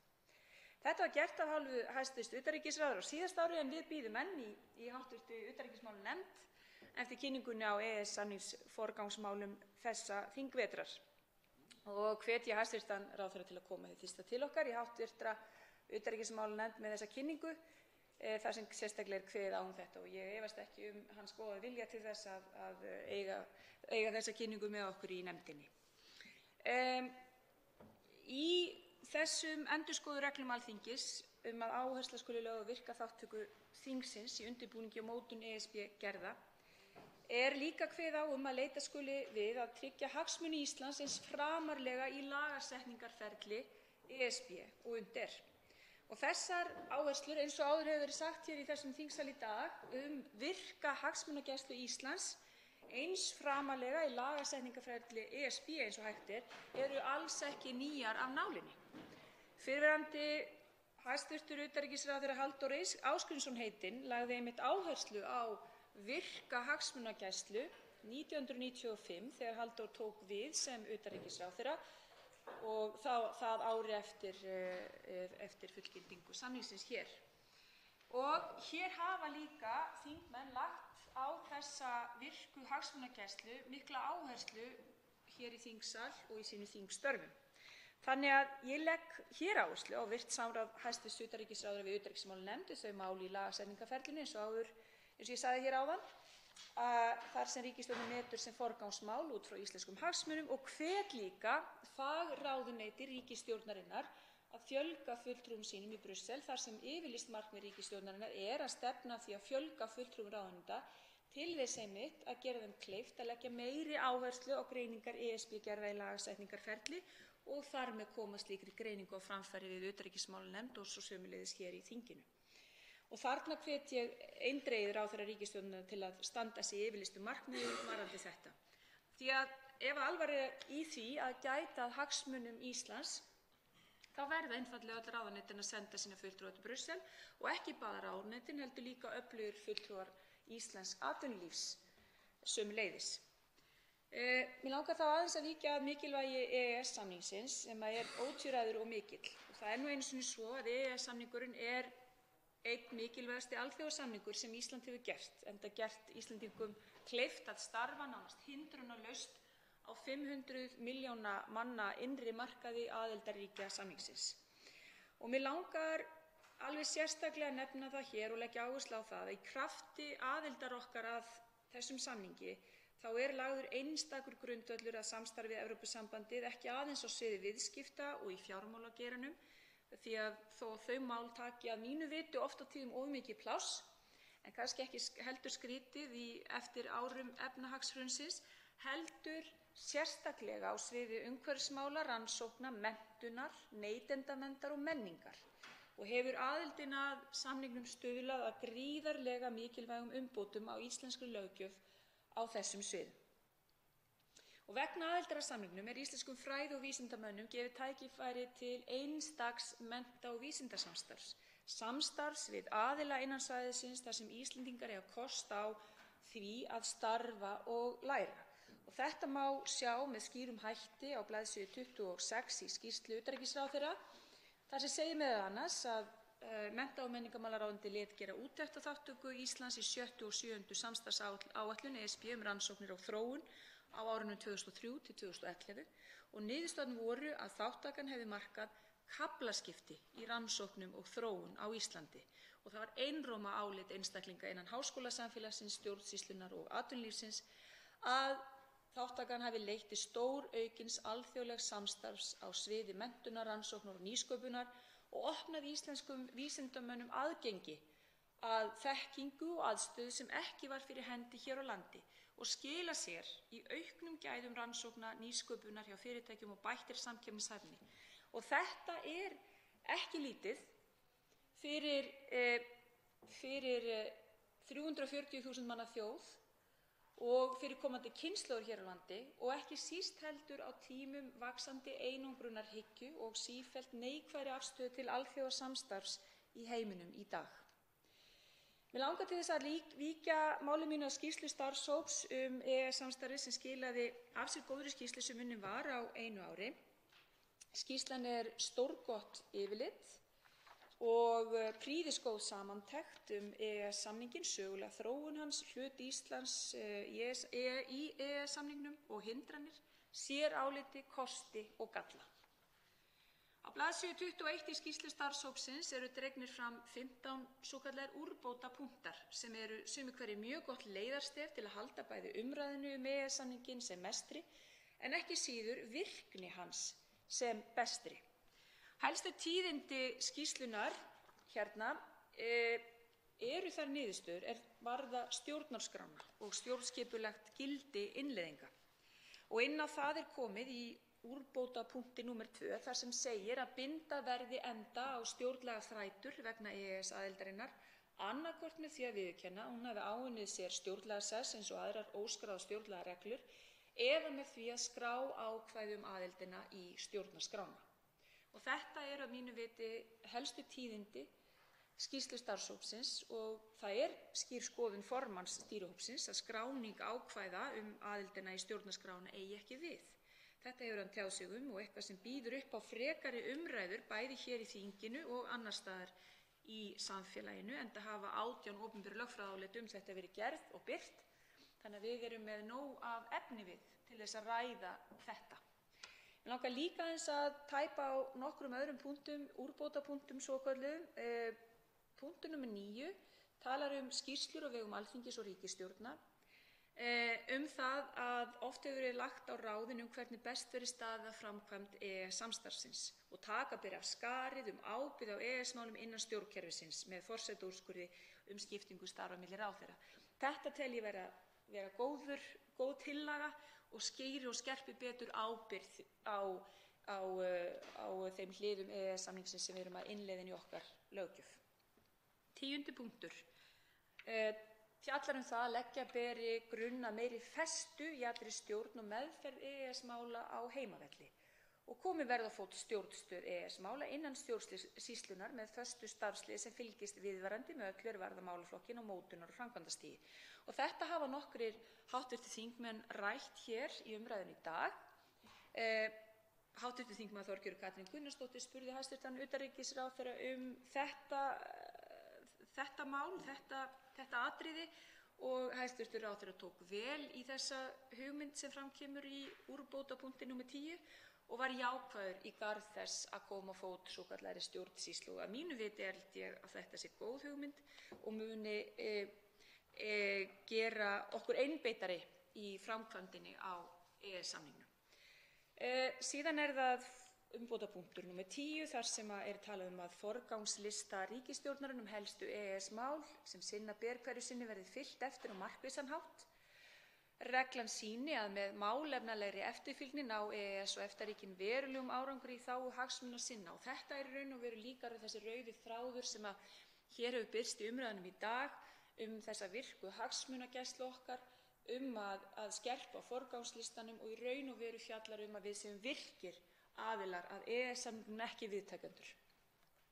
Síðan er það úrbótapunktur 12 sem að fjallar móta þurfi mannauðsstefnu sem snýr að opinberri þátttöku í EES-samstarfinu og gefa verði þeim sem að því starfi sinna færi á að afla sér sérhæfðrar þekkingar með leyfi til rannsókna við erlenda háskóla og fræða- og rannsóknarstofnanir. Og ég held að þetta sé gríðarlega mikilvægt atriði sem ýtir undir þekkingarmiðlun og miðlun og kennslu og rannsóknum yfir landamæri sem er alltaf gott. Sömuleiðis í sömu knérun þá er það úrbótapunktur 13 sem að talar að stuðla beri að meiri rannsóknarstarfsemi á EES-málum og fleiri fræðasviðum en lögfræðilegum. Og ég held að þarna sé líka að ræða afskaplega góða tillögu það hvernig við getum aukið vægi samningsins í íslensku samfélagi og við í raun og veru fáum skarpari mynd það hver nákvæmlega áhrif samningsins eru. Að lokum vil ég draga fram hér í minni ræðu umhverfismálin sem að koma lóðrétt inn í okkar löggjöf í gegnum aðild okkar að EES-samningnum og það er ótal umbætur á þeim vettvangi sem hafa komið inn í íslenska löggjöf frá þeim tíma sem Ísland var aðili að EES-samningnum. Og eins og fram kemur á blaðsíðu 160 í skýrslu starfshópsins þá setja loftslagsmálin sífellt meiri svip á EES-samstarfið samhliða umhverfisvernd og síðari ár hefur samstarf EES-þjóðanna í umhverfismálum og sérstaklega loftslagsmálum stóraukist. Dæmi um þetta má sjá bara á þingmálaskrá hæstv. Umhverfisráðherra fyrir þetta þing, en 5 þingmál varða umhverfis- og loftslagsmálin sem koma munu inn í þingið hér í vetur eru annaðhvort innleiðingar eða tilskipanir í gegnum EES-samninginn en alls hafa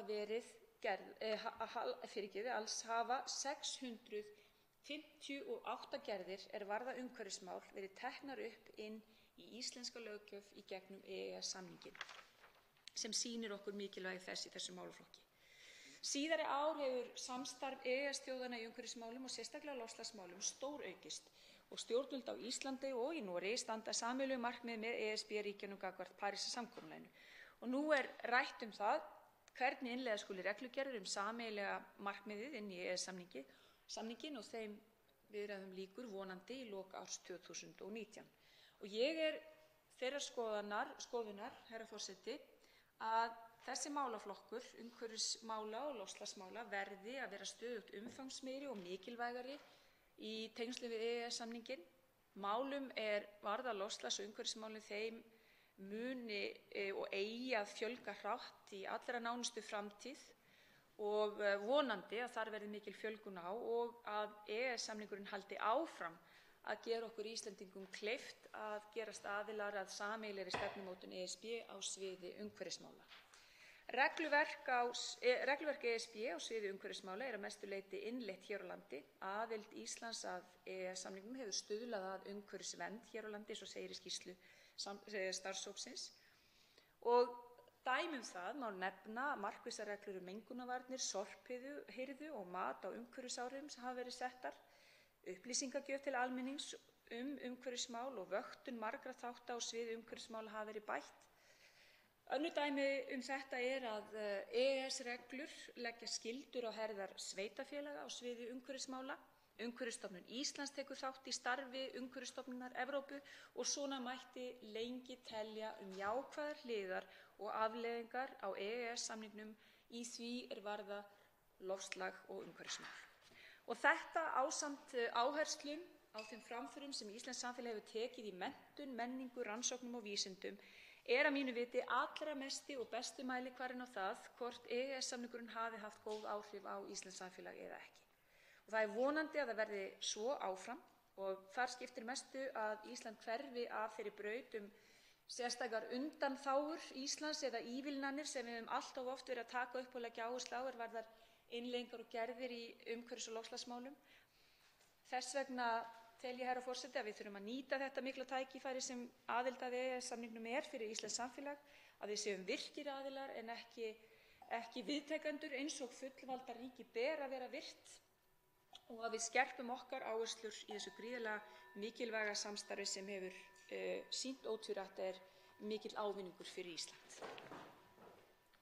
Hv. þingmaður hefur óskað þess að veita andsvar og veitir andsvar hv. 1. þingmaður Suðurkjördæmis Unnur Brá Konráðsdóttir.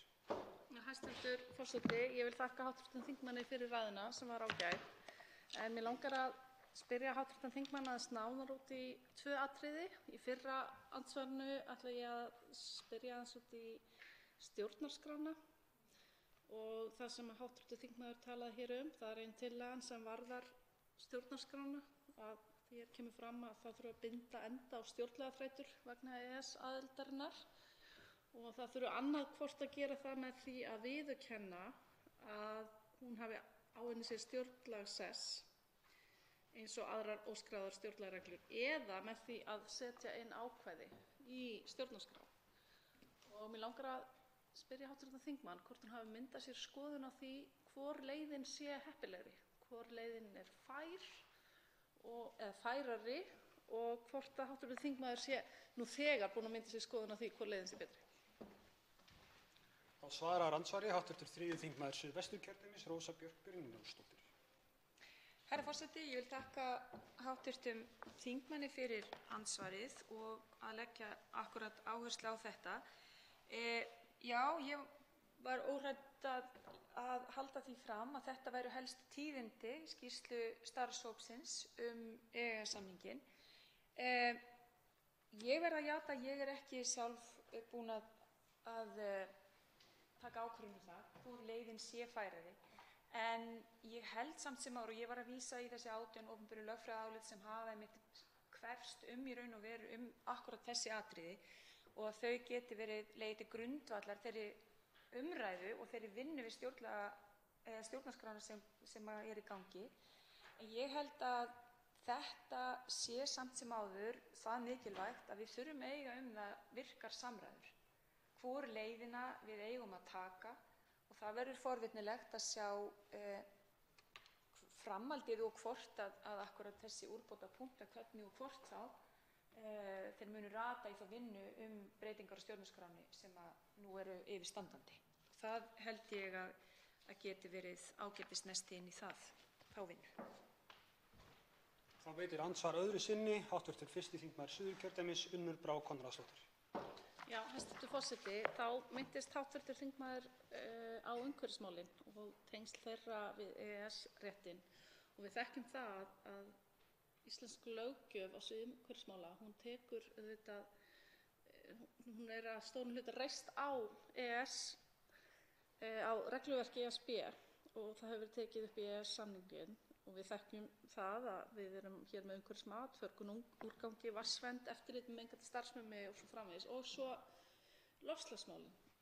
En við erum auðvitað ekki aðilar að ESB en við veljum okkur varðandi Parísarsamkomulagið að vera í samfloti með Noregi og ESB sameiginlega framkvæmd á Parísarsamkomulaginu í loftslagsmálum til ársins 2030 og þetta hefur það í för með sér að Ísland á að hafa náð 29% samdrætti í losun utan ETS fyrir árið 2030. Mig langar bara að spyrja hv. þingmann hvort hún sé sátt við þessa niðurstöðu, hvort hún sé sátt við að veljum þessa leið, vegna þess að það var ekkert sjálfgefið að fara þessa leið og ég saknaði svolítið að það hefur verið afskaplega lítil umræða þetta en þar sem hv. þingmaður ræddi umhverfismálin að það væri ágætt að draga það fram hérna í umræðunni hvort að hv. þingmaður sé ánægð og telji þetta vera í rauninni fullnægjandi.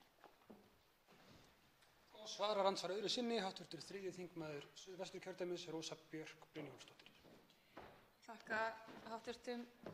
þingmanni fyrir þessa fyrirspurn og hún kannski hefur áttað sig á því að ég er ekkert alltaf alveg 100% ánægð þegar kemur að loftslagsmálunum og hefur verið gagnrýnin á það sem við höfum verið að gera og einmitt krafist þess að við eigum að ganga hraðar fram í þeim. En ég er sammála því sem kom fram í máli hv. þingmanns að það var gott að við ákváðum þó þessa leið að við myndum halda okkur við ESB-markmiðin og vonandi, eins og ég minntist á hér í ræðu minni, þá munum við klára þær samningaviðræður sem fyrst og þær dragist ekki enn frekar á langinn. Þannig að við munum sjá afrakstur þeirra núna fyrir lok árs 2019. Ég held líka að við þurfum líka, eins og ég minntist líka á hér í minni ræðu, við höfum náttúrulega verið mikið til að reyna að fá undanþágur frá ákveðnum þáttum þegar kemur að umhverfis- og loftslagsmálum. Ég held að við eigum kannski frekar að fara að hætta því og minnka þær undanþágur og raun og veru taka bara þátt af öllu hjarta, og þó svo sumt eigi kannski ekki við hér á Íslandi þá eigum við ekki að vera alltaf með þetta meginstef íslenskrar utanríkisstefnu í áratugi, að vera alltaf með sér íslenska lausn á öllu eða sér íslenska undanþágur þegar kemur að utanríkismálum. Og loftslagsmálin eru orðin það stórt utanríkismál að við þurfum að haldast í hendur við þau lönd sem fremst eru í flokki í loftslagsmálunum og umhverfismálunum, og þar held ég að það sé góðs viti að við bindum enn frekari innleiðingar inn í EES-samstarfið og að við séum aldrei eftirbátar ESB þegar kemur að loftslagsmálum. Aldrei. Andsvörum er lokið. Til máls tekur hv. 9. þingmaður Norðausturkjördæmis, Líneik Anna Sævarsdóttir.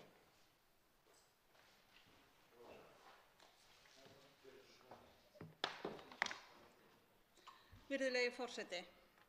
Hér ræðum við sérstaka skýrslu utanríkisráðherra framkvæmd EES-samningsins í fyrsta sinn á Alþingi samkvæmt nýju verklagi. Auk þess ræðum við skýrslu starfshóps EES-samstarfi frá því í september 2019. Ég vil þakka þessar skýrslur eins og fleiri hafa gert og tel þær mjög mikilvægan grunn fyrir upplýsta umræðu framkvæmd og þýðingu samningsins fyrir Ísland. Auk þess er mikilvægt að muna eftir eldri skýrslum samninginn og upplýsingaveitunni EES.is sem opnuð var í mars síðastliðinn.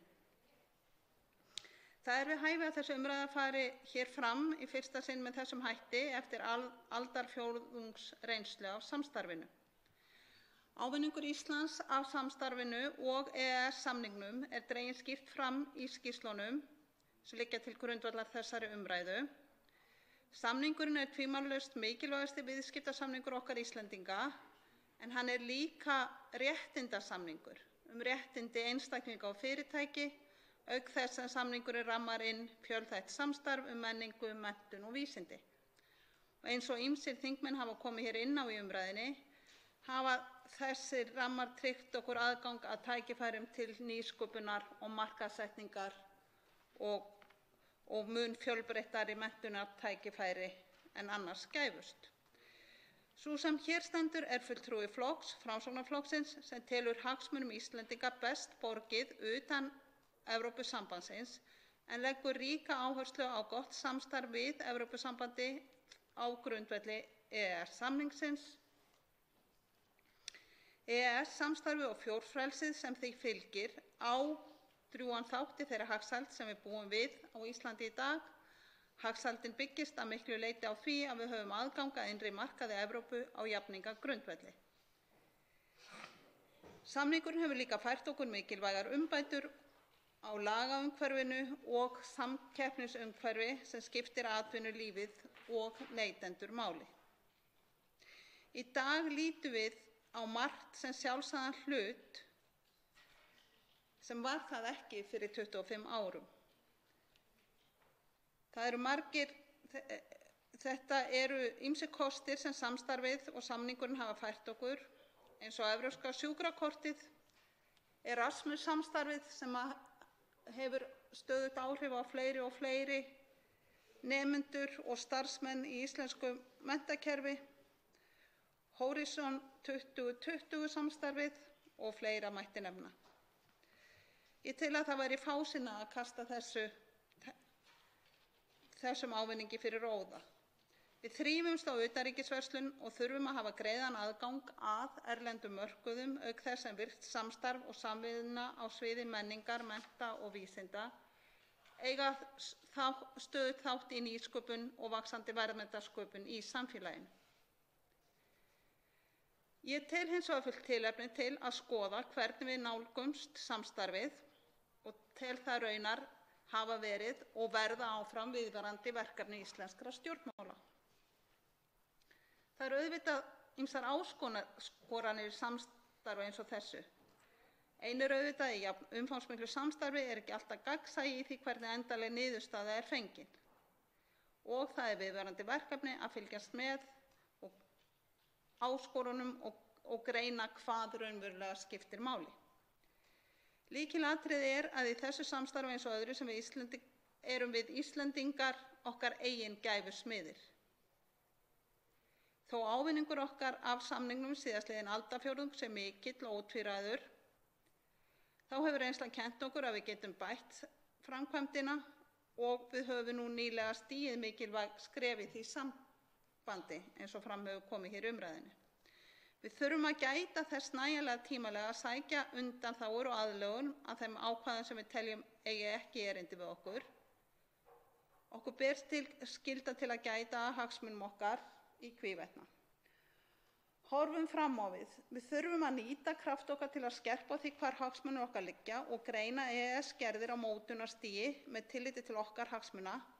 Þannig verðum við áfram okkar gæfusmiðir.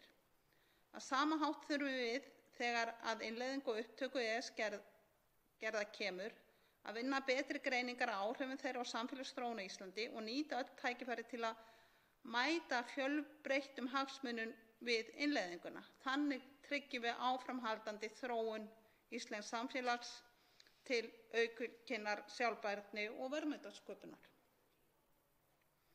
Aðkoma Alþingis í þessum efnum mikilvæg og því fagna ég nýlegri styrkingu á henni þar sem áhersla er lögð á virka þátttöku í undirbúningi og mótun EES-gerða og að leitast skuli við að tryggja hagsmuni Íslands eins framarlega í lagasetningarferli ESB og unnt er.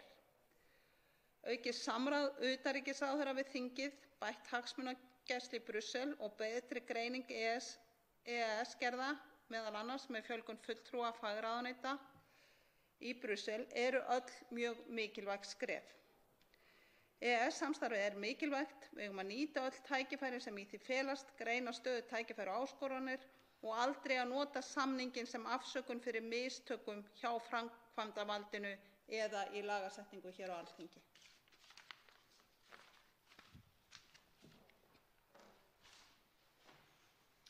Þá tekur til máls hv. 4. þingmaður Suðvesturkjördæmis, Guðmundur Andri Thorsson.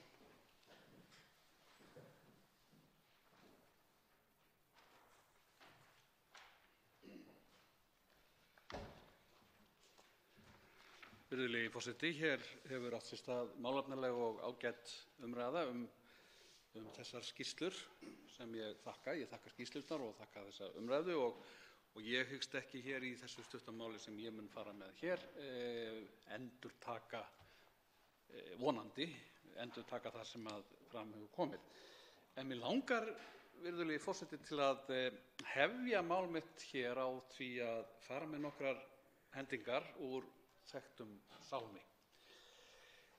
Ímyndið ykkur ekkert himnaríki sem auðvelt ef maður reynir, ekkert helvíti undir okkur og yfir okkur einungis í heiminn. Ímyndið ykkur allt fólkið láta hverjum degi nægja sína þjáningu. Ímyndið ykkur engin lönd sem ekkert erfitt, ekkert til að drepa og deyja fyrir og engin trúarbrögð heldur. Ímyndið ykkur allt fólkið búa saman í friði. Virðulegi forseti, þannig hljóða mjög hraðsnarað fyrstu línurnar úr ljóði Johns Lennon, Imagine. Það sem skáldið reynir að leiða efasemdamönnum og úrtölumönnum fyrir sjónir að hugsjónirnar frið og kærleika og samfélag manna séu ekkert endilega óraunhæfari en stríðsæsingar og hatursáróður. Og hann biður þau sem eru orðin kaldrifjuð og neikvæð, hann biður þau að reyna bara að ímynda sér þetta allt saman. Og þannig hljóðar Bítla ávarpið. Það að vísu leitun á jafn óskáldlegu fyrirbrigði og Evrópusambandinu, með allar sínar smásmugulegu reglugerðir og ákvæði og samviskusamlegu og húmorlausu texta þar sem reynt að gera þá eins lítið tvíræða eða margræða og hægt allt sitt þras kjötframleiðslu og alla sína staðla og faggildingu og vottanir og samræmismat og hagsýslugerðir og samstarfsáætlanir. En samt, þrátt fyrir það, þá Evrópusambandið einmitt friðarviðleitni þeirrar kynslóðar sem hreyfst af Bítlunum og kærleiksboðskap þeirra og mundi síðustu stóru stríðin í Evrópu á árunum milli 1914 og 18 og svo 1933 eða 1936 og 1944. Mundi kalda stríðið og kjarnorku ógnina. Evrópusambandið framlag þeirrar kynslóðar til þess að raungera þær hugsjónir sem að John Lennon gerði ódauðlegar í söng sínum Imagine. Evrópusambandið Imagine. Það snýst ekki að rækta ágreining, heldur að finna sátt í hverju máli, leita niðurstöðu sem allir geta unað við. Það snýst ekki að standa vörð rétt hins sterka til ofríkis, gagnvart hinu veika, heldur hitt að búa til reglur sem allir verða að lúta jafnt. Meira að segja gömul nýlenduveldi.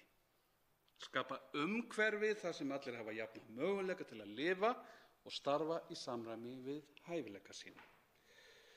Og þá Evrópusambandið sæludalur sveitin best? Það himnaríki á jörðu? Því fer auðvitað fjarri. Slíkir staðir eru aðeins til í hugum okkar og í trúarbrögðunum. Í Evrópusambandinu eru ótal hlutir sem hafa farið aflaga. Þar óréttlæti og misrétti og atvinnuleysi og misskipting og alls konar óáran og erfiðleikar. En þetta samband engu að síður viðleitni þjóða til að taka höndum saman og vinna saman að sameiginlegum úrlausnarefnum sem blasa við netvæddum heimi þar sem þarf að takast á við hamfara, hlýnun og áskoranir sem fylgja nýrri tækni á vinnumarkaði, takast á við ofvöxt stórfyrirtækja, risafyrirtækja sem telja sig vera yfir þjóðríkin hafin, einokun, offramleiðslu, rányrkju, réttindi vinnandi fólks og neytenda og ótal önnur mál sem verða ekki leyst með því að hinn sterki sitji yfir hlut hins veika.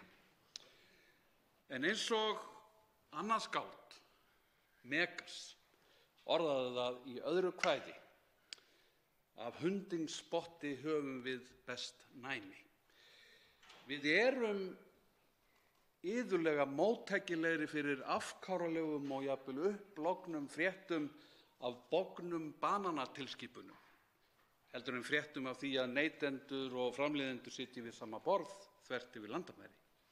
Það auðveldara að skapa ugg og ótta í hugum margra en umburðarlyndi og félagsanda gagnvart öðru fólki. Virðulegi forseti, ég þakka skýrslu hæstv.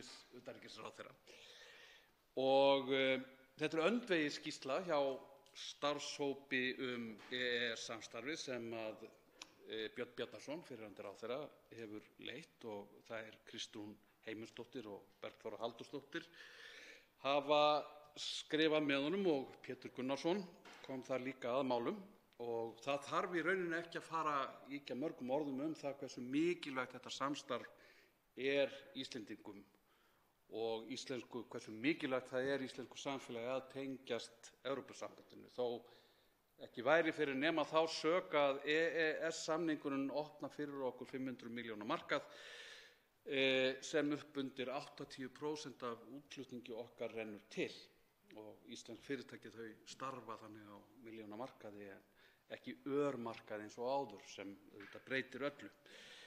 Þessi samningur hefur breytt samfélagi okkar á ótal sviðum. Hann hefur fært launafólki og neytendum margvísleg réttindi, almenningi. Hann hefur gert ungu fólki kleift að fara til Evrópu til náms og starfa og koma tilbaka reynslunni ríkara. Hann hefur gert ungu fólki víðsvegar úr Evrópu kleift að koma hingað til Íslands til náms og starfa og auðga þannig samfélag okkar víða land. Hann hefur hreinlega innleitt neytendavernd hér á Íslandi en fyrir tíma þessa samnings voru engin sérákvæði í íslenskri löggjöf neytendavernd. Þessi samningur hefur skipt sköpum það hvernig lagaumgjörð í umhverfismálum háttað hér á landi. Umhverfismat, förgun á úrgangi, vatnsvernd, eftirlit með mengandi starfsemi, loftslagsmál, já og orkunýtingarmál, þar sem Evrópusambandið hefur verið í fararbroddi þjóða. Við erum Evrópuþjóð. Við eigum menningarlega og hugmyndalega og sögulega samleið með öðrum Evrópuþjóðum sem langflestar hafa kosið að tengjast þessu bandalagi með einum eða öðrum þætti. Þarna eru þær þjóðir sem á okkur standa næst. Ég nefni bara Norðurlandaþjóðirnar og Íra. Og þessar þjóðir una sér þarna vel og þær hafa dafnað þarna og náð að virkja það afl sem í þessum samfélögum býr. Og má alveg sérstaklega nefna Íra í þessu sambandi sem svo lengi voru undir járnhæl Englendinga með tilheyrandi kúgun og volæði og eymd, en blómstra nú í samfélagi jafningja innan Evrópusambandsins. Við getum nefnt Finna líka sem fengu sitt fullveldi sama ár og Íslendingar 1918 en bjuggu áratugum saman í skugganum af þeim gráa ógnarmúr sem Sovétríkin voru en hafa blómstrað hin seinni ár meðal jafningja innan Evrópusambandsins. Við eigum að líta til þessara þjóða sem eiga sér svipaða sögu og við erlent vald með tilheyrandi kúgun og doða en hafa náð að blómstra meðal jafningja innan Evrópusambandsins og hafa náð að hafa þær ómæld áhrif umfram stærð á gildismat og hugsjónir sem til grundvallar eru margháttuðu regluverki. Evrópusambandið það þungt og flókið og það þarf að taka þar tillit til margra sjónarmiða. Það ekki himnaríki á jörðu, enda himnaríki ekki til nema í þjóðsögum og ævintýrum. Það heldur ekki heimsveldi hins illa. Það ekki erlent stórveldi sem ásælist auðlindir okkar. Evrópusambandið Evrópusamband, net fullvalda þjóða sem tala saman, semja og finna leiðir til að lifa saman í friði en ekki stríðandi. Þið getið kallað mig draumarómann en ég ekki sá eini. Ég vona að ég sláist í hópinn einn daginn og þá verður heimurinn sem einn. Einn hæstvirtur ráðherra hefur óskað þess að veita andsvar og veitir þá andsvar hæstvirtur utanríkisráðherra Guðlaugur Þór Þórðarson. Já, virðulegi forseti, ég vil nú þakka hv. þingmanni fyrir ræðuna sem eins og oft hjá hv. þingmanni að hún svona lyftir umræðunni á skemmtilegt plan og mér fannst nálgun þess vera góð og ég sammála honum að það skiptir ekki máli hvort það sé Evrópusambandið eitthvað annað, menn eiga bara að segja satt og rétt og frá og það er rétt hjá hv. þingmanni að reglugerð banana ósönn. Þetta var reglugerð agúrkur og af hverju einhverjum datt í hug að búa til reglugerð agúrku, hvernig hún var í laginu og svo framvegis mér hulin ráðgáta, en hún að vísu kemur inn á þá gagnrýni sem Evrópusambandið fyrir að það þurfi að gera reglur alla hluti sem það þyrfti ekki að gera reglur. Ég vísu ekki alveg viss að söguskýring hv. þingmanns standi öllu leyti. Ég held að sé vísu hún hafi verið svolítið skreytt, en það sem mér finnst þess að bara gott hjá þingmanni að hann nálgast þetta hugmyndafræðilega eins og ég skil hv. þingmann og bara hann trúir á það að þetta sé leiðin. Ég hef mjög miklar efasemdir það og vil hins vegar bara spyrja hv.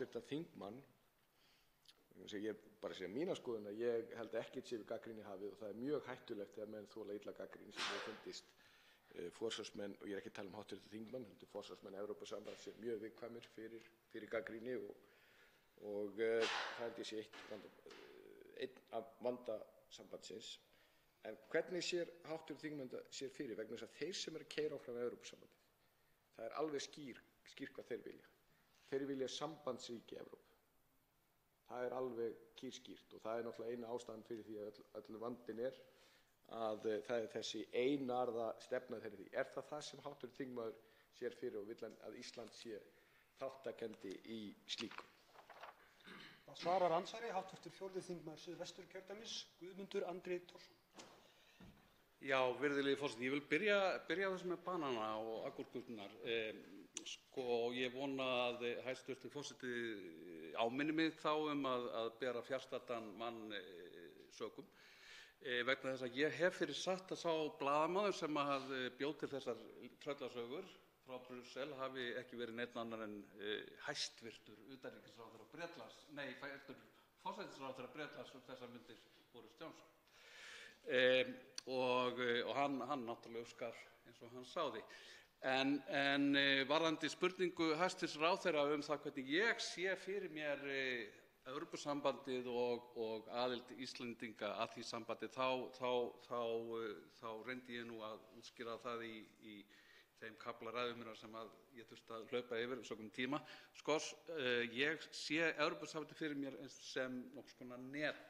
Það er net fullvalda þjóða sem hver sig af þessum þjóðum framselur hluta af valdi sínu til sameiginlegrar stjórnar og til sameiginlegs þings sem er kosið af viðkomandi þjóðum og síðan er þetta net til þess að ráða fram úr ýmsum málum. Sambandsríki er í rauninni bara orð sem ég myndi ekki nota í þessu sambandi og ég hygg að það sé nú nokkuð vatn runnið til sjávar síðan að þær hugmyndir voru svona mest áberandi meðal forsvarsmanna Evrópusambandsins að gera nokkurs konar ríki úr því svona eins og Bandaríki Norður-Ameríku eru og ég held að sú stefna hafi nokkuð svona hopað og það séu flestir svona á því núna að þetta sé laustengt net, laustengt bandalag. Það veitir andsvar öðru sinni hæstv. Utanríkisráðherra Guðlaugur Þór Þórðarson.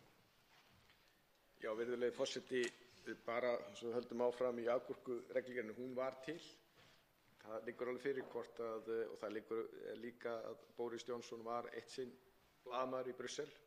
Hvort að hann geti eignað sér það að hafa upplýst þetta veit ég ekki, en það liggur alveg fyrir agúrkutillagan var til reglugerðin hversu, og það náði ekki skilgreinum sem agúrku eða var ekki réttar í laginu og svo framvegis og það er ekkert eina skrýtna reglugerðin sem hefur komið frá Evrópusambandinu. En ástæðan fyrir ég spyr og svona ítrekað vegna þess að það er ekkert leyndarmál og til dæmis bæði flokkagrúppan, sósíaldemókratarnir og sömuleiðis EPP sem eru langstærstu flokkagrúppunar sem eru svona hægra megin við miðju. Það er alveg skilgreint og svo sannarlega þeir sem eru í framkvæmdastjórninni og tala nú ekki embættismenn, ég hef allavega aldrei hitt embættismenn Evrópusambandsins og hitta nokkuð bretti af þeim á síðustu áratugi og það er ekkert breytt. Þeir vilja fá sambandsríki í Evrópu. Alveg kýrskýrt. Það liggur alveg fyrir, það er markmiðið. Og rökin að það verði að vera mótvægi við önnur stórveldi og ýmislegt annað. Og ég held að sé alveg hárrétt hjá hv. þingmanni að það hefur ekki gengið mjög vel að koma því áleiðis, allavega ekki fá almenning. En meðal annars er tortryggni vegna þess að manni finnst þeir sem eru að stýra á það að þeir séu ekki að hlusta á almenninginn og fara sínu fram og ætli sér að komast áfram með þetta sama hvað verður og svo getur farið það eins og þegar menn reyndu að koma stjórnarskránni í gegn og það var fellt og þá fóru menn gagnrýnendur telja það að menn að þá fari aðrar leiðir að sama marki en sé ekki að hlusta á fólkið í viðkomandi þjóðum og ef það er fella viðkomandi sáttmála þá er það reynt að koma því inn með einhverjum öðrum hætti. En þetta er alveg skýrt og bara svo kannski ef hv. þingmaður verið aðeins skýrari styður hann það. Vill hann fá sambandsríki Evrópu eins og forystumenn Evrópu og stærstu flokkagrúppurnar þar á meðal sósíaldemókratar að berjast fyrir. Þá svarar andsvari öðru sinni hv. 4. þingmaður Suðvesturkjördæmis Guðmundur Andri Thorsson. Virðulegi forseti, ég held að við þurfum alltaf að hefja þessu orðaskipti á því að ræða eins banana og agúrkur. Ég hef fyrir satt að Boris Johnson hafi skáldað upp sögur banana og hann hafi raunar skáldað upp fleiri svona sögur fáránlegar reglugerðir og lög Evrópusambandsins, en nóg það. Auðvitað þarf Evrópusambandið að hafa styrk á alþjóðavísu og þau ríki sem eru aðilar að Evrópusambandinu þurfa að hafa þá tilfinninguna að þau fái afl af því að vera í þessu sambandi og það gefi þeim afl á alþjóðavísu og Evrópusambandið þarf að hafa rödd gagnvart stórveldunum, þó ekki verið nema bara í loftslagsmálum þar sem að Evrópusambandið hefur að mínu mati mjög framsækna og góða stefnu og það þarf að geta talað skýrri röddu. Ég tel hins vegar að það eigi ekki og þetta er mín skoðun, ég tek það fram, að það eigi ekki að ganga of langt í því að gera eitt ríki úr Evrópusambandinu og ég er ekki viss að sú hugmynd hafi endilega hljómgrunn svona utan miðborgar Brussel.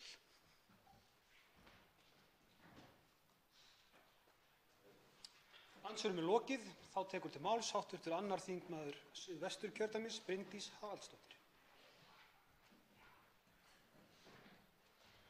Virðulegur forseti.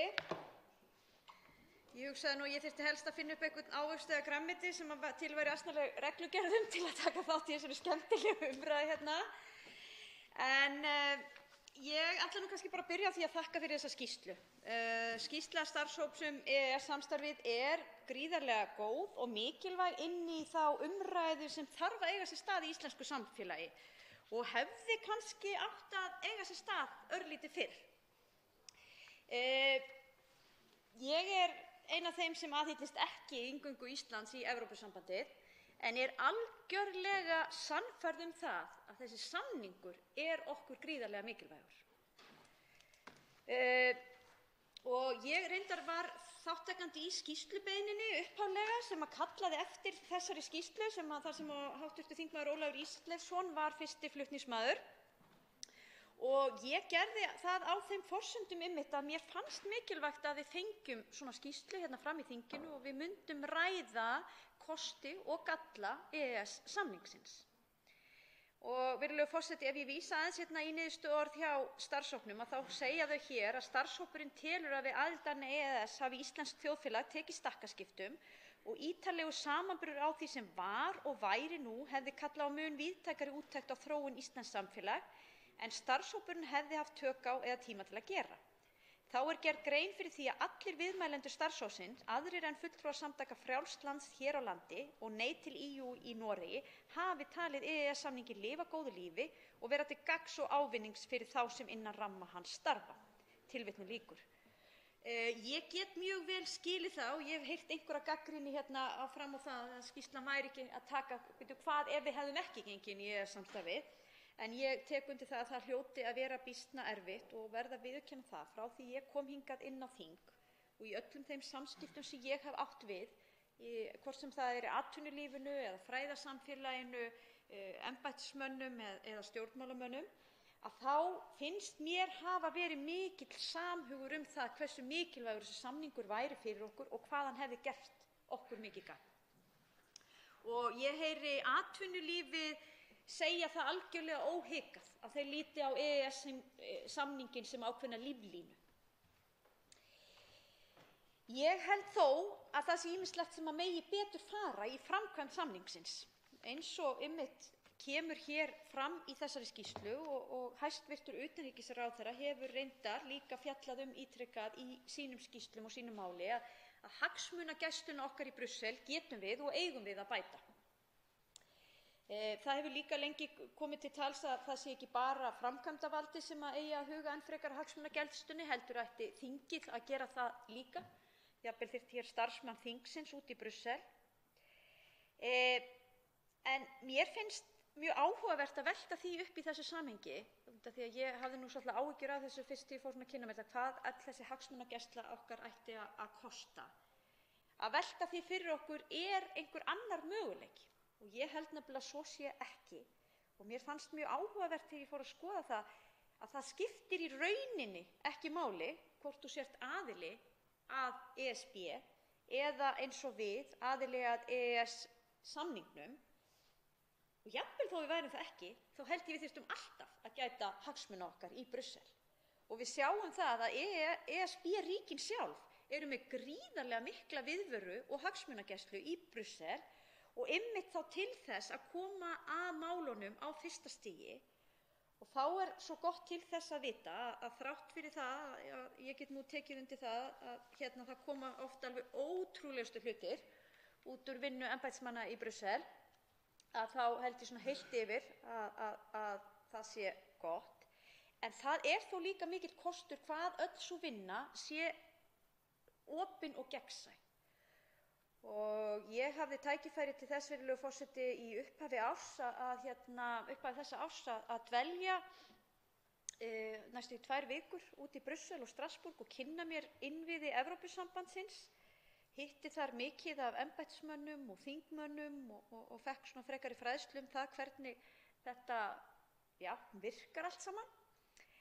En ég heimsótti líka einmitt ráðuneytið okkar í Brussel og ræddi þar við starfsmennina og fulltrúa mismunandi ráðuneyta og þau einmitt ítrekuðu það hvað auðvelt væri ef að Ísland hefur áhuga, ef að Ísland hefur eitthvað fram að færa, ef við höfum sérfræðinga á okkur sviði, þá ekkert vandamál í því fólgið að þessir aðilar taki þátt í vinnu sérfræðingahópa sem eru yfirleitt fyrstu skrefin af einhverju komandi löggjöf.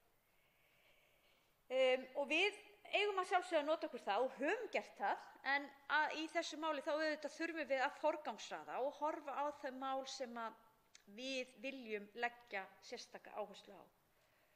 Og ég held að það sé svo mikilvægt að muna líka að þó að þetta sé risastór fríverslunarsamningur þá þetta miklu meira en það. Og til að mynda það sem við fáum út úr rannsókna- og vísindasjóðunum og það svo áhugavert og ánægjulegt að fylgjast með hversu vel íslenskum aðilum hefur gengið í að sækja í þá sjóði. Og ef við viljum fara út í krónu og aura þá hægt að reikna okkur það til tekna, það sem að íslenskar rannsóknarstofnanir og háskólar eru að fá út úr rannsóknarrammaáætlunum. Erasmus-styrkirnir hafa verið að nýta okkur mikið, sjúkrakortið hefur verið nefnt hér og meira mætti telja. Og þá ætla ég nú kannski að koma inn á það sem ég held að það er svo mikilvægt að við höfum þessa skýrslu og að þessi umræða eigi sér stað í samfélaginu. Því ég tek nefnilega undir það sem einhverju sögðu hér á undan mér, hv. þingmenn, að ég held að við höfum kannski aðeins svolítið misst boltann í því að tala gildi samningsins. Það sé svo mikið sem falið í þessu samningi sem að samfélagið og íslenskir þegnar líta bara á sem sjálfsagðan hlut og átta sig ekki endilega á að séu réttindi og ákveðin gæði sem komin eru til vegna þess að við erum með þennan samning.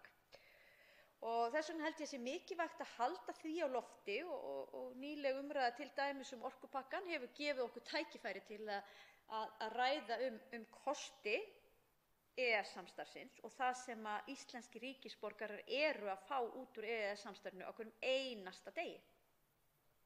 En það eru auðvitað ekki bara kostir, það eru líka ákveðnir gallar og þá umræðu þarf líka að taka. Og ég til dæmis sagði það blákalt í mínu samtölum við aðila þarna úti í Brussel að það væri tvennt sem við þyrftum að vinna sérstaklega með. Það væri annars vegar það að íslensk stjórnvöld þurfa að standa sig betur í því að tala upp samninginn og tala gildi samningsins og hvað við fáum út úr honum. Og hins vegar þá þurfum við líka að krefja Evrópusambandið það að virða samninginn, virða tveggjastoðalausnina og það auðvitað óásættanlegt hvað hefur tekið oft langan tíma að finna lausnirnar, tveggjastoðalausnirnar í þeim nýju regluverkum sem hefur verið að koma fram. Og ég verð að viðurkenna það líka, ég var stundum bara svolítið móðguð því að þeir tala ekkert endilega EES-samninginn sem slíkan, þeir tala svona með leyfi forseta the Norwegian way eða norsku leiðina. Þeir eru ekkert að vísa sérstaklega í Íslendinga í þeim efnum, þetta bara svona norska leiðin sem auðvitað særði íslenska sjálfstæðishjartað örlítið. En það annað sem ég langar að koma inn hérna á síðustu mínútunum að það líka ábyrgðin. Og ég held að samningurinn hafi goldið svolítið fyrir það að íslenski stjórnmálamenn hafa bara ekki verið nógu duglegir að taka ábyrgð á störfum sínum á síðustu árum. Það sé oft þannig að ábyrgðinni sé kastað á EES-samninginn. Það kom vel fram og við áttum skemmtilegt samtal það í hv. utanríkismálanefnd þegar skýrsluhöfundar komu til okkar að þingmenn hafi verið að afgreiða lög án þess kannski að vera fullkomlega meðvitaður hvað Evrópulöggjöfin gerði kröfu Ráðuneytin eða embættismenn þar hafa stundum fallið í þá gryfju að reyna að koma einhverju meiru inn í löggjöfina heldur en nákvæmlega tilgreint í Evrópureglunum og þarna þurfum við að greina mjög mel á milli og ég held að nýjasta verklagi okkar ætti að vera öllum það ljóst að þegar þú lest orðið greinargerðir að þá á að vera alveg skýrt hvað það sem Evrópureglan fer fram á, hvar eru við að ganga lengra eða hvernig erum við að nýta okkur þær heimildir sem þar koma fram. Og svo auðvitað þurfum við sem í þessum sal sitjum og erum á takkanum og greiðum atkvæði að bera auðvitað ábyrgð á okkar gerðum. Og ég hygg að oft hafi ábyrgðinni verið kastað yfir á eitthvað svona stórt apparat þarna í Brussel. En ég fagna skýrslunni, mér finnst þessar ábendingar eða úrbótapunktar af hinu góða og ég veit að ráðuneytið er farið að skoða það og ég hvet líka ráðuneytið til að vera í góðu samstarfi við utanríkismálanefnd. Þessi umræða hér og umræða innan nefndarinnar á auðvitað að vera þess valdandi að við getum svona valið úr hvað okkur hentar og hvernig við ætlum að vinna með þá úrbótapunkta sem hér eru. Þá tekur til máls hv. 7. þingmaður Suðurkjördæmis, Ásgerður K. Gylfadóttir. Herra forseti, ég vil byrja á því að þakka hæstv. Utanríkismálaráðherra fyrir góða skýrslu EES-samninginn og yfirferði við skýrslu starfshópinn EES-samstarfið. Eins og kemur fram í skýrslunni þá kann að vera að við séum farin að taka þeim réttindum og ávinningi sem samningurinn færir okkur sem sjálfsögðum hlut og gerum okkur ekki grein fyrir því að þau tengjast þessum ágæta samningi. Bætt vinnulag hvað varðar samráð við Alþingi til bóta og svo upplýsingagjöf sem utanríkisráðherra og þá öðrum ráðherrum eftir atvikum ætlað að hafa til utanríkismálanefndar varðar þær gerðir sem fyrirhugaðar eru að taka upp í samninginn mjög til bóta. Umræðan undanfarið EES-samninginn og þá ekki síst í tengslum við 3. orkupakkann fólst að miklu leyti í gagnrýni að hagsmunagæslu Íslands að hún var ekki nógu góð á fyrstu stigum mála þar sem að bestu tækifæri væri til að hafa áhrif á málin. Partur af þeirri umræðu var einnig að við tækjum við öllu því sem kæmi frá Evrópusambandinu gagnrýnislaust og værum á sein að taka við okkur til að óska eftir undanþágum eða sérstökum aðlögunum að íslenskum aðstæðum. Og margir þingmenn hafa einmitt komið inn á þessa þætti í ræðum sínum hér í dag. Í því samhengi bent á í skýrslunni að í endurskoðun í reglum Alþingis þinglega meðferð EES-mála lögð áhersla á virka þátttöku Alþingis í undirbúningi og mótun ESB-gerða og leitast skuli við að tryggja hagsmuni Íslands eins framarlega í lagasetningarferli ESB og unnt er. Einnig aukið samráð ráðherra við utanríkismálanefnd þau mál sem ríkisstjórnin meti sem forgangsmál út frá íslenskum hagsmunum. Og ég held að hv. þingmaður Bryndís Haraldsdóttir hafi farið ágætlega yfir þessa þætti í ræðu sinni hér áðan. Unnið hefur verið metnaðarfullt starf í að rýna framkvæmd EES-samningsins og komið fram tillögur hvernig bæta megi framkvæmd samningsins hér á landi. Og í skýrslu ráðherra gert grein fyrir fjölmörgum tillögum í skýrslum frá árinu 2015 og 2017 og rakin framkvæmd þeirra tillagna sem komnar eru til framkvæmda. En síðan það skýrsla starfshópsins EES-samstarfið frá því september síðastliðnum sem hér var farið yfir og það bætir verulega í og lagði fram skýrar og ákveðnar tillögur sem nú eru í skoðun. En mig langar að beina athyglinni aðeins að íslenskum sveitarfélögum og EES-samningnum en samningurinn hefur víðtæk áhrif á starfsemi íslenskra sveitarfélaga og leggja EES-reglur skyldur á herðar sveitarfélaganna á sviði umhverfismála vegna stöðu sveitarfélaganna sem vinnuveitenda, veitenda opinberrar þjónustu, innkaupa og fyrirtækjareksturs. Samband íslenskra sveitarfélaga er með einn starfsmann á skrifstofu sambandsins í Brussel og heyrir hann undir þróunar- og alþjóðasviði sambandsins. Skrifstofan hefur það mikilvæga hlutverk að annast virka og almenna hagsmunagæslu fyrir sveitarfélögin gagnvart ESB og íslenskum stjórnvöldum. Það kemur fram í skýrslu starfshópsins að stór hluti reglna ESB varða sveitarfélög og hafa áhrif á ríflega helming viðfangsefna sveitarfélaga, en allt að 70% löggjafar ESB á sviðum sem varða sveitarfélögin. Viðfangsefnið er því mjög umfangsmikið og hefur Samband íslenskra sveitarfélaga gott samstarf við Evrópsk hagsmunasamtök sveitarfélaga, CEMR, í þessum málum. Í ljósi þess hve mikil áhrif eru á sveitarfélagin í gegnum EES-samninginn, þá tel ég að það sé tækifæri til þess að bæta hagsmunagæslu enn frekar á því sviði og ekki síður kynningu og fræðslu til sveitarstjórnarmanna málið. En tilfinning mín er sú, eftir að hafa setið 10 ár í sveitarstjórn, að sveitarstjórnarmenn eru almennt ekki meðvitaðir þessi miklu áhrif fyrr en tilskipanirnar koma til framkvæmda á Íslandi og þá oft með tilheyrandi kostnaði sem leggst á sveitarfélögin. Og þá er bölvað þessum tilskipunum sem þaðan kemur, en við vitum oft ekki af þessu fyrirfram eða fylgjumst ekki nógu vel með.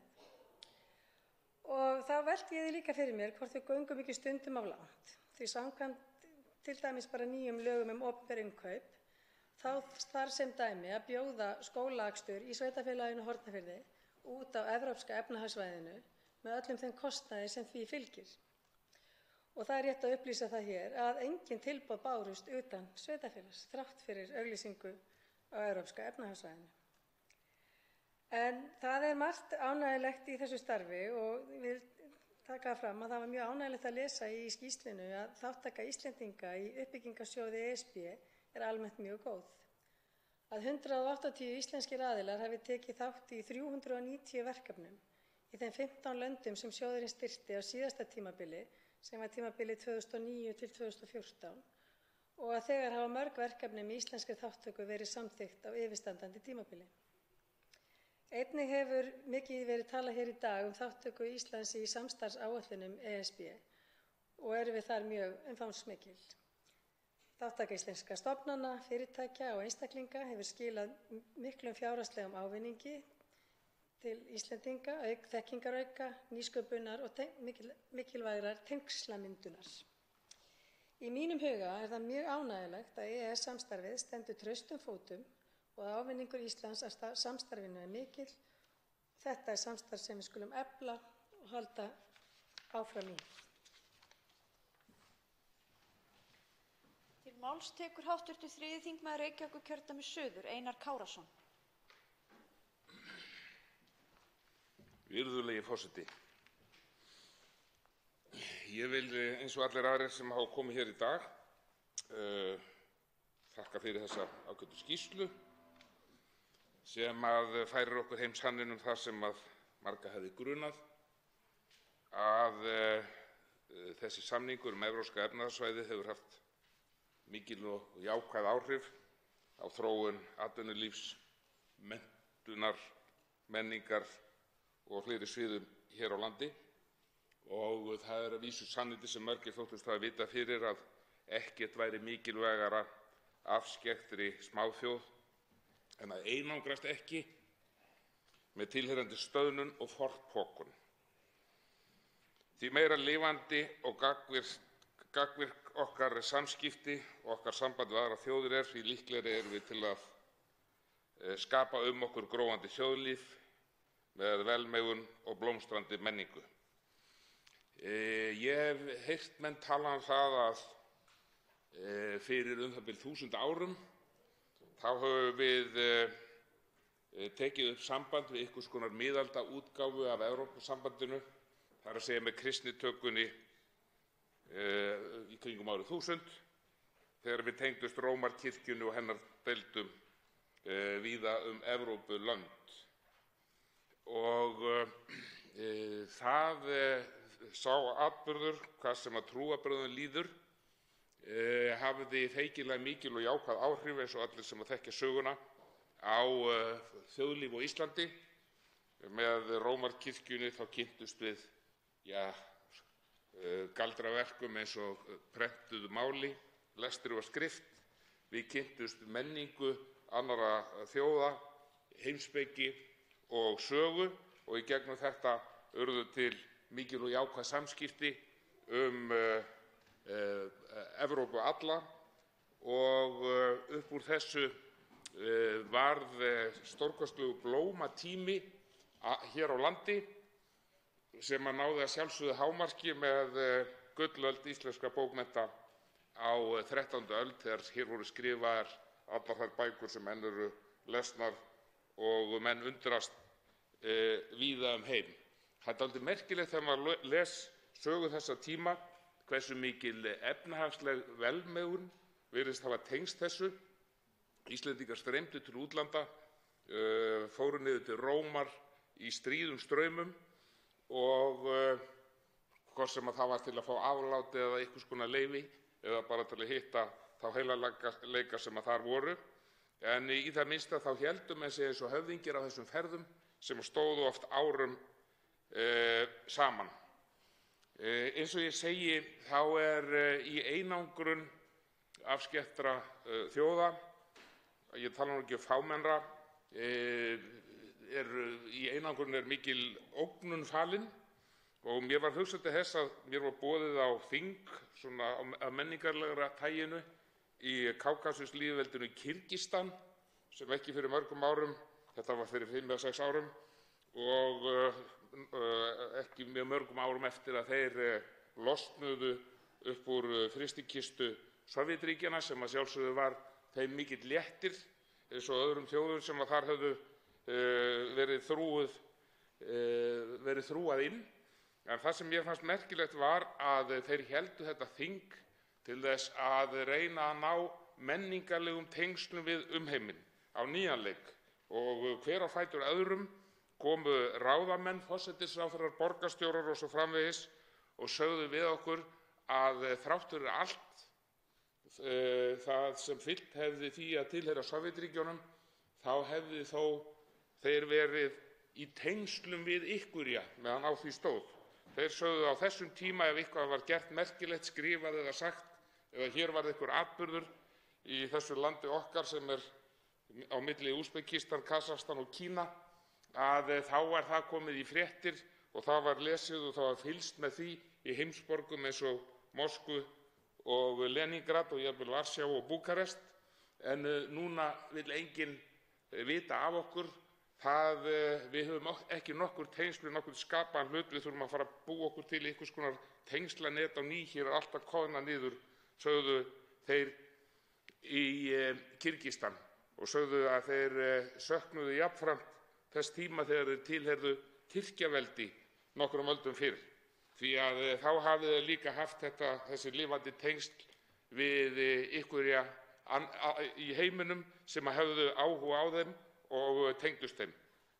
Að sjálfsögðu voru þessi veldi sem við erum hér að tala hvort sem það var Tyrkjaveldi eða Sovétríkin, þau brutu undir sig lönd með hernaði og yfirgangssemi. Evrópusambandið hins vegar eru frjáls samtök fullvalda þjóða. Þau lönd sem að því hafa tengst hafa gert það vegna þess að það hefur verið vilji þjóðarinnar hverju sinni og þannig að við erum að tala allt annars konar batteri fyrir utan það að þegar maður hugsar þetta mál þá koma manni í hug frasar sem að fóru mikið í taugarnar á mér þegar ég var kannski svona upp úr 20. Þá erum við að tala vestrænar lýðræðisþjóðir. Ég hef ekki alltaf verið hrifinn af miklu samstarfi vestrænar lýðræðisþjóða.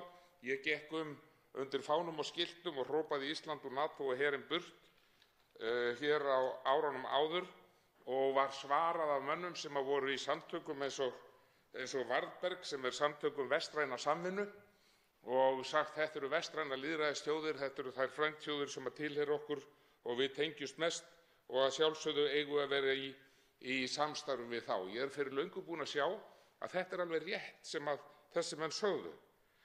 Við eigum að vera í sem nánastum tengslum og samstarfi við þær lýðræðisþjóðir í okkar heimshluta sem að standa okkur næst og er okkur skyldastar.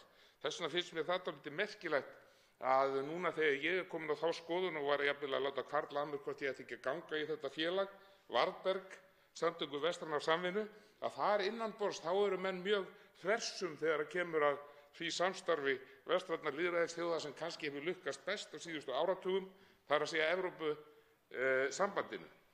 Og mér finnst dálítið merkilegt vegna þess að þessi tvö batteri í NATO og Brussel NATO og Evrópusambandið hafa höfuðstöðvar í sömu borginni, að þegar menn sem aðhyllist samstarf vestrænnar lýðræðisþjóða koma í höfuðstöðvar NATO, þá hitta þeir fyrir vini og þá sem okkur eru hlynntir og bræðraþjóðir og mikla elskusemi ef þau síðan fara yfir götuna inn í höfuðstöðvar Evrópusambandsins og hitta fulltrúa nákvæmlega sömu þjóða, það getur verið Danir eða Hollendingar eða Þjóðverjar, og þá eru það allt í einu orðnir, eða Bretar, þá eru það orðið að nýlenduveldum sem að ásfælast okkar frelsi og okkar auðlindir.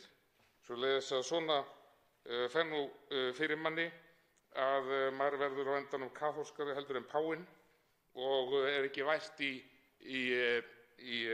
félögum með vestræna samvinnu vegna sem maður er alltaf hlynntur henni.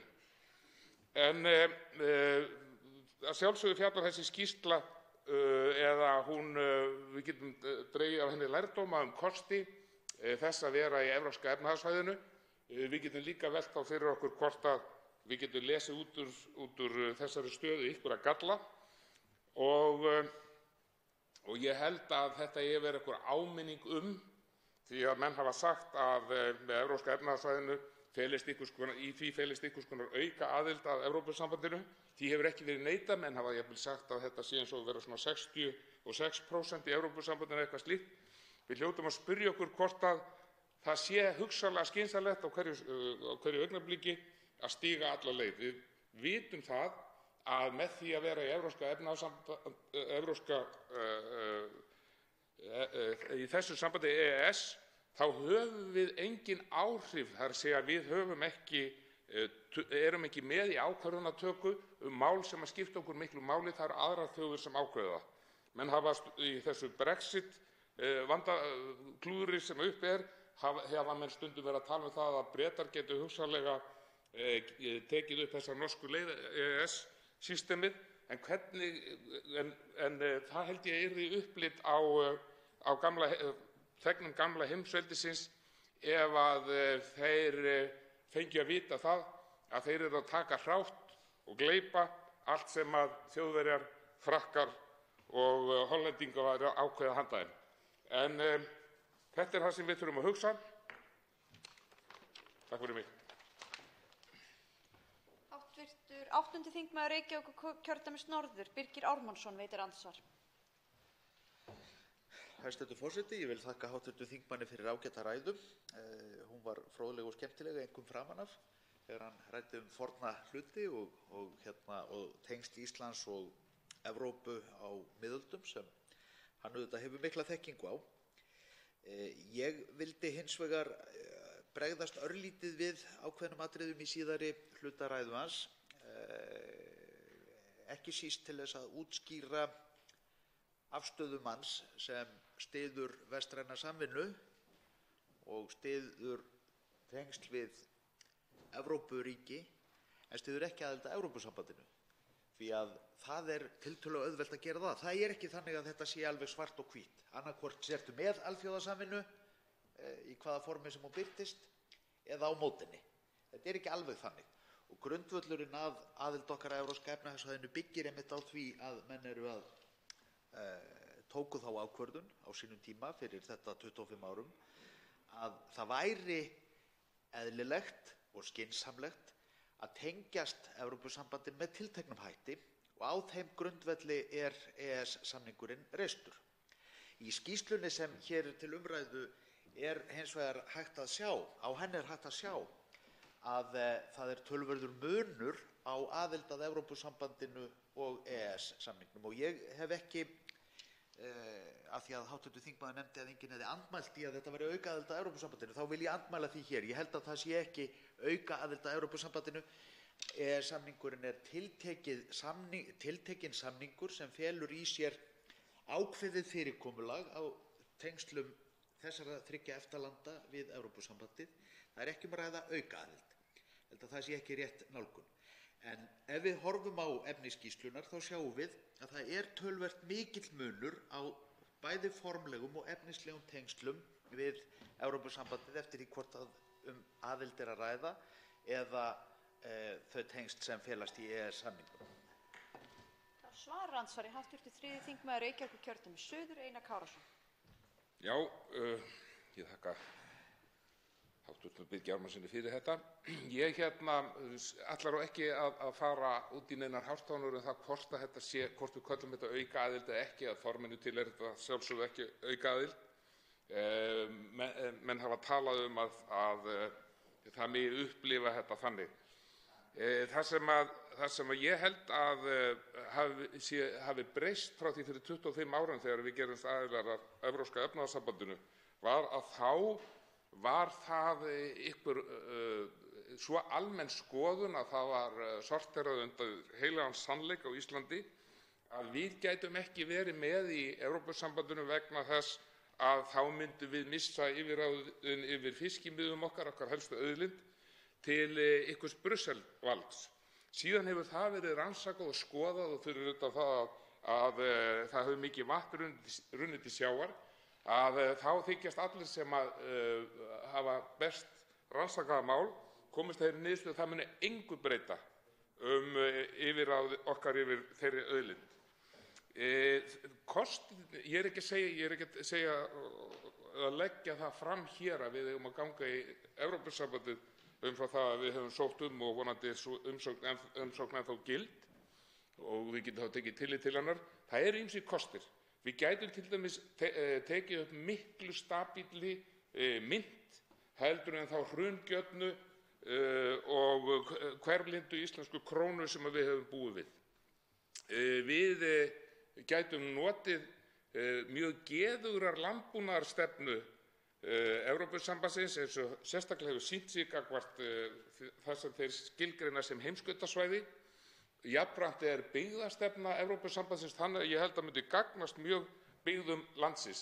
Svoleiðis að ég er bara að segja að við þurfum að skoða kostina og gallana. Þá veitir andsvar síðar að sinni hv. 8. þingmaður Reykjavíkurkjördæmis norður, Birgir Ármannsson. Hæstv. Forseti, það er auðvitað svo að hér í þessum sölum þá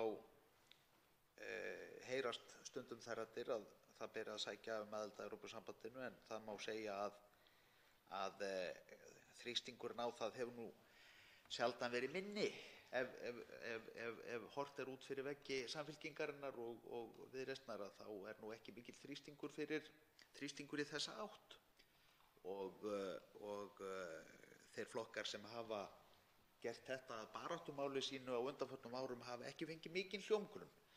Þannig að ég held að burt séð frá öllu öðru að þá sé nú svona pólitískt ólíklegt að það skapist þær aðstæður hér á næstu árum að aðild að Evrópusambandinu verði raunhæfur kostur. Og það auðvitað hvernig fór aðildarumsóknina og aðlögunarferli sem var sett í gang árið 2009, það gefur ekki tilefni til þess að ætla að þetta verði tekið upp á næstunni. En auðvitað veit enginn hvað framtíðin ber í skauti sér. Ég held hins vegar að ef við förum yfir einstök svið þá myndu menn sjá bæði kosti og galla á ýmsum atriðum sem Evrópusambandið felur í sér og skilur sig frá Evrópska efnahagssvæðinu. Ég hygg til dæmis að það sé hægt að fara til margra mismunandi landa í Evrópusambandinu og fá mjög mismunandi svör það hvernig evran hefur reynst þeim sem mynt á undanförnum árum. Ég held líka að ef við tökum bara afmörkuð svið eins og sjávarútvegsmál eða landbúnaðarmál eða aðra slíka þætti þá myndu menn segja mjög misjafna sögu eftir því hvar væri borið niður innan Evrópusambandsins í þeim efnum. Það hins vegar líka rétt að hafa í huga að Evrópusambandsaðild felur auðvitað líka í sér mun ríkara framsal ríkisvalds heldur en fyrirkomulag Evrópusambandsins og við höfum kannski lítið og allt of lítið rætt það hér í dag. Og það fyrir marga, allavega mig, töluvert viðkvæmt svið sem verður að nálgast af varfærni. Forseti hvetur hv. þingmenn til að virða tímamörkin en þá svarar andsvari síðar sinni hv. 3. þingmaður Reykjavíkurkjördæmis suður, Einar Kárason. Virðulegi forseti, og ég þakka þetta síðara ansvar. Það alveg rétt að sú svona stemming sem var fyrir því að menn skoðuðu aðild að Evrópusambandinu eftir hrun, hún hefur að sjálfsögðu hjaðnað töluvert. Ég hins vegar á þeirri skoðun að þar sem að við sóttum aðild, þar sem við lögðum í það mikla vinnu að semja okkur í áttina að einhvers konar samningi sem var hægt að bera undir þjóðina, hafi það verið feiknarlega misráðið og mikill klaufagangur í ríkisstjórninni sem tók við af vinstristjórninni að senda eitthvað skringilegt bréf til Brussel, bréf sem að vel að merkja ekki einu sinni ritstjóri Morgunblaðsins tekur mark á. Og ég held að það væri miklu verklegra á allan hátt að klára þetta mál, leggja síðan samning þá fyrir þjóðina. Séu menn svona sannfærðir það að það sé engin stemning fyrir þessu í þjóðfélaginu lengur, þá þurfa menn auðvitað engar áhyggjur að hafa. Þeir geta reiknað með því að þetta verði fellt.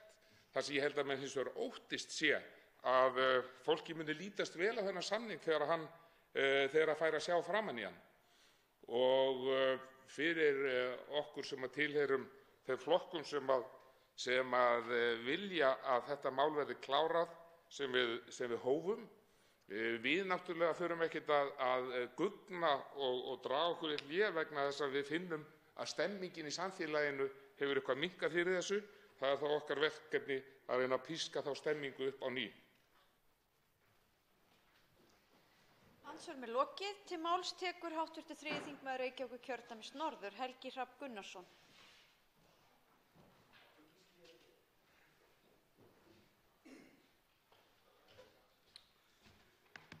Virðulegi forseti. Frelsið er gott.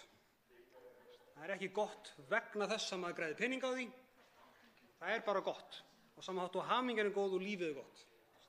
Frelsið er eitt af þessum grunnatriðum sem að krefst ekki neinnar undirliggjandi réttlætingar eða málsvarnar. Það er bara gott fyrirbæri sem að við eigum að hafa sem mest af. En alveg sem með líf og heilsu og ríkidæmi að þá auðvitað eru því einhver takmörk sett af ýmsum ástæðum og það þarf alltaf að gefa upp skýrt hverjar þær ástæður eru.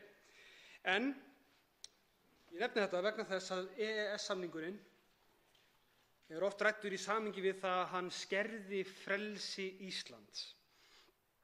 Og ég er því mjög ósammála. Eða það er kannski spurning hvort maður gerir greinarmun á Íslandi eða Íslendingum. Ég er ekki alveg viss hvort það sé sniðugt að gera þann greinarmun, en ég veit nákvæmlega hvað væri það átt við. En vissulega að þá höfum við gengist undir skuldbindingar með því að gera aðilar að EES-samningnum, en það er ekki þar með sagt að við höfum glatað frelsi. Þvert á móti höfum við grætt 4, hið svokallaða fjórfrelsi, sem tekur til vöruflutninga, fólks, fjármagns og þjónustu. Og það þýðir að hver einasti Íslendingur getur, ef honum dettur í hug, ef honum bara langar, flutt til Grikklands og búið þar til æviloka. Fengi sér þar vinnu eða ekki, ef þeim sama Íslendingi sýnist. Það er frelsi, virðulegi forseti, og það er gott. Að sjálfsögðu er þetta frelsi þá í báðar áttir, eðlilega, sem er líka gott. Og það er bil 500 milljón manns, pluss mínus eitthvað, sem mega flytja til Íslands og búa hér í dag. Gjörvallt Grikkland gæti bara tekið upp á því að flytja til Íslands ef gjörvöldu Grikklandi dytti það í hug og langaði til þess. En eins og sést þá er það ekki tilfellið. Og skyldi nú kannski engan undra vegna þess að það nú þannig með fólk að það vill almennt vera heima hjá sér. Fullt af fólki reyndar sem vill vera annar staðar, eiginlega alveg saman hvar það býr. En flest fólk er þannig, það vill bara vera heima hjá sér. Og það er yfirleitt út af einhverjum aðstæðum heima fyrir sem að fólk í stórum stíl fyrir að flytja sig set. Þá er það vandamál sem við höfum að díla við á þeim grundvelli. Ég nefni þetta vegna þess að það er ákveðin ótti við EES, eða hvað maður að segja svona einhvers konar undirliggjandi andúð hjá einstaka öflum í samfélaginu við frjálst flæði fólks sérstaklega, þá auðvitað óttinn við flóðið, að hingað komi eitthvað flóð af fólki. Nú hefur verið í EES í dágóðan tíma og enn er ekki komið þetta flóð. Óháð því að þá ættum við ekki að líta á EES-samninginn eða aðild okkar að honum sem frelsisskerðingu Íslands. Hann er frelsisaukning Íslands. Hann veitir okkur aukið frelsi og það frelsi er gott. Það er annað sem er þess virði að nefna í þessu sem er það að við erum í EES. EES er ekki bara einhver fjarlæg stofnun sem að við höfum ákveðið að dásama og beygja okkur undir. Þetta er stofnun sem við tókum þátt í því að gera. Og við erum hluti af. Og við gerðum það af fúsum og frjálsum vilja, sem þjóðríki þarf að segja. Og við getum sagt upp EES-samningnum þegar við viljum. Ástæðan fyrir því að það er enginn hér á þingi sem stingur upp á því, jafnvel úr þeim áttum sem eiga víst að vera með hvað mestar efasemdir ágæti þessa samnings, er svo að það vill enginn afleiðingarnar af því að segja honum upp. Þannig að afleiðingarnar er ekki ykkur refsing, afleiðingin er bara svo að við myndum ekki lengur njóta þessa frelsis. Það er afleiðingin. Alveg svo eitthvað sem er kannski orðinn svolítið þreyttur á vinnunni, fær bara svo fjárið vel borga. Það vill ekki segja upp. Það bara er of mikið frelsi sem fylgir því. Það er of vel borgað, það er of mikil fríðindi og mikið af útlandaferðum, eða hvað svo sem fólk vill gera í sínu starfi. Og það er því alveg eðlileg tilfinning sumra sem að kannski eru í vinnu sem að þau langar ekki endilega til þess að vinna af hendi að eilífu, að þau vilja ekki hætta í þeirri vinnu vegna þess að hún sé bara svo rosalega vel launuð, þess að launin séu bara það góð. En það er líka alveg til fólk sem hættir í vel launaðri vinnu vegna þess að það vill til dæmis meira frelsi. Fólk sem að vinnur 12-14 tíma á dag í mjög vel launaðri vinnu og einn daginn bara finnst það ekki nógu gaman og er kannski mjög óskaplega mikið laun á mánuði og segir við sjálft sig, nei, ég ætla að hætta í þessari vinnu. Bara í vinnu með lægri launum, eins og það er það sem ég vil gera. Það er ekkert að því. Fólk tekur slíkar ákvarðanir á degi hverjum. En sennilega minni hluta býst ég við, gerir ég fastlega ráð fyrir, en það er hægt og það má. Það bara má. En til þess að fara í það samtal í kringum EES að þá þurfum við fyrst kannski að velta fyrir okkur sem þjóð, skástrík þjóðríki, skástrík hvaðina, hvort að við viljum ekki vera frjáls. Og ég segi þetta fyrir sjálfan mig, jú, ég vil vera frjáls, ég vil að Íslendingar séu frjálsir, ég vil að allir séu frjálsir, ég vil að allir hafi sem mest frelsi.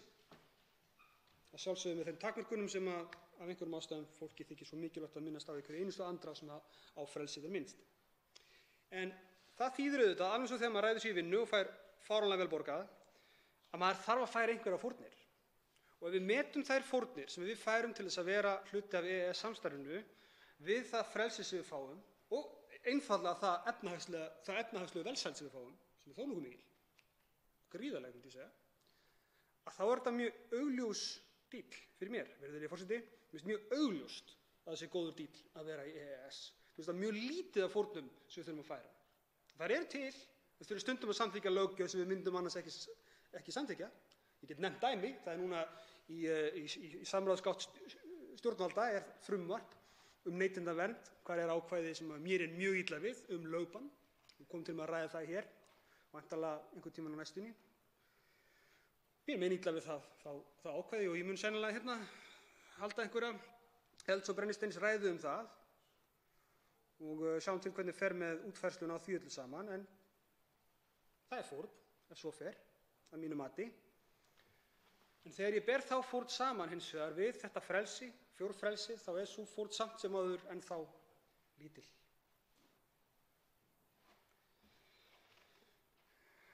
Og það er nefnilega annað líka sem við gleymum svolítið hérna í umræðunum með EES, að við tölum yfirleitt um EES alfarið á svona efnahagslegum nótum. Við ræðum það svona hvernig hefur hagvöxturinn aukist í kjölfar þess að við fáum hérna ferðafrelsi og þjónustufrelsi og öll þessi frelsi. En það er annað sem við fáum sem kannski fólk úti í samfélaginu tekur ekki eftir, en ég held að glöggir þingmenn áttu sig á, við fáum fullt af bara mjög vandaðri löggjöf. Við fáum bara fullt af löggjöf sem bara búið að pæla rosalega mikið í, miklu fleira fólk heldur en að Ísland hefur burði til að ráða. Við erum búið að pæla miklu lengur og meira í hlutunum heldur en Ísland hefur burði til að gera. Sem búið til löggjöf og eftir allt það ferli fer það til EES og síðan hingað og þá yfirleitt orðið mjög fágað. Svo þetta tekur við útfærsla Íslands og getum ýmislegt farið úrskeiðis þar að vísu. En ég er þeirrar skoðunar að sá hlut, að það sé stór hluti, ég veit ekki hvað maður kalla stóran hluta svo sem, einhver nefndi hérna 13% áðan, en allavega einhver hluti íslenskra löggjafar, mjög mikilvægra löggjafar, sem ég tel ekki að Ísland hefði tekið upp ef ekki væri fyrir EES-samstarfið. Það er nefnilega eitt mjög nýlegt dæmi sem er persónuverndarreglugerðin. Ég hef enga trú á því að íslensk stjórnvöld, hvort sem verið ríkisstjórnin eða Alþingi, hefði að eigin frumkvæði búið til þetta fáa, þetta vel úthugsaða og þetta góða löggjöf og komið inn í hér í gegn. Ég hef bara enga trú á því, ekki neina. Það er ekki mín reynsla af því að allavega vera hér á þingi á þeim tíma sem ég hef verið. Sömuleiðis eru þetta ýmis löggjöf í kringum fjármál og þess háttar sem eru mun flóknar og viðameiri. Þá kemur inn á það, kannski er helsti galli sá að við höfum ekki endilega burði til þess að geta síað út nákvæmlega hvað hendi okkar hagsmunum best, sér í lagi þegar það eru tækifæri til þess að aðlaga okkar aðstæðum sérstaklega, en við komum ekki auga á það nógu snemma til þess að bregðast við í tæka tíð. Og það er vandamál, það er fórn. Það er eitthvað sem við getum kannski lagað eða gert skárra en það þarf annars að vera. En ég hygg ekki að það sé stór fórn miðað við það sem að okkar vera í EES-samningnum sé yfir höfuð. Við hefum því miður ekki tíma til þess að fara út í stjórnarskrárlegu atriðin, en það var svo sem fleiri ágætar ræður verið haldnar en það og verður eflaust tilefni til þess að halda þær í framhaldinu af því að við ljúkum umræðum þetta mál. Þannig ég þakka fyrir tímann, virðulegi forseti, og vona að hvað svo sem að við gerum, hvort sem það varðar EES eða ESB, að þá gerum við það í nafni frelsis.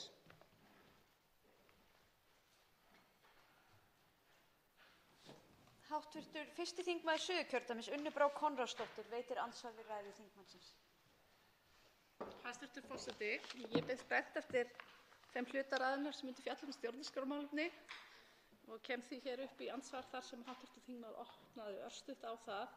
En það er einmitt hér í tillögunum, eða 15 úrbótapunktum sem að birtast hér í skýrslunni, fjallað stjórnlagaþrætur vegna EES-aðildarinnar og þá þurfa að binda enda á þær, annaðhvort með því að viðurkenna að hún hafi áunnið sér stjórnlagasess eins og aðrar óskráðar stjórnlagareglur eða með því að skrá ákvæði aðildina í stjórnarskrá. Og þarna er verið að benda á 2 leiðir sem að þarf að kanna. Og ég veit að hv. þingmaður hefur mikið rætt stjórnarskrármálefni og hefur ýmsar skoðanir á því, en hvernig hefur hv. þingmaður myndað sér afstöðu til þess hvort að báðar þessar leiðir séu færar og þá hvor leiðin hugnast þingmanninum betur? Þá svarar andsvari hv. 3. þingmaður Reykjavíkurkjördæmis norður, Helgi Hrafn Gunnarsson. Virðulegi forseti, ég fæ ekki betur séð en að sú fyrri leið sé sú sem við erum á núna, hvort sem okkur líkar betur eða verr. Mér hugnast betur sú síðari. Það er að segja að setja skýrt framsalsákvæði í stjórnarskrá. Ég þakka hv. þingmanni fyrir að gefa smá tíma til þess að ræða þetta. Þetta er gríðarlega mikilvægt. Af öllum þeim mikilvægum stjórnarskrárbreytingum sem við ættum að ráðast í, þá er þetta ein af þeim mikilvægari. Ekki vegna þess að það sé svo brýnt að einhvern veginn að auka heimildir yfirvalda til þess að framselja vald, heldur til þess að gera það skýrt hvar línan sé, eða hvort það sé yfir höfuð lína. Vegna þess að það er nær algjört tómarúm í stjórnarskrá lýðveldisins þetta í dag. Það er þetta minnst á að forseti geti gert einhverja samninga, en það er engin leiðsögn, það er engin viðmið, það er engin lína. Og línan sem við lifum við í dag er í raun og veru þannig að það er hringt í þennan fræðimanninn og síðan hinn fræðimanninn og svo karpað þetta og enginn er niðurstaðan fyrr en Alþingi tekur ákvörðunina með atkvæðagreiðslu í þingsal. Og það finnst mér ein afleitasta mögulega leið til þess að ákvarða stjórnarskrárlegt samhæfi. Það er löggjafinn sjálfur sem á jú að vera bundinn og takmarkaður af þeirri sömu stjórnarskrá skuli ákveða hvað standist á stjórnarskrá og hvað ekki. Mér finnst það afleitt, persónulega. Mér finnst það slíkt eigi alltaf á endanum á einn hátt eða annan að vera hjá dómstólum og þá þurfa dómstólar auðvitað að hafa eitthvað fyrirsjáanlegt til þess að vinna úr og í tilfelli framsalsvalds, sama hvernig á það er litið, að þá hlýtur það að þurfa að vera skýrt. Ég hygg að vegna þess að þetta tómarúm sé til staðar í stjórnarskránni eins og hún er í dag, þá sé í raun og veru engin takmörk fyrir því í raun og veru hversu langt það er hægt að ganga. Svo lengi sem væri gengið nógu hægt. Og í raun og veru jafnvel að væri gengið hratt. Ég held að það væri bara meira rifist um það. Það væri heitari umræða, hún væri leiðinlegri hjá líkindum og lengri. En þegar allt kemur til alls þá tel ég þetta tómarúm í gildandi stjórnarskrá varðandi þessi efni vera mjög raunverulegt vandamál og eitt af þeim brýnustu sem að þarf að laga með nýrri stjórnarskrá. Þá er andsvar síðara sinni, hv. 1. þingmaður Suðurkjördæmis Unnur Brá Konráðsdóttir. Hæstv. Forseti, ég þakka fyrir þetta svar en ég langar aðeins að spyrja hv. þingmann að nánar aðeins út í þetta varðandi stjórnskipunarvenjuna. Af því að nú við erum alveg sammála um það, hér er þrískipting ríkisvaldsins og það er tiltölulega vakandi í hugum þingmanna. En er þingmaðurinn með við þetta svar á þeirri skoðun að stjórnlagavenja eigi aldrei rétt á sér og sé aldrei til? Svara andsvari síðara sinni, hv. 3. þingmaður Reykjavíkurkjördæmis norður, Helgi Hrafn Gunnarsson. Virðulegi forseti, jú, vitaskuld er hún til. Hún er til vegna hún verður að vera til og ég get ekki séð fyrir mér að það gæti nokkuð tíma orðið eitthvað öðruvísi. En mér finnst hins vegar í grundvallaratriðum slæmt að reiða sig á hana, sérstaklega ef en almenni skilningur, ég veit svo sem ekki einu sinni sjálfur hvað ég á við með almennum skilningi, hvort ég sé að tala um almenna skilning lögfræðinga eða almenna skilning kjósenda eða almenna skilning yfirvalda. Þegar sá almenni skilningur, hver sem hann er, að hann einhvern veginn á einum tímapunkti, segjum 1991, er alveg einhvern veginn skýr, en hvergi skrifaði niður og ekki til í fullmótaðri stjórnskipunarvenju. Og svo líða árin og svo líða áratugir og þá fer stjórnskipunarvenjan að breytast, en einhvern veginn samtalið á sér aldrei endanlega stað það hvernig hlutinir eigi að vera. Þannig ég vil alltaf hafa sem skýrasta leiðsögn í stjórnarskráð, sérstaklega þegar kemur að takmörkunum á valdi. Og þegar allt kemur til alls er þetta takmörkun á valdi sem við erum að tala um. Við erum að tala um framsalsákvæði í stjórnarskrá. Þá erum að tala um ákvæði í stjórnarskrá til þess að takmarka getu yfirvalda til að framselja vald.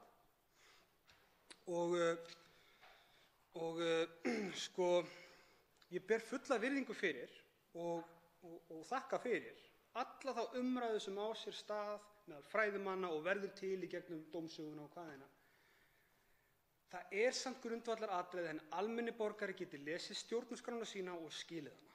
Það er ákveðið grundvallaratriði í mínum huga. Og ég skal bara fullyrða að hugtakið stjórnskipunarvenja eitt og sér ringlar sennilega flesta áheyrendur.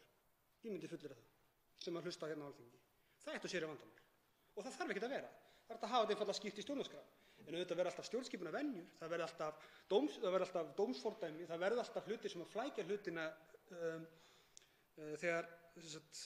sem flækja hlutina eitthvað. Þetta er ekki fullkomið kerfi og getur ekki verið það, lagakerfið eða stjórnarskráin neitt. En hérna finnst mér vera mjög augljós galli í stjórnarskrá, tiltölulega augljóst að mínu mati hvernig að laga það og mér finnst við að gera það, mér finnst það mjög mikilvægt að gera. Ég vona þetta svari spurningum hv. þingmanns. Andsvörum er lokið. Til máls tekur hv. 8. þingmaður Suðurkjördæmis Karl Gauti Hjaltason.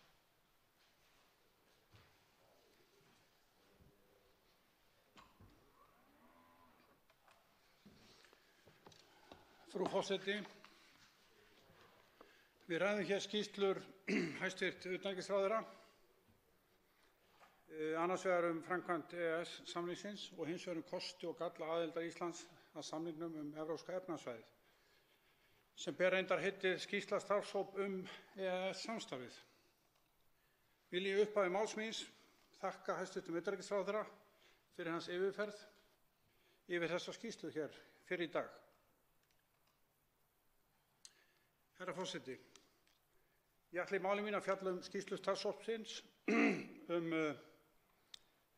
EES-samstarfið, þar að segja þessa hérna skýrslu, sem afskaplega greinargóð og kemur á margvíslegum notum þegar EES-samstarfið skoðað og fyrir vinnu þessa starfshóps ber auðvitað að þakka. Það ekki vafi á því að samstarfið, EES-samstarfið, hefur verið okkur hagfellt á margan hátt. Á því lítill vafi. Við höfum í þessu samstarfi gengið gegnum einstakt hagvaxtartímabil sem hefur einkennst af miklum og fordæmalausum framförum hér á landi. Frú forseti, undanfari þessara skýrslubeiðni frá þinginu. Skýrslubeiðnin hefur verið samþykkt hér á Alþingi 3 sinnum, á 148., 149. og á yfirstandandi þingi. Skýrslubeiðni Alþingis var þess efnis, með leyfi forseta, beiðni skýrslu frá utanríkisráðherra kosti og galla aðildar Íslands að samningnum Evrópska efnahagssvæðið og var þess þar óskað, með leyfi forseta, að utanríkisráðherra flytji Alþingi skýrslu kosti og galla aðildar Íslands að samningnum Evrópska efnahagssvæðið og þau áhrif sem samningurinn hefur haft hér á landi. Þannig hljómaði skýrslubeiðnin, frú forseti, og var ég í þrígang meðflutningsmaður á þessum beiðnum Alþingis. Frú forseti, í erindisbréfi hæstv. Utanríkisráðherra sem hann setti starfshópi 3 lögfræðinga sem unnu síðan skýrsluna EES-samstarfið og í 5 liðum segir meðal annars, með leyfi forseta, tekið verði saman yfirlit yfir og lagt mat á þann ávinning sem Ísland hefur haft af þátttökunni í EES-samstarfinu og þau helstu úrlausnarefni sem stjórnvöld hafa tekist á við framkvæmd EES-samningsins. Lagt mat á þann ávinning sem Ísland hefur haft. Aðrir liðir í erindisbréfi hæstv. Ráðherra liggja fyrir sem lögð voru fyrir starfshópinn í fyrsta lagi að leggja mat á lagarammann sem innleiddur hefur verið á Íslandi á sviði sem samningurinn yfir og ýmsir þættir greindir að auki. Í öðru lagi litið verði þróunar í samskiptunum. Í þriðja lagi að starfshópurinn taki mið af þeim skýrslum sem komið hafa út á liðnum árum samskipti Íslands og Evrópusambandsins eins og umfangsmikillar skýrslu Norðmanna sem kom út fyrir nokkrum árum síðan og í síðasta lagi að starfshópurinn taki saman heimildaskrá skýrslur og fræðiritgerðir sem tengjast aðild Íslands að EES-samningnum. Í inngangsorðum formanns starfshópsins kemur fram að markmið hópsins hafi ekki verið að setja sig í dómarasæti kosti og galla EES-samstarfsins. Frú forseti, var þetta sem Alþingi var óska eftir? Að menn settust í eitthvað dómarasæti? Var til of mikils ætlast að fjallað yrði með hlutlægum hætti kosti og galla þá sem hafa birst okkur í þessu samstarfi? Frú forseti, var ekki eðlilegt að fjalla sem dæmi aðstöðuna gagnvart 102. grein samningsins, neyðarheimilið svokallaða, sem mikið kom til umræðu síðastliðið sumar. Þetta afgreitt í skýrslunni á blaðsíðu 76–77 og látið nægja að vitna í umsögn Evrópuréttarstofnunar Háskólans Reykjavík. Af öllum þeim gögnum, álitsgerðum og umræðum sem áttu sér stað þetta hér í allt vor, sumar og í haust. Að starfshópurinn fjallaði miklu ítarlegar þá aðstöðu sem við komumst í og hvort þetta ákvæði samningsins sé virt eða ekki. Það þó þarna. Og þar var þó leið að ræða sem lögfræðilegi ráðuneyta ríkisstjórnarinnar, Stefán Már Stefánsson og Friðrik Árni Friðriksson Hirst höfðu mælt með í sinni ítarlegu álitsgerð sem fyrsta kost. Þetta afgreitt hér í þessari skýrslu á þennan hátt sem ég var að nefna hér áðan. Frú forseti, var ekki einnig eðlilegt að fjalla tveggja stoða kerfi svokallaða og þá aðstöðu í samhengi við það sem fræðimenn hafa fjallað varðandi samspilið milli ACER og ESA hvað varðar tiltekin ákvæði í 3. orkutilskipuninni sem mikið kom til umræðu síðastliðið sumar. Og ráðgjafar ríkisstjórnarinnar, áður nefndir, töldu sínu álitsgerð í vor að valdframsalið sem í því fælist að þar væri að minnsta kosti tæpt á tæpasta vað gagnvart stjórnarskránni. Frú forseti, við samanburð á skýrslunni og erindisbréfinu er ekkert við skýrsluna sjálfa að athuga. Hún stendur fyrir sínu og er góð til síns brúks. Það er hæstvirts ráðherra að svara því af hverju beiðnin eða efnisinnihald hennar hafi ekki verið lögð fyrir starfshópinn eins og Alþingi afgreiddi hana. Þetta er spurning hvort ég sé fullnægt þessari beiðni Alþingis sem þingið hefur nú samþykkt í 3 gang og þá hvort skýrslan feli í sér viðunandi og fullnægjandi viðbrögð við skýrslubeiðninni. Frú forseti, ég ætla ekki að kveða upp neina dóma en bendi frú forseta á að forsætisnefnd hefur fengið ýmis erindi að undanförnu varðandi fyrirspurnir þingmanna sem ekki hefur verið sinnt með fullnægjandi hætti. Það er jú þingið sem er óska eftir þessari skýrslu.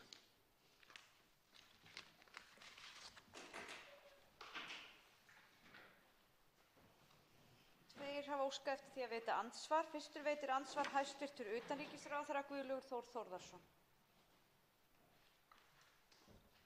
Já, virðulegi forseti, ég þakka hv. þingmanni fyrir ræðuna. Ég verð nú að viðurkenna að ég átta mig ekki alveg á hvert hv. þingmaður er að fara. Mér fannst ekki vera skýrt. Nú erum við búin að ræða margoft meðal annars álit fræðimanna Stefáns Más Stefánssonar og Friðriks Hirst sem að þeir þurftu nú að senda sérstaka yfirlýsingar til þess að skýra betur vegna þeirra ummæla sem voru höfð hér á þinginu í tengslum við þá orðræðu og ég veit ekki hvort að við vinnum eitthvað með því að fara og endurtaka það allt saman en ég er fullkomlega ósammála uppleggi hv. þingmanns. En það er orðin, nú er það þannig að ég er nú búinn að vera hérna aðeins á þinginu, ég er búinn að biðja ýmsar skýrslur. Ég man ekki eftir því áður að þegar að þingmenn biðja skýrslu að þeir hafi fengið jafn ítarlegt og vandað gagn eins og hér er á ferðinni. Og ég var mjög ánægður að heyra hvernig hv. þingmaður Ólafur Ísleifsson talaði um skýrsluna hér áðan. Og ef að þessi skýrsla er ekki fullnægjandi til að koma til móts við þá skýrslubeiðni sem það var, þá er langt til seilst.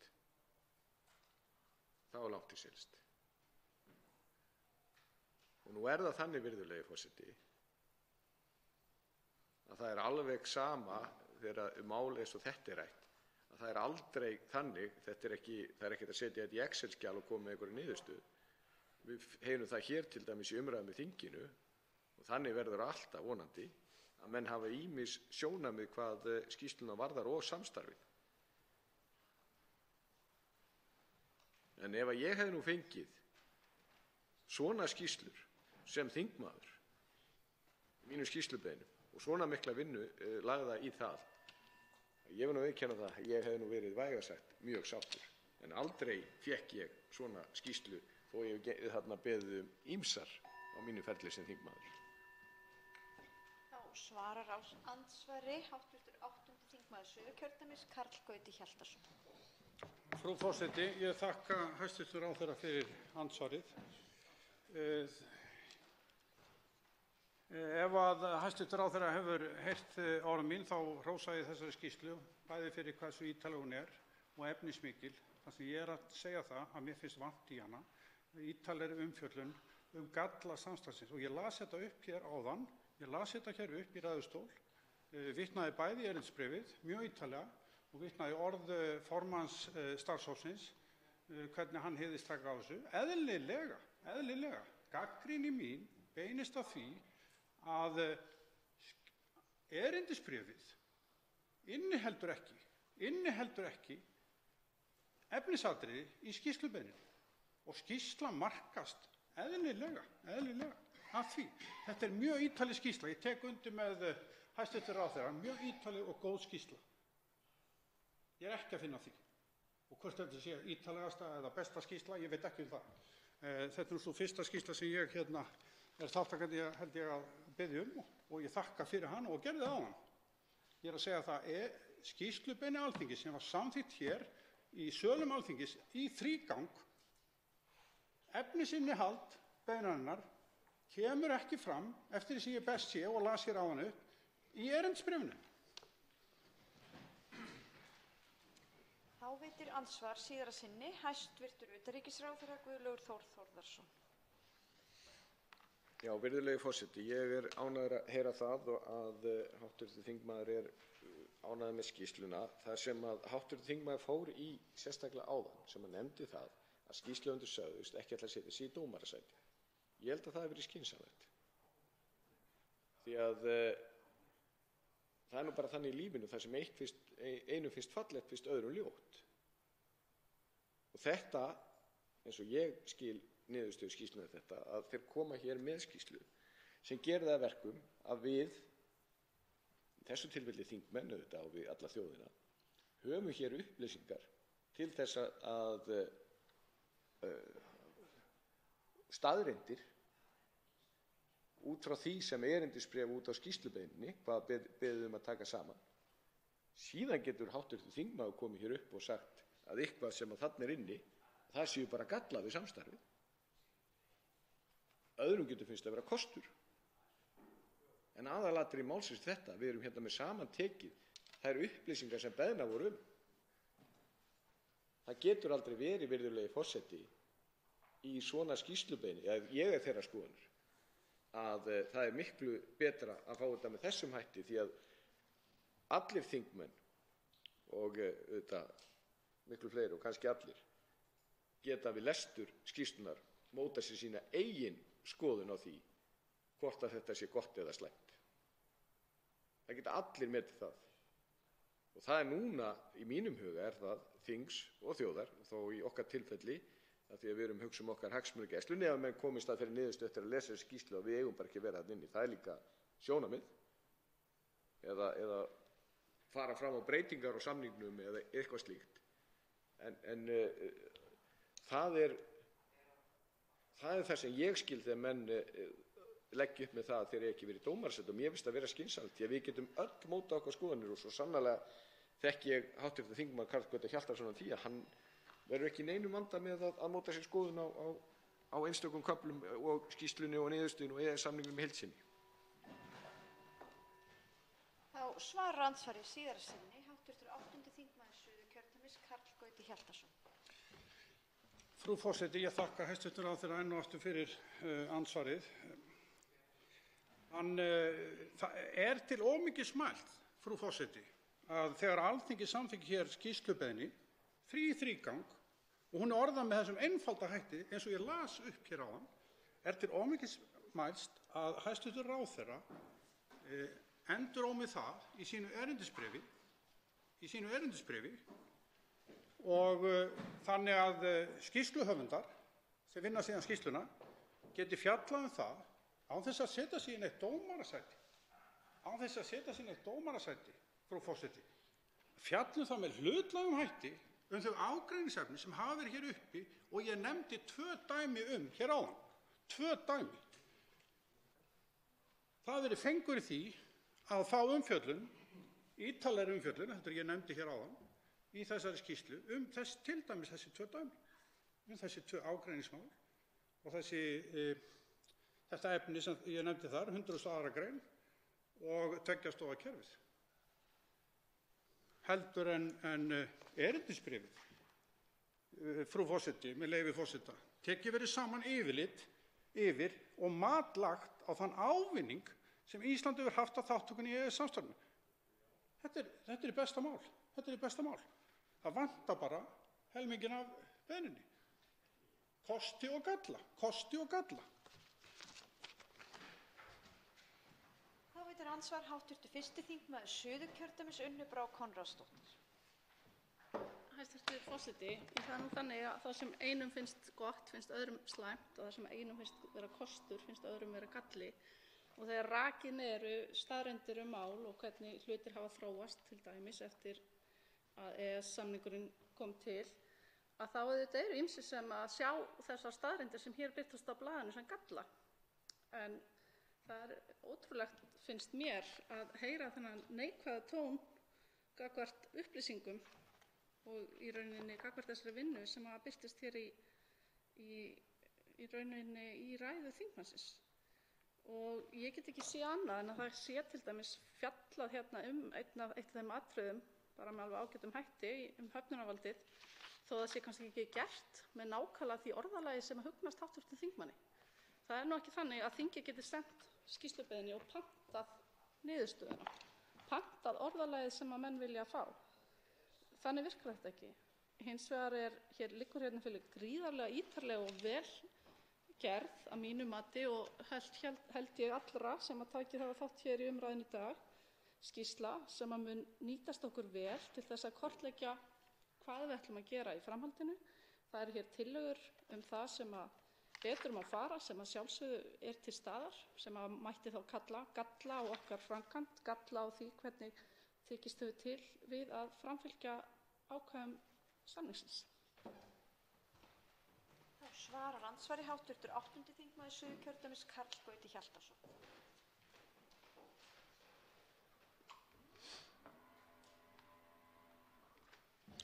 Frú forseti, ég þakka hv. þingmanni fyrir andsvarið og býð hana velkomin hér í þingsalinn að nýju.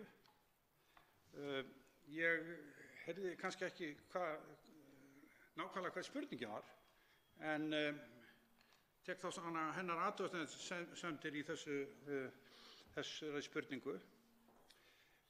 Að sumir sjá gallana.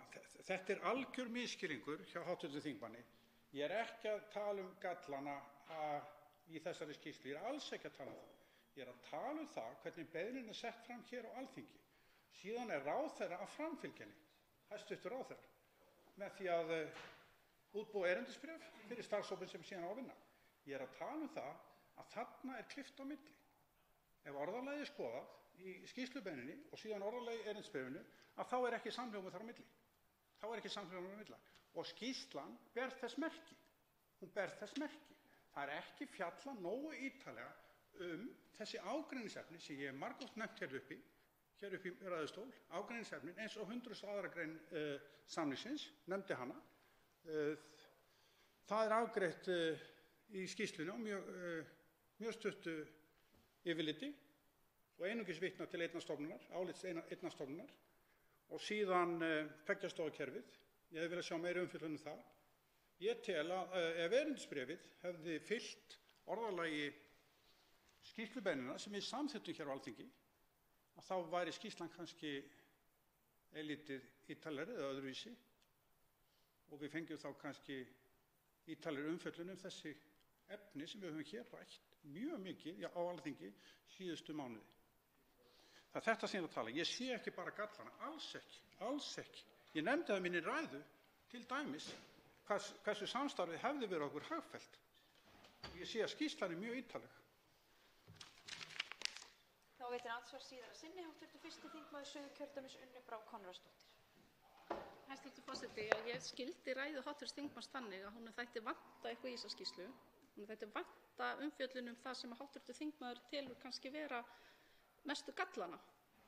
Ég allavega skildi ræðuna þannig og ég einfaldlega er þó á þeirri skoðun að þegar að ráðherra tekur skýrslubeiðni frá þinginu sem hefur verið samþykkt í þinginu og útfærir hana þannig að vinnan sem er unnin er ítarlegri og inniber meiri upplýsingar heldur en þingið í rauninni fer fram á.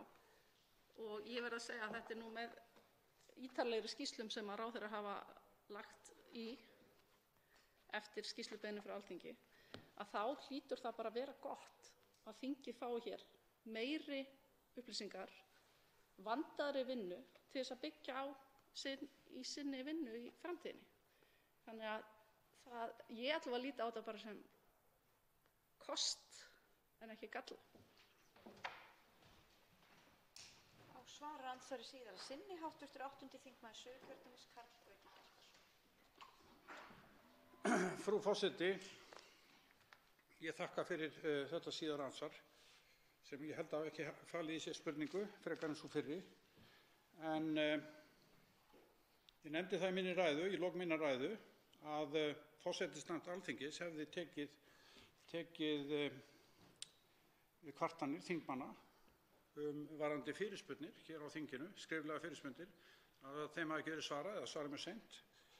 Og ég skal ekki kveða upp neina dóma það, en mér finnst í þessu atriði að erindisbréf hæstv. Ráðherra sé ekki í fullu samræmi við skýrslubeiðni Alþingis. Mér finnst það. Og það getur auðvitað hver sem lesið það sér til glöggunar, hvort svo sé eða hvort þeir telji svo vera.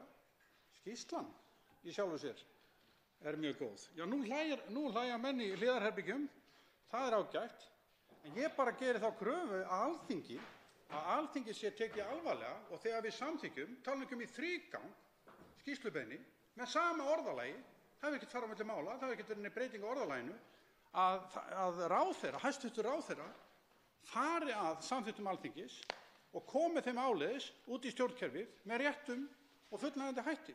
Ég ekki að finna skýrslunni. Hvað á ég að segja það oft? Andsvörum lokið. Til máls tekur hv. 6. þingmaður Norðausturkjördæmis, Njáll Trausti Friðbertsson.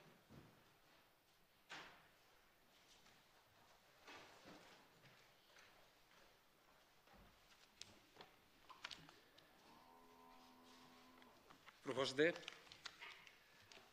ég að byrja að þakka fyrir þessu umræðu hér í dag sem snýr aftur að skýrslu utanríkisráðherra framkvæmd EES-samningsins og síðan ræðum við hér skýrslu starfshóps EES-samstarfið og teldi ákaflega jákvætt að við tækjum fleiri svona umræður og byttum svolítið niður þessa umræður sem að snýr að skýrslu utanríkisráðherra sem verið síðustu árin, til dæmis eins og varnar- og öryggismál og slíka þætti getur verið sér umræða hér í þinginu. Og ég vil byrja á því að þakka skýrsluhöfundum á þessari miklu skýrslu sem hefur verið hér skrifuð, skýrslu starfshóps EES-samstarfi, þeim Birni Bjarnasyni, Kristrúnu Heimisdóttur og Bergþóru Halldórsdóttur fyrir það viðamikla plagg sem þessi skýrsla er. Ég einn þeirra 13 þingmanna sem var á þeirri skýrslubeiðni sem lögð var fram hér í fyrra þessa skýrslubeiðni, þar sem fjallað yrði kosti og galla aðildar Íslands að samningnum Evrópska efnahagssvæðið og þau áhrif sem samningurinn hefur haft hér á landi. Ég vil kannski fara svolítið inn á nýja lendur í þessari umræðu hér í dag skýrslu starfshópsins og ræða þá fyrst og fremst atvinnulífið og kosti og galla og þá kannski með megin áherslu á álframleiðslu í landinu sem nú sjaldan talað hér en það nú að skapa svo mynd í mínu höfði undanfarin misseri að EES-samningurinn álframleiðslu í landinu gríðarlega mikilvægur og mun fara yfir það hér í þessari ræðu.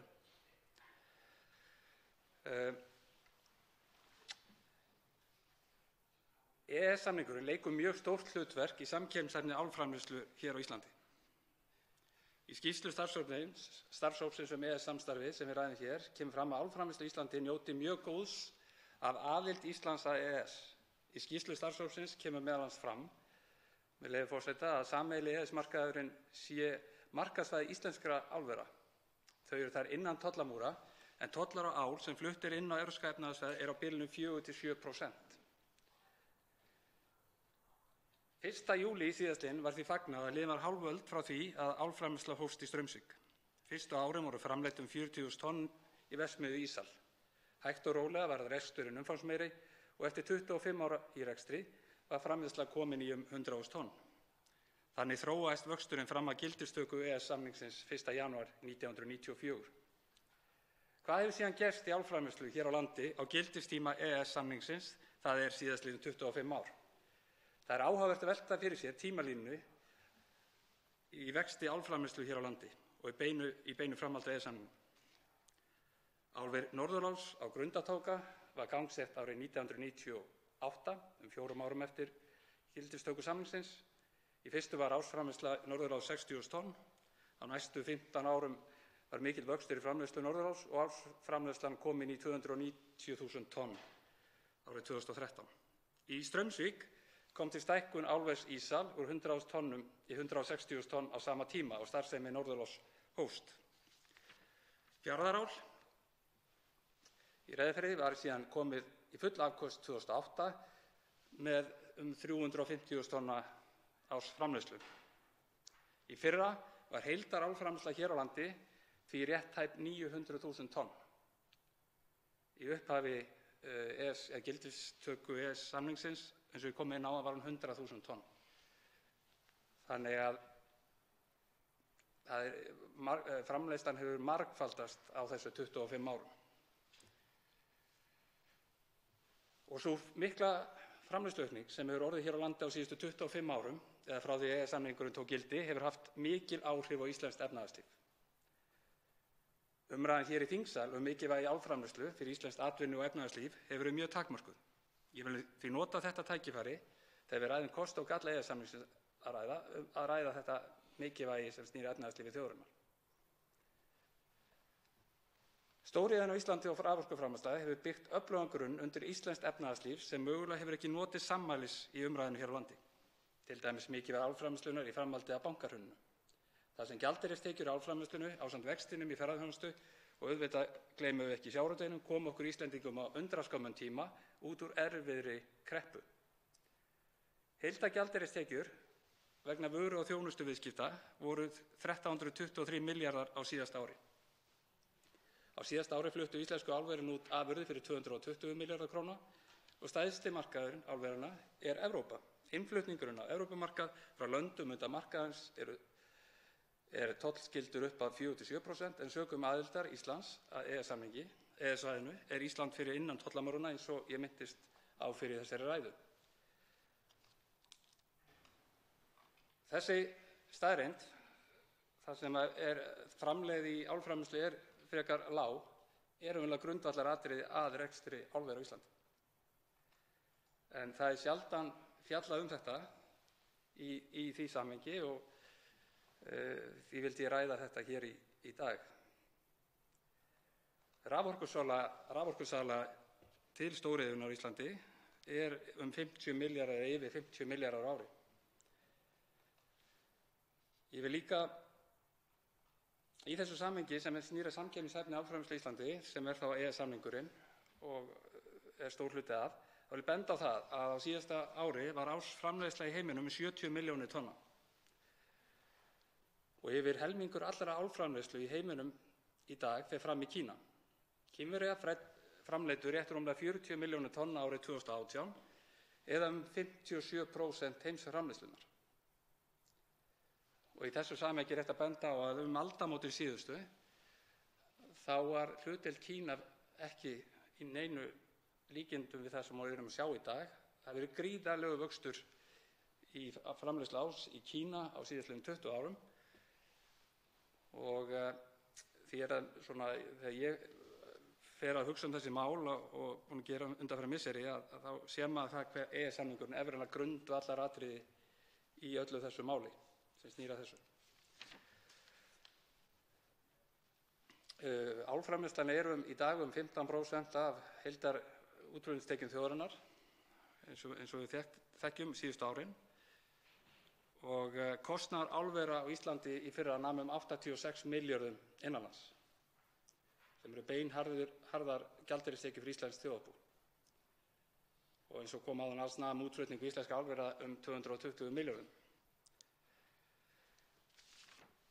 Samkeppnishæfni íslenskrar álframleiðslu snýr því einna helst að tveimur þáttum. Annars vegar því að Ísland er aðili að Evrópska efnahagssvæðinu og hins vegar að aðgengi að grænni raforku á hagstæðum kjörum. Þetta plagg sem hér er upp á 300 síður og sem einn af skýrslubeiðendum að þessari skýrslu frá því fyrra þá er ég mjög ánægður með þetta plagg og þær upplýsingar sem þar eru og eru dregnar saman af skýrsluhöfundum. og hægt að fara, en eins og hefur komið kannski fram í viðtölum við skýrsluhöfunda, þá verða fólk svolítið eða þeir sem kynna sér skýrsluna að setja hana að vinna síðan svolítið áfram oft á tíðum með þetta framhaldi eins og ég er að benda hér með álframleiðslu í landinu. Og annað sem ég vil kannski benda á, fyrst ég á hérna 2 mínútur, að annað atriði sem ég tel vera gríðarlega mikilvægt í öllu þessu máli varðandi EES samninginn og við sem þátttakendur í því er flugið, íslenska flugið og til dæmis aðild okkar að Flugöryggisstofnun Evrópu, gríðarlega mikilvægt, raunverulega undirstaða undir flugrekstri á Íslandi, það starf sem þar er unnið og vottanir og annað sem hafa komið gegnum það.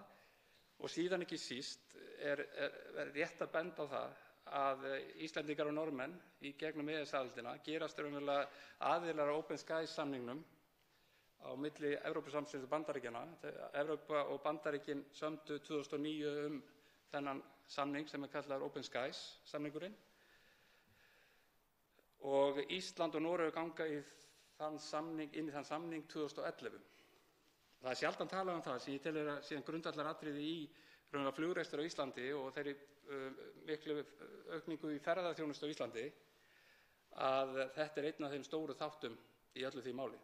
Að þegar að opna inn á þessa flugmarkaði og sérstaklega til Bandaríkjanna að Íslendingar gátu farið að fljúga vítt og breitt Bandaríkin öll og Kanada í miklu ríkari mæli heldur en að varnarsamningurinn eða sem sagt samningurinn sem við náðum við Bandaríkjamenn á sínum tíma leyfi til að fljúga inn til Bandaríkjanna. Þetta er svona, og þessi tvö, ef við tökum stóriðin landinu og flugreksturinn og ferðaþjónustuna, þá erum við farin að tala þessar atvinnugreinar eru með 55–60% af gjaldeyristekjum, heildarútflutningsgjaldeyristekjum Íslendinga. Og hann finnst rétt að koma inn á þessari ræðu inn á það, raunverulega hversu mikill grundvallarsamningur þetta er í stóra samhenginu í öllu efnahagslífi þjóðarinnar. Til máls tekur hv. 1. þingmaður Suðurkjördæmis, Unnur Brá Konráðsdóttir.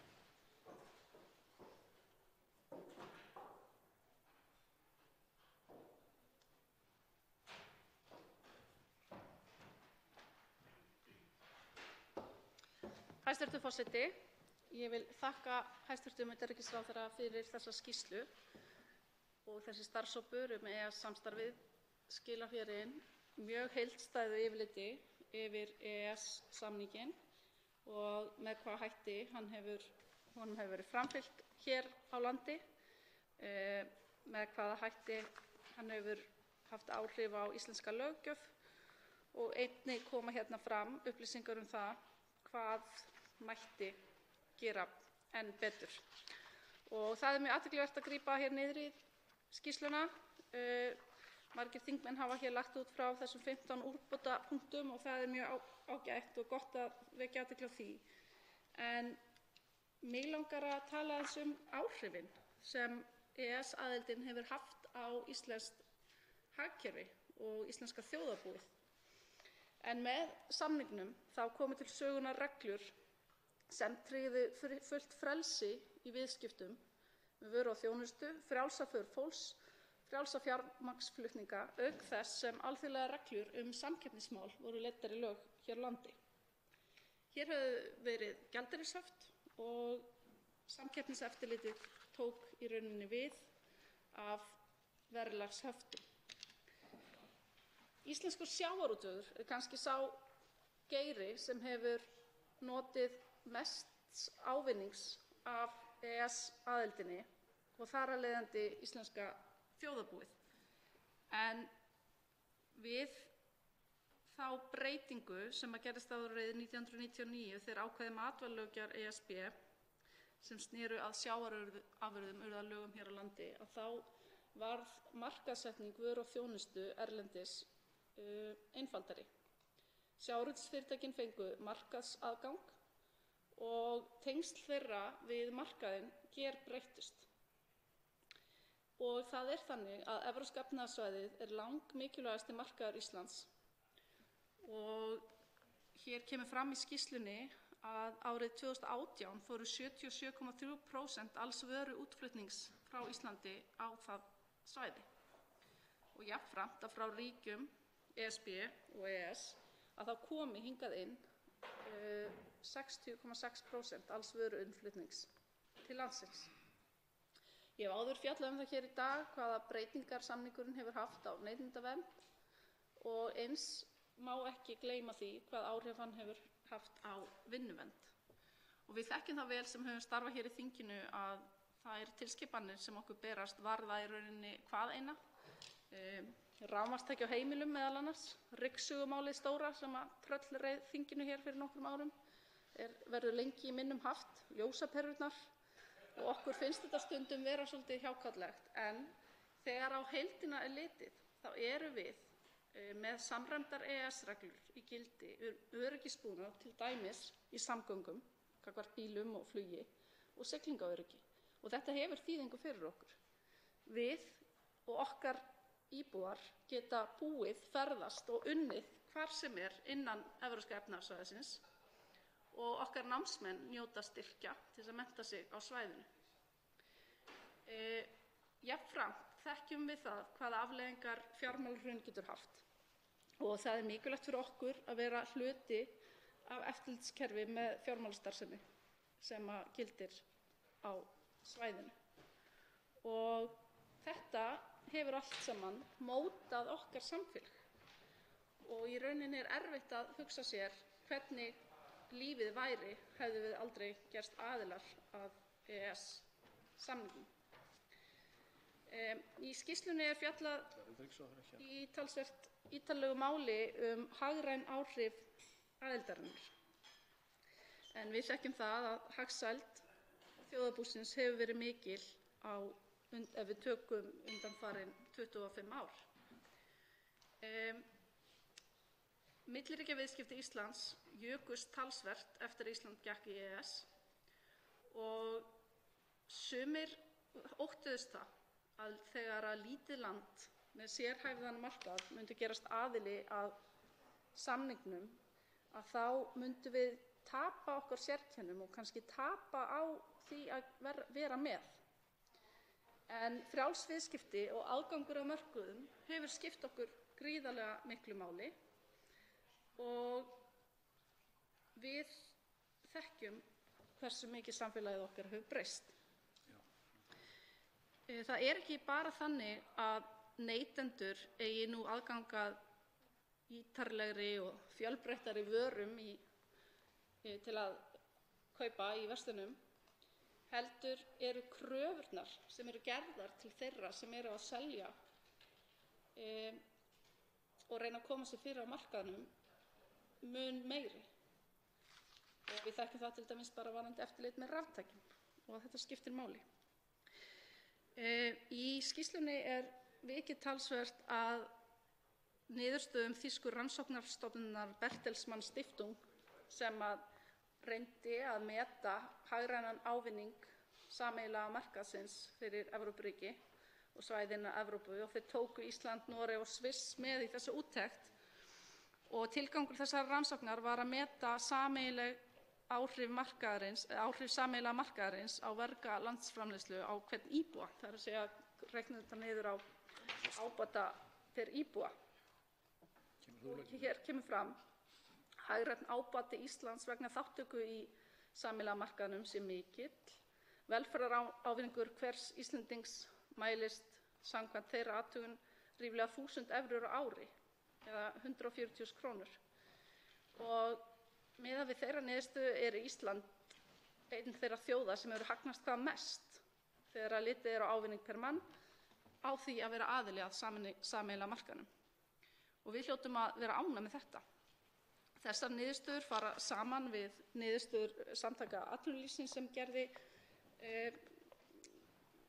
litla könnun árið 2019 og eins rímar þetta vel við skýrslu Hagfræðistofnunar þar sem að teknar voru saman upplýsingar áhrif samningsins EES á íslenskt efnahagslíf en hún kom út í janúar 2018.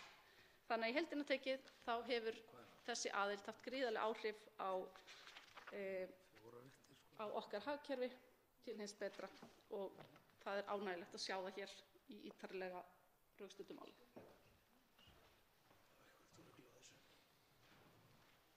Forseti biður hv. þingmann velvirðingar á því að það var eitthvað smárugl á tímamælingunni. En þá tekur til máls 83. þingmaður Suðurkjördæmis, Elvar Eyvindsson.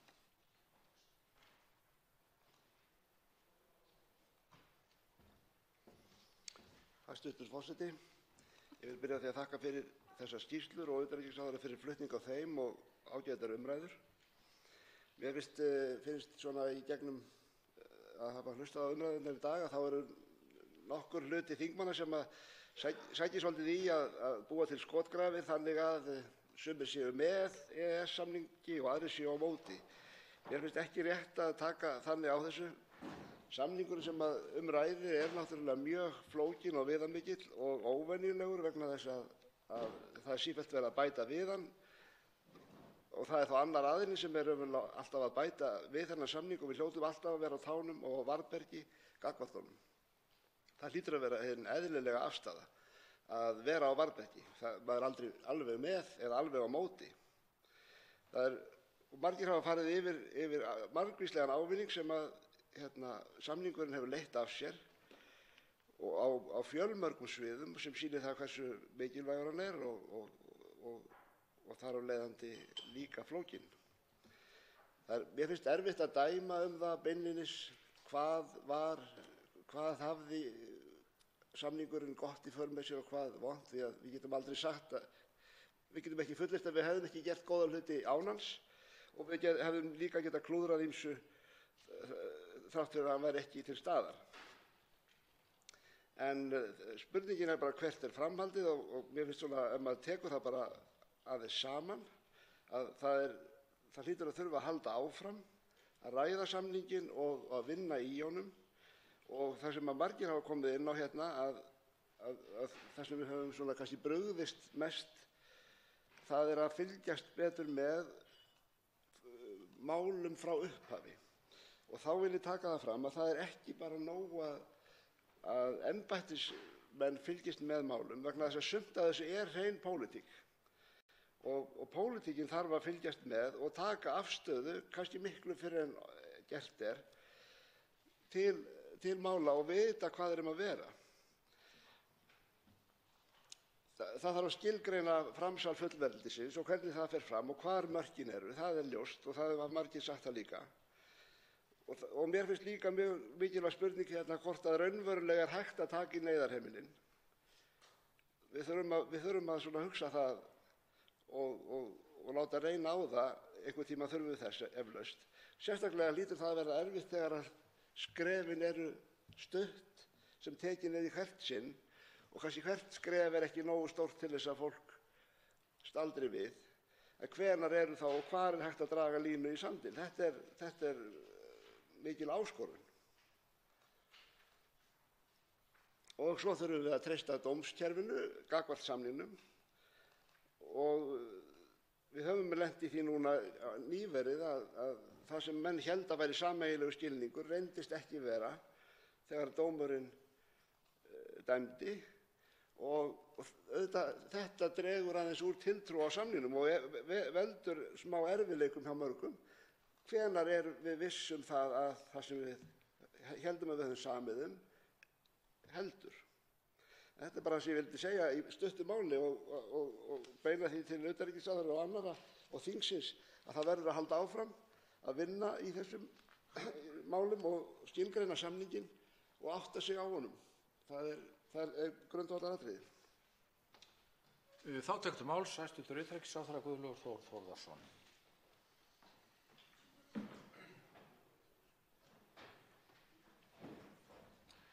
Virðulegi forseti, ég vil bara nota tækifærið og þakka hv. þingmönnum sem hafa tekið þátt í þessari umræðu.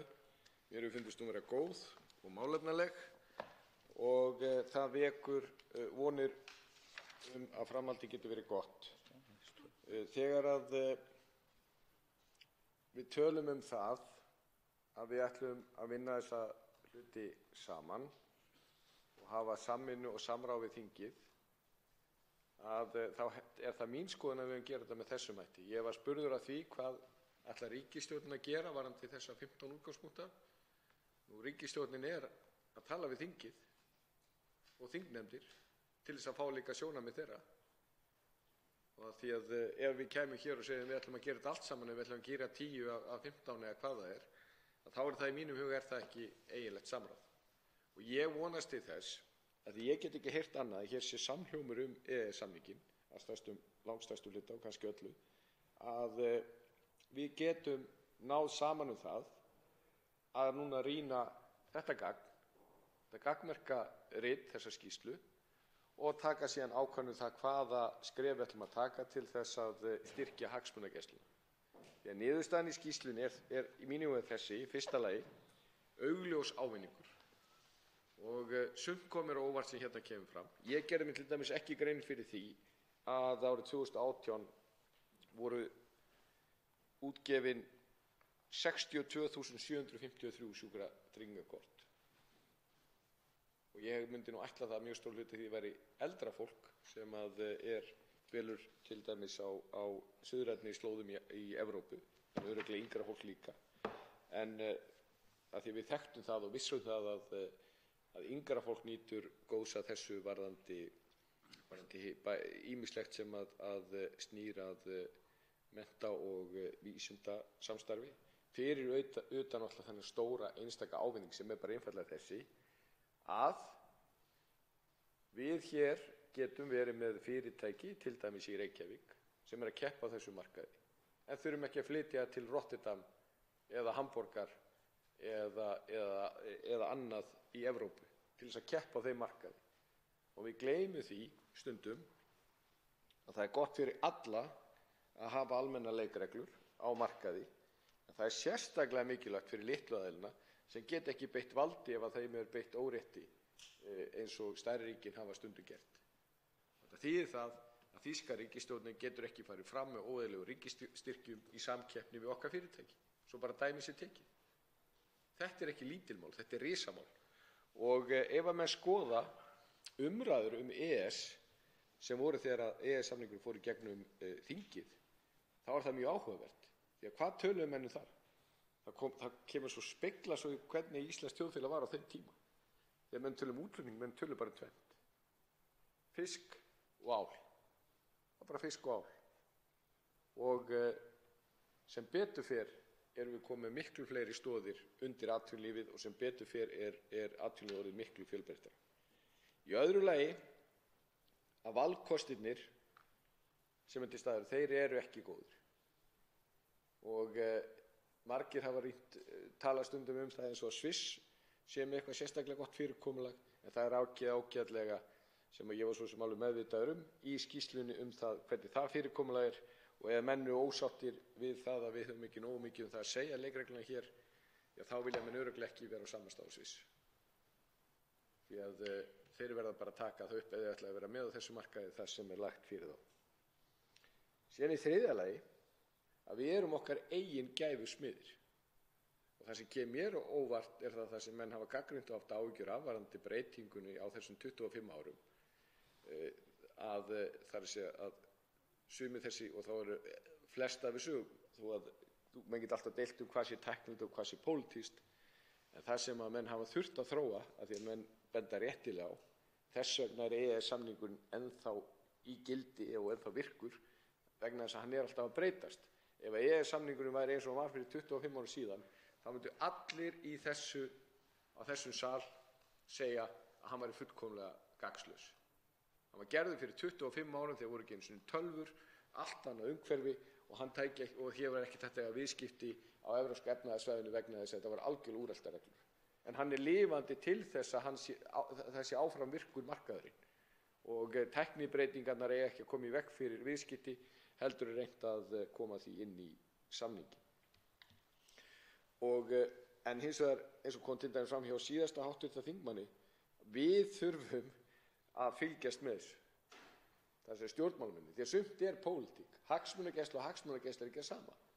Í þessu sal eru sumir sem vilja ganga miklu lengra í samrunaþróun, vilja jafnvel fara inn í Evrópusambandið, og svo eru aðrir sem að vilja hins vegar að við séum í þessu samstarfi svo en séum ekki að fara þá leið. Þeir hafa þá ólíka nálgun þegar kemur hagsmunagæslunni. Þess vegna þurfum við á fyrstu stigum að fylgjast vel með þessu. Það er það sem ég lagt áherslu á sem ráðherra frá fyrsta degi og þessi skýrsla hérna er liður í því. Síðan í fjórða lagi að þá finnst mér mikilvægt að menn bara horfist í augu við það að það hafa ýmsir aðilar verið reynt að grafa undan EES-samningnum. Nú er ég ekki að segja að það sé bannað að vera á móti EES-samningnum. Ég er ekki að segja það. Ég er ekki að segja að það sé bannað að gagnrýna EES-samninginn. Bara alls ekki. Það sem ég er að segja það, ef menn ætla að gera það, var að vara rétt með. Og til dæmis er það bara algjörlega skýrt og það getur enginn þrætt fyrir það að þeir sem að vilja fara inn í ESB hafa þráfallega haldið í fram að við tökum alltaf í 90% af gerðum Evrópusambands gegnum EES-samninginn. Það er ósannandi. Það er vel undir 20%. Og reyndar er líka rangt að það sé einhver vafi hvað felist í því að vera í Evrópusambandinu. Það geta allir fundið þótt sem það vilja. Og það er kalt þannig að það gerist það sama á Íslandi núna við nokkuð seinna heldur í Noregi. Síðan eru þeir sem að vilja fara út úr EES að þeir hafa tekið upp röksemdir ESB-sinnuna og nota þessi röksemdir fyrir því að við þurfum að fara út úr EES. Og ekki það betra. Hér var spurt mér á síðasta ræðumanni sérstaklega hvort það væri heimilt að taka í neyðarheimild. Það er óumdeilt.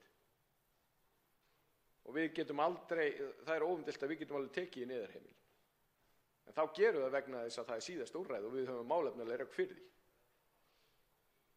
Og ég nefndi hér í umræðinu sem ætti ekki að vera leyndarmál og ég verið þeirra skoðunar frá því málið kom fyrst fram 2011 að til dæmis er ekki boði fyrir okkur að samþykkja ríkisábyrgð á bankainnistæðum. Og í mínum huga það er alvöru mál og þeir sem skilja það ekki sama hvar þeir eru, hvað það er mikilvægt fyrir okkur að fara ekki þá leið að ég veit ekki hvaða rök þeir hafa fyrir því að tala gegn þeim málflutningi okkar. Og ég var ánægður að finna samhljóm meðal þingmanna með það mál og það skiptir miklu máli. En á endingu þá er ég að vona þá, mér finnst umræðan hér sýna það, að þetta getur orðið og er grunnur að upplýstri umræðu þennan samning. Og það er lykilatriði og það verður áhugavert að sjá það hvernig að mál muni þróast í íslensku stjórnmálunum á næstunni. Eins og staðan er núna, að þá er það alveg kýrskýrt allavega að þeir flokkar sem eru í ríkisstjórn eru gæslumenn EES-samningsins. Og þá er ég að vísa í þessa ólíku flokka, Sjálfstæðisflokkinn, Framsóknarflokkinn og Vinstri græna. Síðan eru hér flokkar sem að jafnvel hafa þá stefnu sinni að fara inn í Evrópusambandið og ég þarf ekki að nefna þá. Spurningin hlýtur þess að verða hver þróun verði hjá Miðflokknum. Ætla þeir að ganga jafn langt eins og sá flokkur sem að var nú að skipta sig að málum hér í tengslum við þriðja orkupakkann sem vil ganga út úr Evrópska efnahagssvæðinu og þá er ég að vísa í Noregi. Og ég held að ég sé ekki eini sem muni fylgjast mjög vel með því hvernig að mál þróast hjá Miðflokknum og því að ástæðan fyrir að ég tek það hér upp vegna þess að ég tel mjög mikilvægt að það liggi alveg skýrt fyrir. Því að nú getur vel verið að við myndum vilja hafa hlutina allt öðruvísi en heimurinn er bara eins og hann er. Það leikur alveg fyrir í mínum huga að það er engin betri valkostur fyrir okkur Íslendinga þegar kemur að samskipti okkur í Evrópu heldur í samningurinn Evrópska efnahagssvæðið. Ég hef verið þeirra skoðunar mjög lengi og þessi skýrsla og þessi umræða í dag, hún gerir ekkert annað en að herða mig í þeirri afstöðu. Og við hljótum að þegar við ræðum utanríkismál að ræða líka ekki bara hagsmunagæsluna heldur líka framtíðina, hvernig sjáum við hana fyrir sér. Í mínum huga er þetta algjörlega skýrt að við eigum að halda okkur við EES-samninginn og skerpa á hagsmunagæslunni. Það er best fyrir okkur Íslendinga í nútíð og framtíð. Fleiri hafa ekki kvatt sér ljós og er þá umræðu lokið tvær skýrslur utanríkisráðherra. Útbýtt er á fundinum þingskjali 247 matvæli, frumvarp flutningsmaður Gunnar Bragi Sveinsson og fleiri. Þingskjali 248 grunnskólar, frumvarp flutningsmaður Bjarkey Olsen Gunnarsdóttir og fleiri. Þingskjali 250 útgáfa á dómum og skjölum yfirréttarins á Íslandi í tilefni af afmæli Hæstaréttar. Þingsályktunartillaga forsætisnefnd. Þingskjali 251, menntun lögreglumanna, fyrirspurn, flutningsmaður Unnur Brá Konráðsdóttir. Þingskjali 252, urðun úrgangs, fyrirspurn, flutningsmaður Karl Gauti Hjaltason. Þingskjali 253, innheimta félagsgjalda, fyrirspurn, flutningsmaður Andrés Ingi Jónsson. Þingskjali 254, nýsköpun í landbúnaði, fyrirspurn, flutningsmaður Ari Trausti Guðmundsson. Þingskjali 255, þvagleggir, fyrirspurn, flutningsmaður Ásmundur Friðriksson. Þingskjali 257, þjóðaröryggi og byggðastaða, fyrirspurn, flutningsmaður Karl Gauti Hjaltason. Þingskjali 258, aukinn útflutningur á óunnum fiski, fyrirspurn, flutningsmaður Sigurður Páll Jónsson. Þingskjali 259, merking á vörum frá hernumdum svæðum Palestínu. Þingsályktunartillaga, flutningsmaður Steinunn Þóra Árnadóttir og fleiri. Þingskjali 260, dreifing námslána frá Lánasjóði íslenskra námsmanna, fyrirspurn, flutningsmaður Ásgerður K. Gylfadóttir. Þingskjali 261, þjóðarsjóður, stjórnarfrumvarp. Þingskjali 262, rekstur hjúkrunarheimila, skriflegt svar heilbrigðisráðherra. Og loks þingskjali 265, markaðs- og kynningamál heilbrigðisstofnana, fyrirspurn, flutningsmaður Anna Kolbrún Árnadóttir. Fleira liggur þá ekki fyrir á þessum fundi. Til næsta fundar verður boðað með dagskrá. Fundinum er slitið.